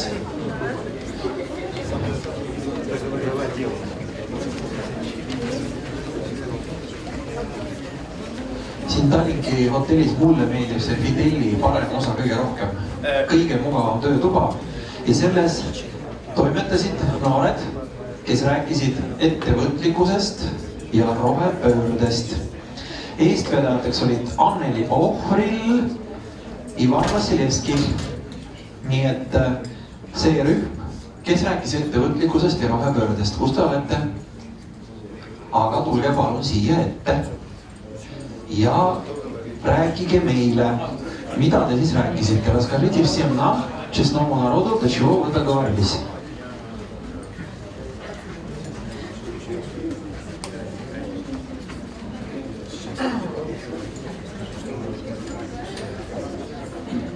Rääkisime ettevõtlusest, meie tulevikust ja töökohtadest, meie tegevuse mõjust meie planeedile, sellest, millised oskused ja omadused peavad olema kasumlikuks töötajaks ning kuidas tööd leida. Samuti arutasime, milline töökogemus igal rühma liikmel on ja kui palju ta oma esimesel töökohal teenis. Õppisime end reklaamima läbi erinevate suhtluskanalite ning tutvusime rohelise ülemineku ideega.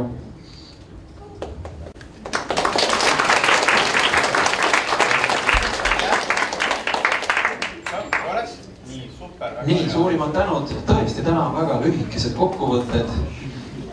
See on omamoodi positiivne, võiks mulle juba pikemalt rääkida, aga pole hullu. Järgmine rühm on meil siis töö, kes arutas minust kõige keerulisema asja üle maailmas. See on haridussüsteem.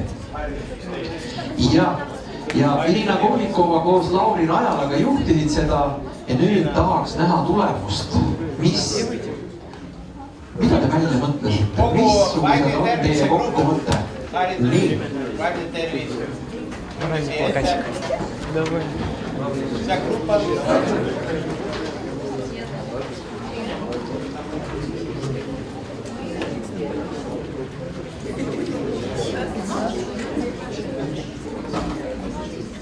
Tere päevast! Täna ma seletan teile kognitiivne dissonantsi kohta, mis see üldse on ja kuidas see mõjutab noorte psühholoogilist tervist. Esiteks, kognitiivne dissonants on siuke asi, et näiteks kui mu ema ütleb, et ma pean õppima hästi, et ma pean olema nagu eeskujulik, aga tema ise oli mitte väga hea õpilane, siis on kognitiivne dissonants. Et mõtted ja mingid tegud on erinevad. Et siin me teeme mõned ka näidised, et noore psüühikatervis, et must keel, kuidas mina saan aru, et kiusamine koolis. See ei ole päris hea, see ei ole üldse nagu hea. Et kiusamine koolis meie Eestis näiteks on väga suur probleem, kuna ma töötan lastega ja ma näen, mis see on ja sellega peaks kõik nagu tegelema. Nõrkus. Igal inimesel on mingi nõrkus, mingid halvad storoны ja sellega võiks ka tegeleda. Emotsionaalse mittestabiilsus. Infokognitiiv. Selles on siis stabiilsus, abi ning mõtted. Tegevus, haridussüsteem, kesknoored, MTÜ, mis on nagu foorum. Edasi meil on ühiskond. Ühiskond on siuke asi, kui meie ringi on ühiskond, mis mõjutab kuidagi halvad tegumisi, siis me oleme ka samad. Kui on väga hea ühiskond, et töötavad toidupangas või nagu mingi see hea tegevused, siis me oleme ka samad.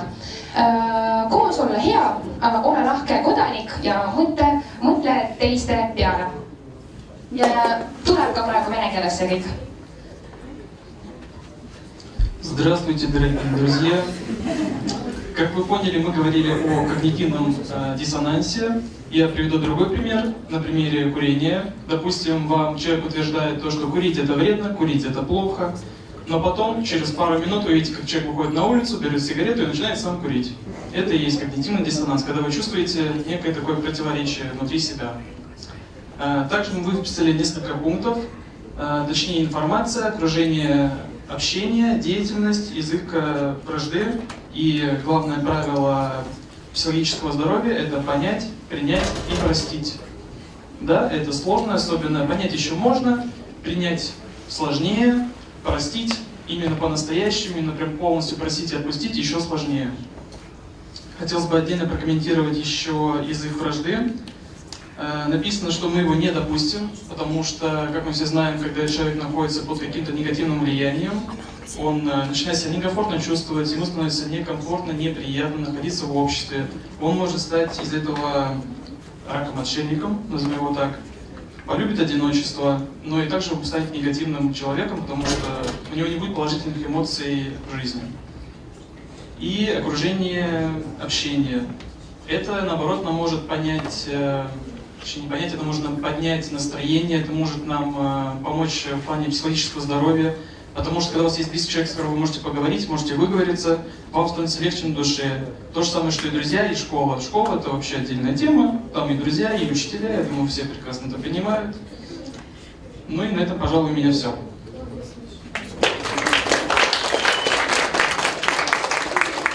Aitäh, спасибо. Kuna see oli kõikides nendes gruppides, подождите, не уходите. Постойте.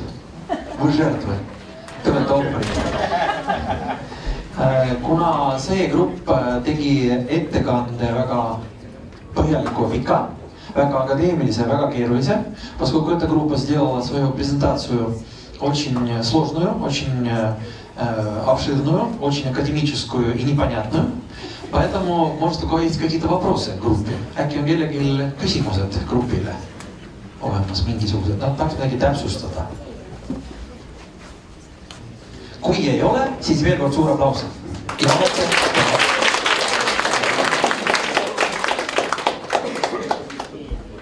Nii, ja nüüd on järg siis viimase... Ei, see oli. Jaa. Nüüd on meil siis selline huvitav töögrupp, oli praktiline töötuba ja seda viis läbi meie hea sõber Norrast ehk siis Morten Hagevik. Ja nüüd on siis aeg, kus see grupp, kes siin saalis mõtles, arutas ja tuli mingite tulemusteni, tahaks seda teile nüüd demonstreerida. Теперь эта группа, которая занималась очень трудной и сложной умственной работой здесь, вот в этом зале, под руководством Мортена Хагевика, они хотят продемонстрировать вам и показать, каким результатом они пришли, до чего они договорились и какие у них мысли насчет того, что они здесь обсуждали. The floor is yours. Thank you. Hey. So it's working? Yeah, good. So what I understood was demonstrera and Morten Hagevika. That was what I understood. So thank you very much for the nice introduction. Why are we sitting like this right now? Why is this hall looking different than it did before lunch? I will tell you. This is because we all are in family. So look at the person which is sitting next to you. You are family. Those who sit at that part of the room are family. We are all world inhabitants. Yes, and you can you can talk more family issues later tonight. So what we have been doing here is to try to get to know each other. And this was an immense and really peculiar task that we had, to make something during 90 minutes. So what we did was that first we did a circle, and I told everyone to clap when I said clap, and I told them to jump when I said jump. Do you think it sounds easy? Yeah. Okay, so let's try everyone. So what you'll do, we won't jump because the room is not too big enough for to jump when we sit. So when I say clap, we clap. And when I say stomp, we stomp our feet into the ground. Okay? Very easy in the beginning. So it will sound like this. I will do it first. So it's clap, clap, stamp, stamp. Very easy. Okay. Clap. Stamp. Clap. Clap. Clap. Stamp. Stamp. Clap. Stamp. Good. Now we switch. So when I say clap, you will stamp. And when I say stamp, you will clap. It's not that difficult, you think? I will show you first. So it will be like this. Stamp, stamp, clap. Okay, you got it. Okay, so I will not show you anymore. Are you ready? Concentrated? Okay. Clap, clap, stamp, stamp, clap. Clap, stamp, stamp, stamp, stamp, clap, clap. Very good. So this is just a little game, and the thing about it is that it makes us think, and well, if we should take it very, very, very, very far, we can think that we are everyone. We have something in ourselves. When I look at Vasily, and I didn't know who this guy was, I thought, okay, he's Estonian, he has glasses. Oh, he's probably very intelligent or something. I have some stereotypes I'm thinking about. So, anyway, what we did was that we had 4 conflicts which we were working in groups. One of them was gender, the other one was culture, the third one was sustainability, and the fourth one was democracy. So you will hear now in this short performance, it's lasts only 3 minutes, so it's a short performance, you will hear some words. Straight, they will say, straight, straight, straight, straight, straight. And this is because there is a conflict in this play. You will hear about a heavy school bag. Yeah, was it heavy school bag? School bag, school bag, school bag. It was heavy. And that was a story. You will hear the story about that. You will hear about the conflict between the rich, and they are really filthy rich. They are rich. And the poor, poor, poor. And of course, war. So you will hear and see everyone saying war.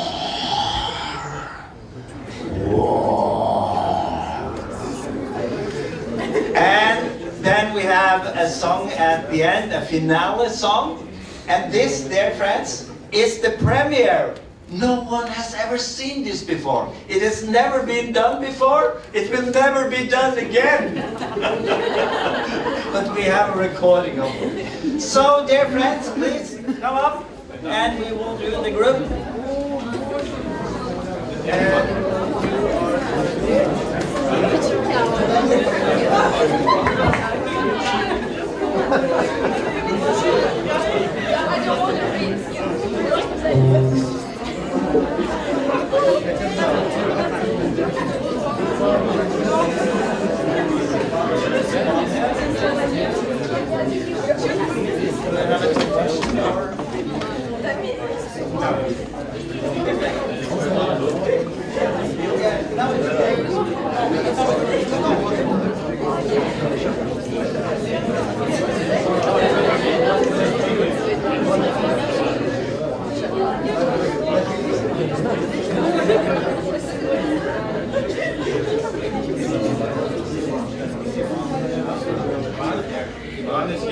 Ваня, иди сюда. Ван. He goes away. He goes away. Okay, we will manage. Okay, you're all welcome to the premiere after the workshop, Gender Equality. The title is even surprising for us here on the stage. It's Solutions. Yes, solutions. Solutions! Applaud! Solutions! Okay.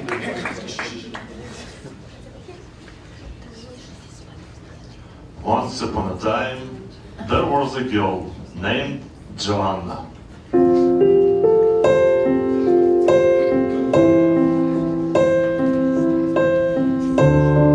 Every day, she had to carry a very heavy school bag.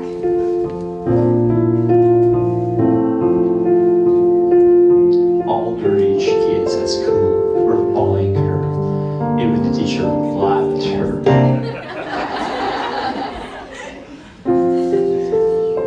But there was one girl who tried to help her. Daria, she was rich.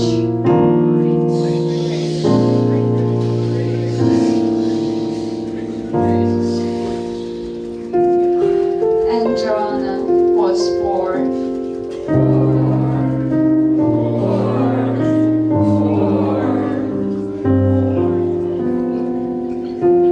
She was also bold because the other youngest called her gay.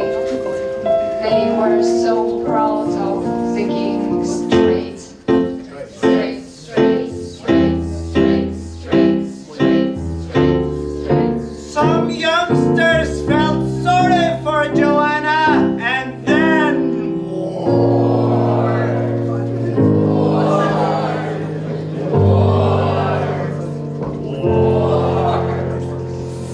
But what are the solutions?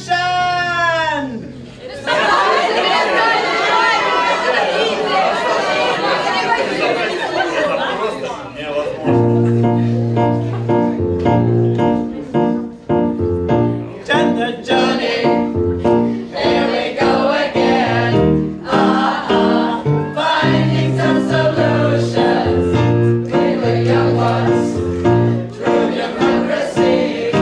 Oh yeah, give you the solution.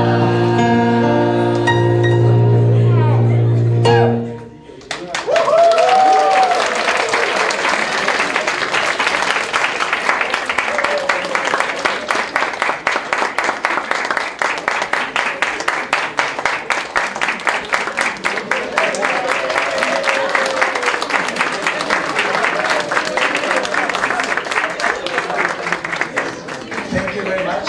You can now sit back very well. So I would just oh, that was thank you. We did a show, we did a premiere. Fantastic. So shall I yes, I can. Okay. So when I was a child, I was very strange. I was short. I didn't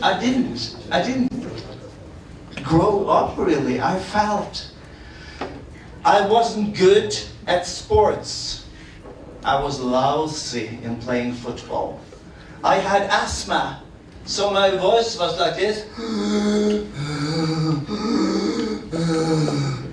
I loved to read, so I was inside reading a lot, and I loved music.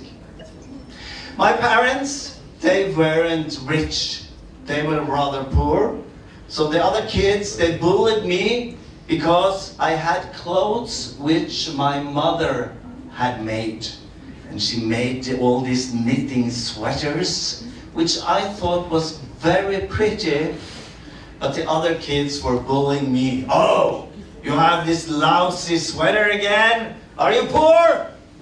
And yes, my family was a bit poor. But I was the only child. I had none sisters, none brothers. I was the only child. And my mother, she said, you have to learn to knit. You have to learn to sew. And my father said, you have to learn to make things out of wood. because perhaps you will be a carpenter. And I thought, okay, I will saw something and I will knit things and I will use the hammer. That's okay. But everyone said, well, Morten, he's a rather strange child, but he has the music. And I had the music. And sometimes when I felt very alone, I sat down by the piano.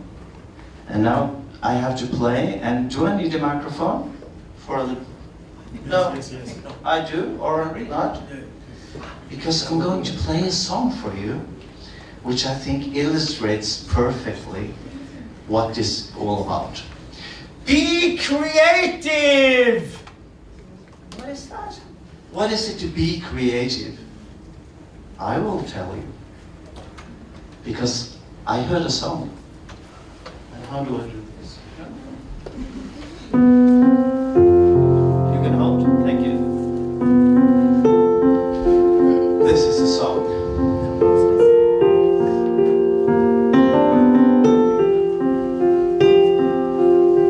Just a simple tune. And the first time I heard it, there were just some simple chords. Da da da da da. Da da da da. Da da da da.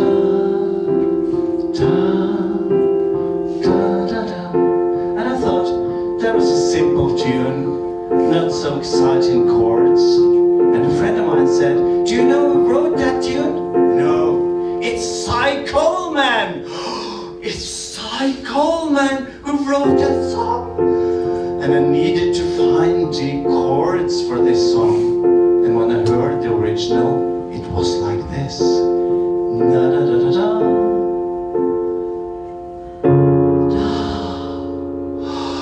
And I felt the sky was opening because it wasn't da da da da da da da da da, but it was da da da da da.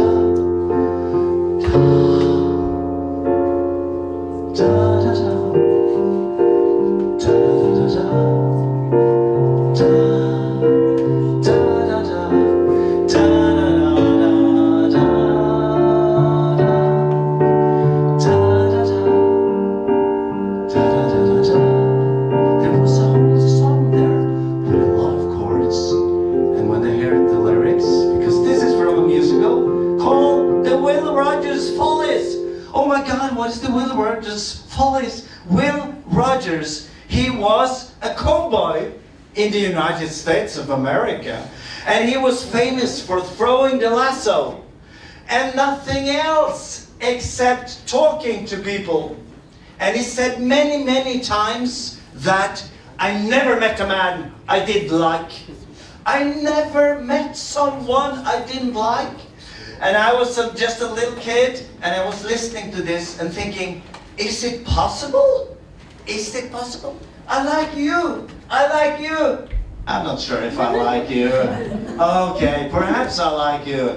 But Will Rogers said, I never met someone I didn't like.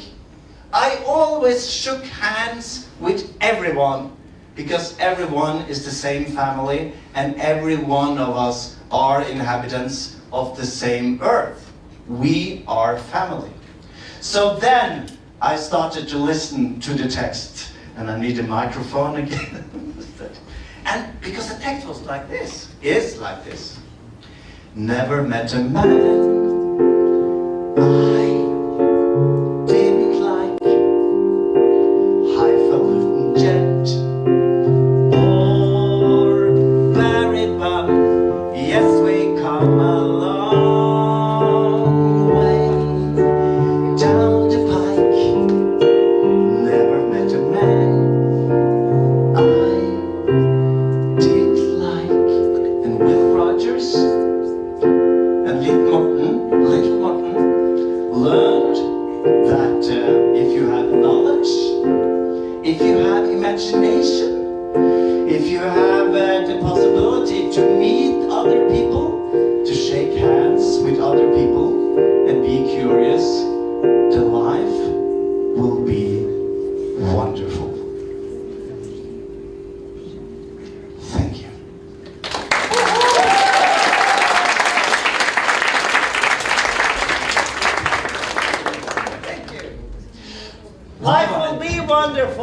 Yes! Yes! Ma arvan, et meie tänasele sellisele poliitika teemalisele päevale oli see imekaunis lõpetus ja noortenile veel kord suur aplaus.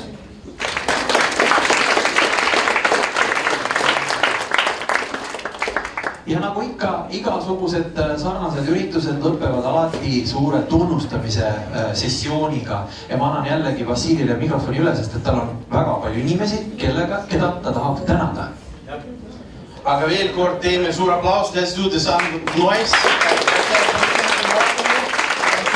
Our friends and partners who was running this workshops for you, kõikidele meie ekspertidele, Margarita, Lauri, sa oled siin veel? Läks ära, jah. Et jätkuvalt, no ei töötanud palju, suur aktiivsuse osalemise eest, aga meil on jätkuvalt veel üks inimene, kes on saanud autasu Sillamäe lastekaitseühingu poolt. Loen ette, lugupeetud ja hea sõber Anneli Ohvril, tule siia ette, palun.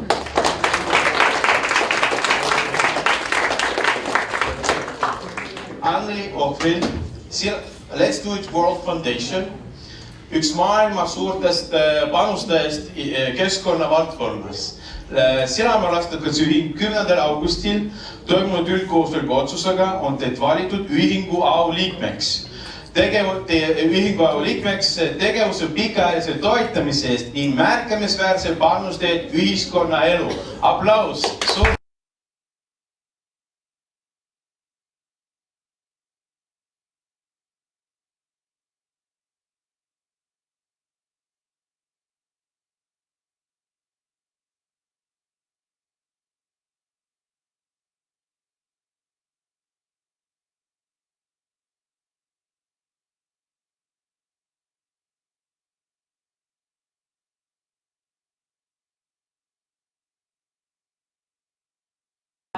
Ja ütleme nii, et alguses mul oli ikka nagu kahtlus, et kas ta ikka tõesti kõike teeb, mida ta räägib.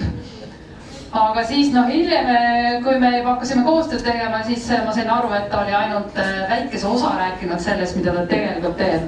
Et Vassili on täiesti super inimene, kes ei tegutse mitte ainult Sillamäel, ei tegutse ainult Eestis, vaid tegutseb globaalselt ja väga äge, nii et mul on väga-väga hea meel, et me Vassiliga sõbrad oleme ja nii pikalt juba töötame. Ja Let's Do It'ist ka paar sõna, et Let's Do It on maailma suurim keskkonnaorganisatsioon. Me oleme esindatud 164 riigis ja meie peakontor on siin Eestis, nii et Eesti on ka suurte asjade sünnimaa. Ja meie suurim projekt on maailmakoristus. Järgmine maailmakoristus on 16. september 2023. See aasta võttis osa 190 riiki ja üle 15 miljoni inimese, nii et loodame, et järgmine aasta tuleb veelgi lisa. Nii et ootan kõiki teid ka siis sellest osa võtma. Nii et suur aitäh uuesti ja täide.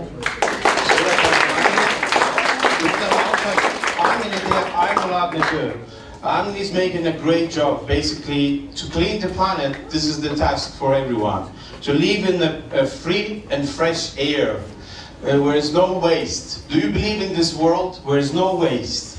Kas te usute, et meil ei ole rohkem rämpsu ja ilus maa? See ongi tegelikult üks tähtsadest teemadest, mida me tegelikult arutame igapäevaselt ja ma loodan, et te lööte kaasa. Järgmise aasta maailmakoristusel päeval ka vabatahtlikuna, kui te olete huvitud panustada vabatahtlikuna. If you want to be a volunteer, если хотите быть волонтером, развить свои навыки, умения, palun lööge kaasa ja andke märku, Anneli leiab kindlasti teile elukutse, väljakutse. Aga suured tänud kõikidele. Ma siin tegelikult juhuslikult, kui ma mäletan need näo järgi, tahaks tänada aktiivsed osalejad tänasel päeval. Nii, kutsume siia siis esimene grupp, kui ma mäletan, see oli neiu Fridays for Future. Läks ära. Okei, kes oli siis teine teie grupist? Lauri, kes oli seal esindajad? Keegi tuleb ja võtma? Ei, kui läks ära, siis läks ära. No grupp on ikka siin. Kes oli teine? Aktiivne. Kes teile grupis olid? Lauri grupis, kes oli? Andke teed. sina oledki siin? jah, annad ära? jah, aitäh sulle. nii, siis olid Anton Pilitsin ja siis meesterahvas tuli koos sinuga.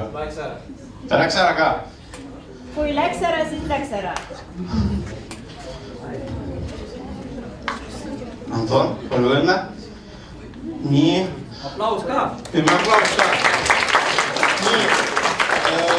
Kes oli kaks esinejat, kes oli vaimne tervise?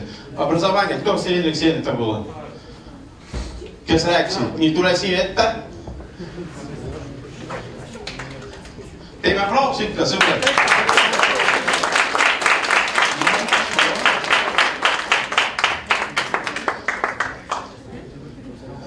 Nii, ettevõtlikkuse pööre, rohepööre. Kes oli seal? Nii, palun siia ette. Sulle tänan sulle. Nii, ja siis Morten, are you here? Who was most inspiring from your perspective?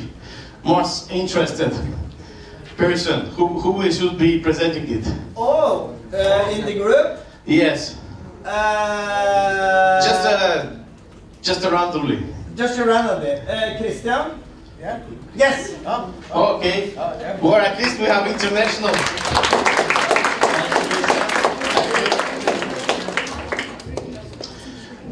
But don't think about that. That's all. I would like to say that we will be inviting all of you for our future activities. Just a second. Kus sa paned seda sinna sisse? Okei, mis meid ootab? Me oleme tegelikult lõpufaasis. Aga meid ootab selline asi, et me peame öelda head aega Noortefoorumi formaadile, nii nagu see oli varem tehtud. Ja siis me lööme ja näeme uuel aastal. Nii vabandust.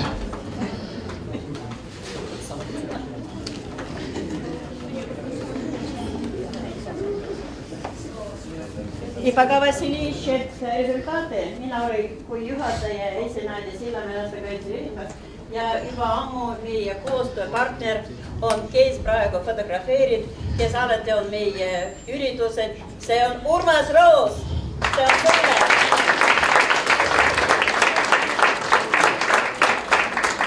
Aplaus, aplaus.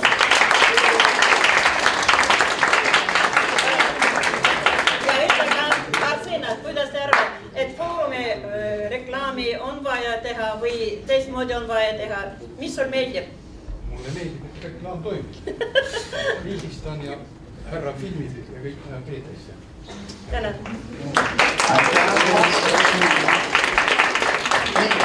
Oleme öeldud kokku, et we have set some summaries that this forum is not the end. Thank you, Morten, for a very inspiring speech. To be honest, this is the first time I saw this kind of creativity at the stage. Okay, so what next? I'm talking in English, is it fine? Kas ma räägin eesti keeles, saame aru ilusti, jah? Okay, по-английски не против, да, если буду говорить? So that everyone could understand, and we also practice some English. So, as you know, our organization is a small one, but works a lot. I'm inspiring you, all of you, to join our Facebook. We don't post so much, so you will not be bored by us. But you can join the other programs which we are using. So this is the Facebook, so you can go straight away right now. Open your iPhones or mobile phones and just visit it and put the like or following. Yeah, this year we are closing this program called Co-Management that starts long time ago in 2009. But we're still looking for a new partnership with the new ideas, a new cooperation, and this program will be transferred in an international perspective.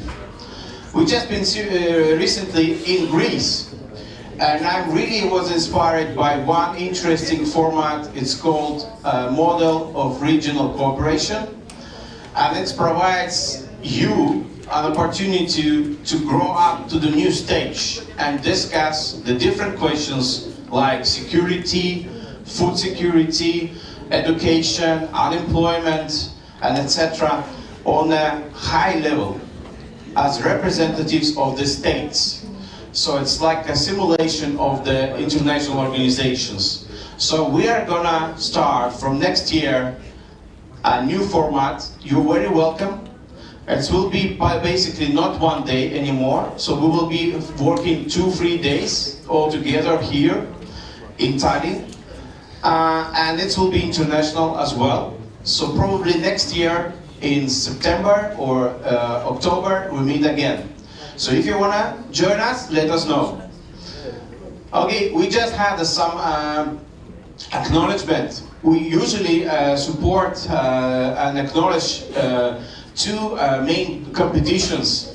This is called Sadameke, the Star, and civil society organizations. So it will be happening tomorrow, but I will just mention to you who has been awarded this year. So 3 competitions, developers of youth as the year annual volunteer and the civil society supporter. So this year we have seen already Trin Ross. She was awarded by us as a supporter of the youth.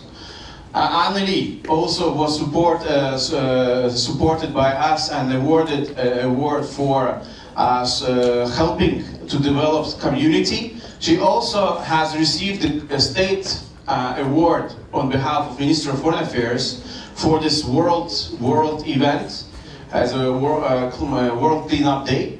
And Marco O is a long-term partner for us. He runs the Department of Education for Youth work. And of course, we would like to say a big thank you for our volunteers who are here. German, I'm sorry I didn't manage to fix your name because I was so tired, exhausted, feeling this presentation. German, raise up yourself. German, raise up. Let's make applause for German. He's our volunteer of the year. He was helping us a long time. So, Alexander Glimbau, raise your hands. He's at the back from Tartu. Edward Sem, unfortunately, he got ill yesterday. And Pavel Kuznetsov.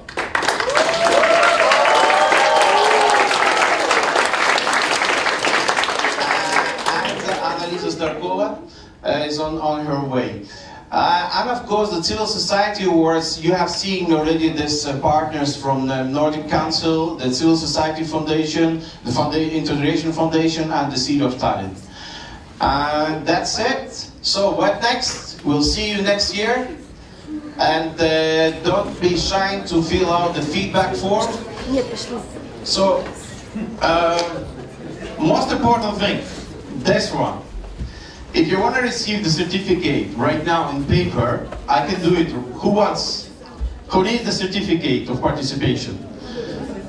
Great, so you will receive it.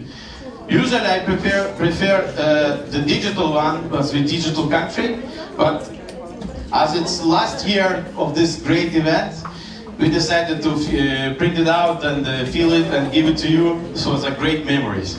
But I'm sure we want to say a big thank you for Pavel as well. Pavel, can you come, please?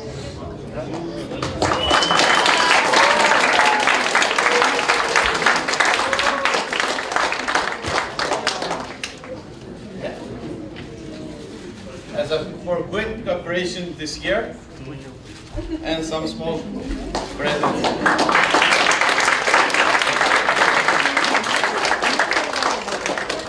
And of course, a big applause for our great partner and friend, Peter, the head moderator, for his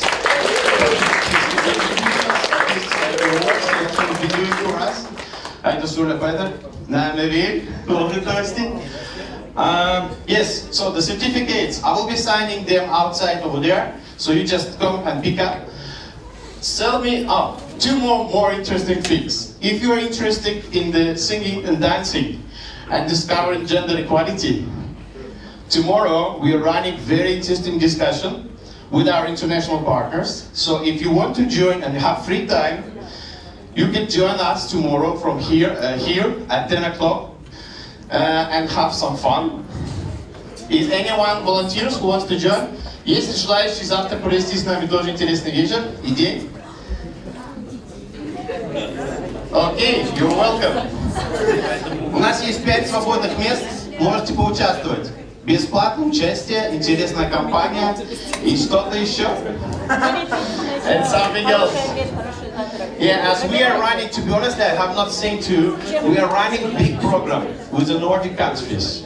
And very soon we will be having a show in Helsinki, world premiere. And if you're interested in education, gender equality, traveling for free, for youngsters it's always, for sure to discuss interesting ideas, what could be implemented.